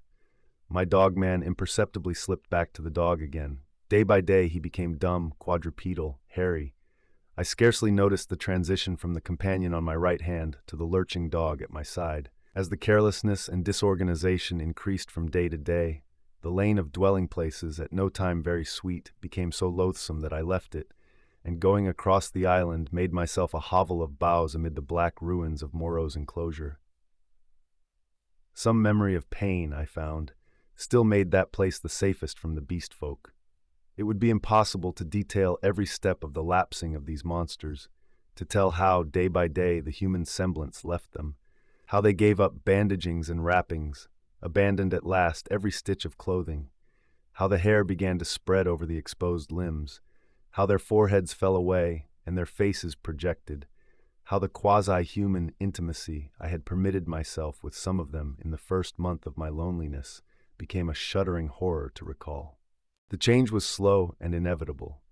For them and for me it came without any definite shock. I still went among them in safety, because no jolt in the downward glide had released the increasing charge of explosive animalism that ousted the human day by day. But I began to fear that soon now that shock must come. My Saint Bernard brute followed me to the enclosure every night, and his vigilance enabled me to sleep at times in something like peace. The little pink sloth thing became shy and left me, to crawl back to its natural life once more among the tree branches. We were in just the state of equilibrium that would remain in one of those happy family cages which animal tamers exhibit if the tamer were to leave it forever. Of course, these creatures did not decline into such beasts as the reader has seen in zoological gardens, into ordinary bears, wolves, tigers, oxen, swine, and apes. There was still something strange about each. In each Moreau had blended this animal with that. One perhaps was ursine chiefly, another feline chiefly, another bovine chiefly, but each was tainted with other creatures, a kind of generalized animalism appearing through the specific dispositions. And the dwindling shreds of the humanity still startled me every now and then, a momentary recrudescence of speech perhaps, an unexpected dexterity of the forefeet, a pitiful attempt to walk erect.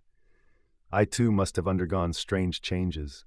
My clothes hung about me as yellow rags through whose rents showed the tanned skin.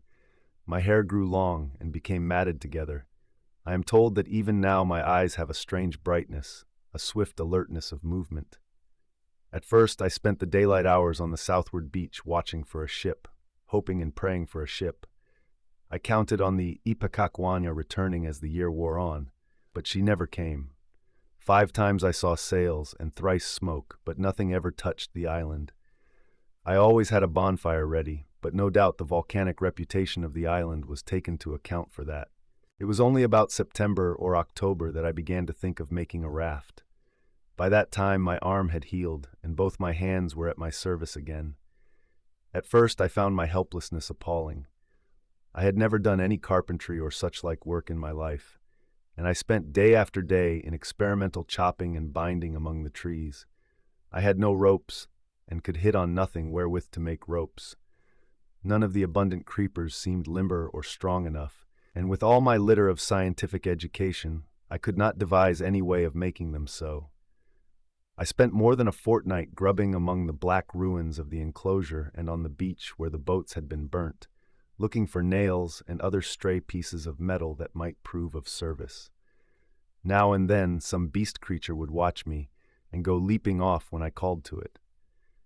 There came a season of thunderstorms and heavy rain, which greatly retarded my work, but at last the raft was completed.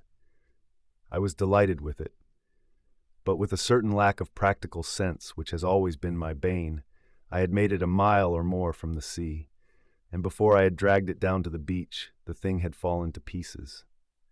Perhaps it is as well that I was saved from launching it, but at the time my misery at my failure was so acute that for some days I simply moped on the beach and stared at the water and thought of death. I did not, however, mean to die, and an incident occurred that warned me unmistakably of the folly of letting the days pass so, for each fresh day was fraught with increasing danger from the beast people.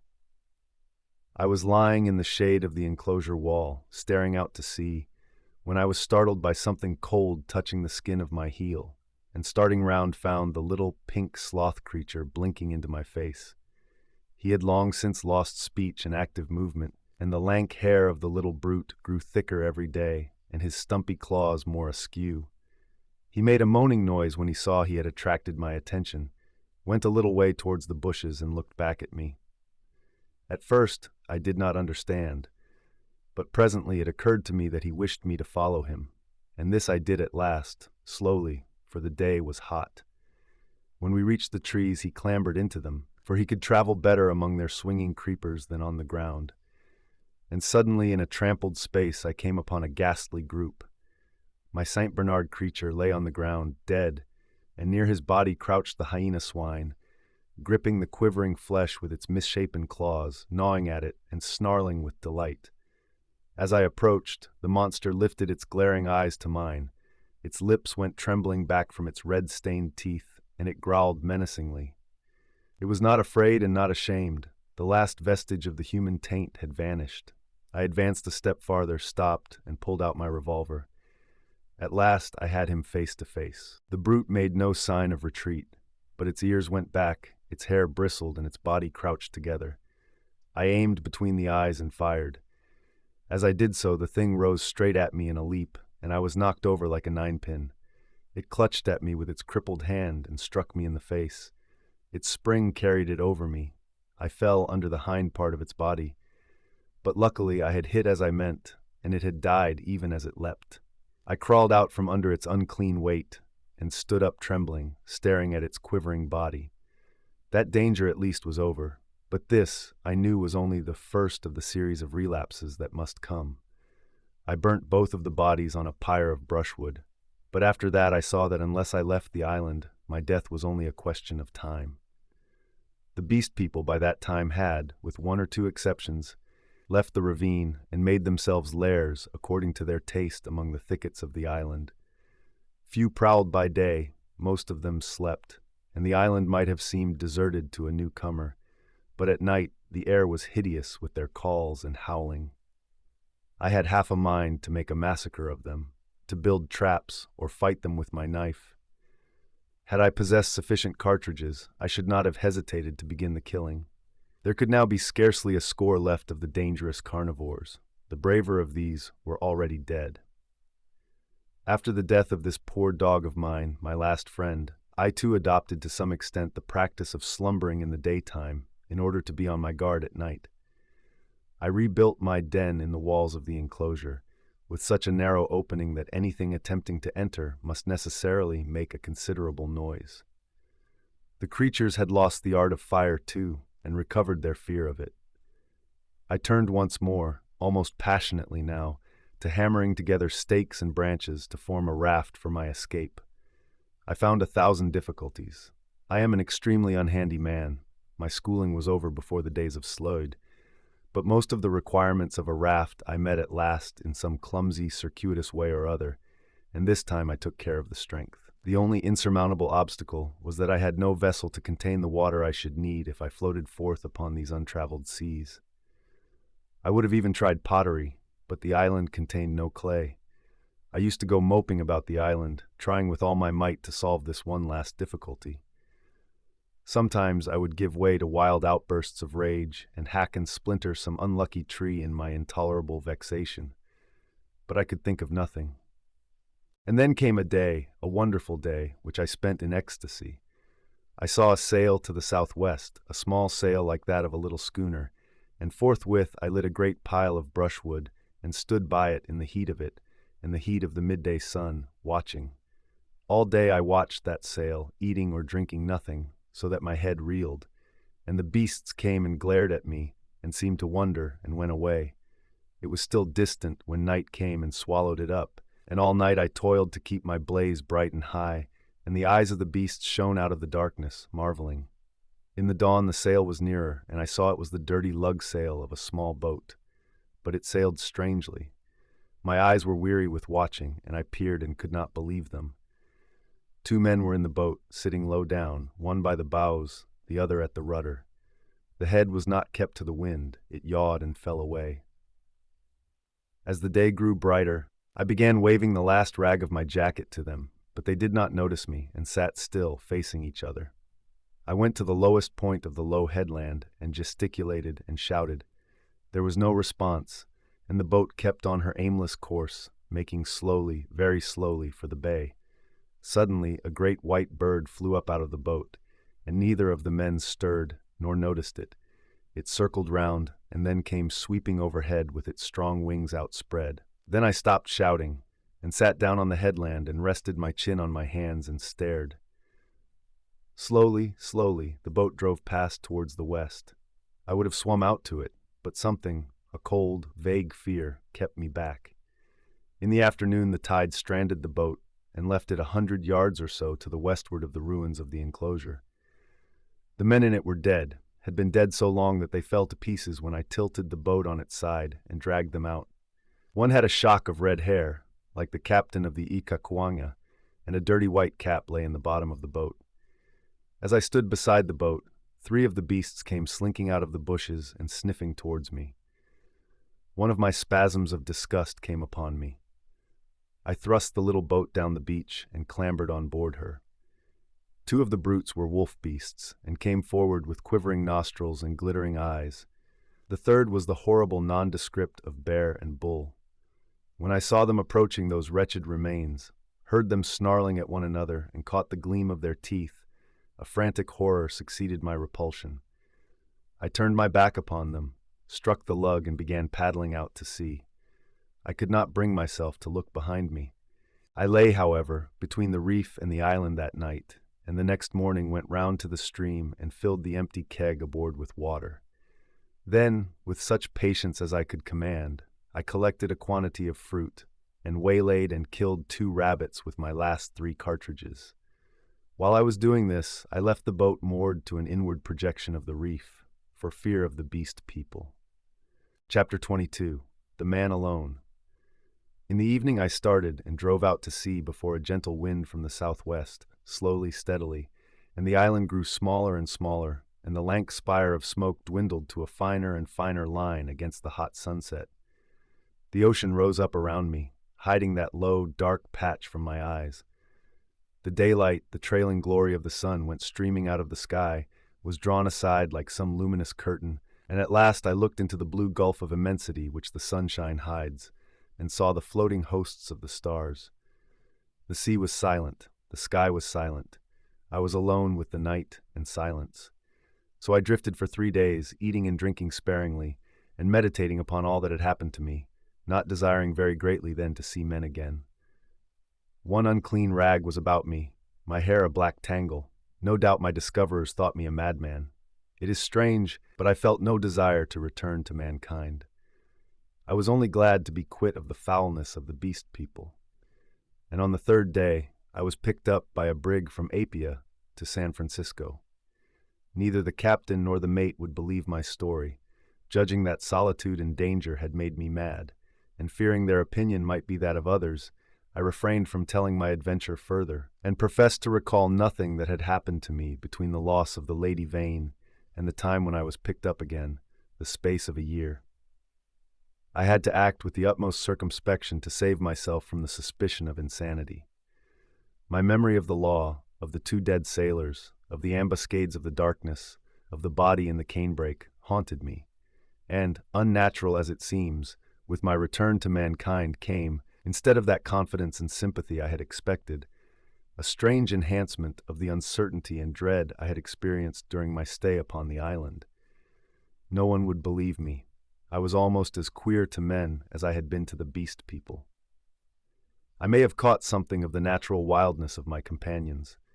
They say that terror is a disease, and anyhow, I can witness that for several years now a restless fear has dwelt in my mind. Such a restless fear as a half-tamed lion cub may feel. My trouble took the strangest form. I could not persuade myself that the men and women I met were not also another beast people, animals half wrought into the outward image of human souls, and that they would presently begin to revert, to show first this bestial mark, and then that. But I have confided my case to a strangely able man, a man who had known Moreau and seemed half to credit my story, a mental specialist, and he has helped me mightily, though I do not expect that the terror of that island will ever altogether leave me. At most times it lies far in the back of my mind, a mere distant cloud, a memory, and a faint distrust. But there are times when the little cloud spreads until it obscures the whole sky. Then I look about me at my fellow men, and I go in fear.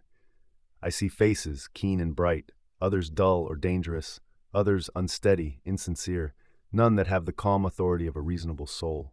I feel as though the animal was surging up through them, that presently the degradation of the islanders will be played over again on a larger scale.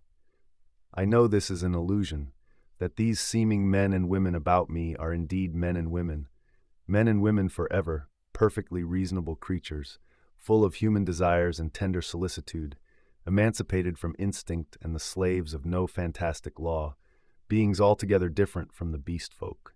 Yet I shrink from them, from their curious glances, their inquiries and assistance, and long to be away from them and alone.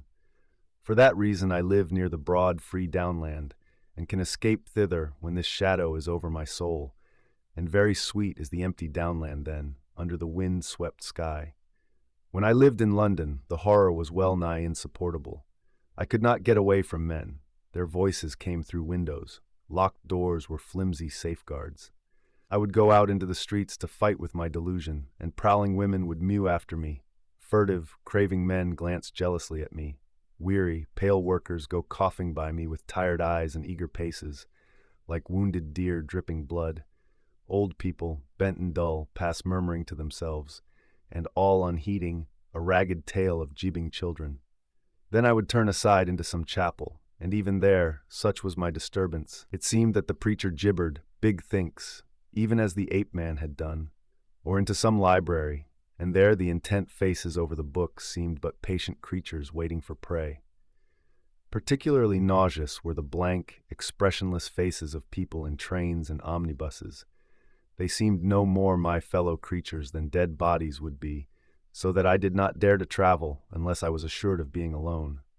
And even it seemed that I too was not a reasonable creature, but only an animal tormented with some strange disorder in its brain, which sent it to wander alone, like a sheep stricken with gid. This is a mood, however, that comes to me now, I thank God, more rarely. I have withdrawn myself from the confusion of cities and multitudes, and spend my days surrounded by wise books, bright windows in this life of ours, lit by the shining souls of men. I see few strangers, and have but a small household. My days I devote to reading and to experiments in chemistry, and I spend many of the clear nights in the study of astronomy. There is, though I do not know how there is or why there is, a sense of infinite peace and protection in the glittering hosts of heaven.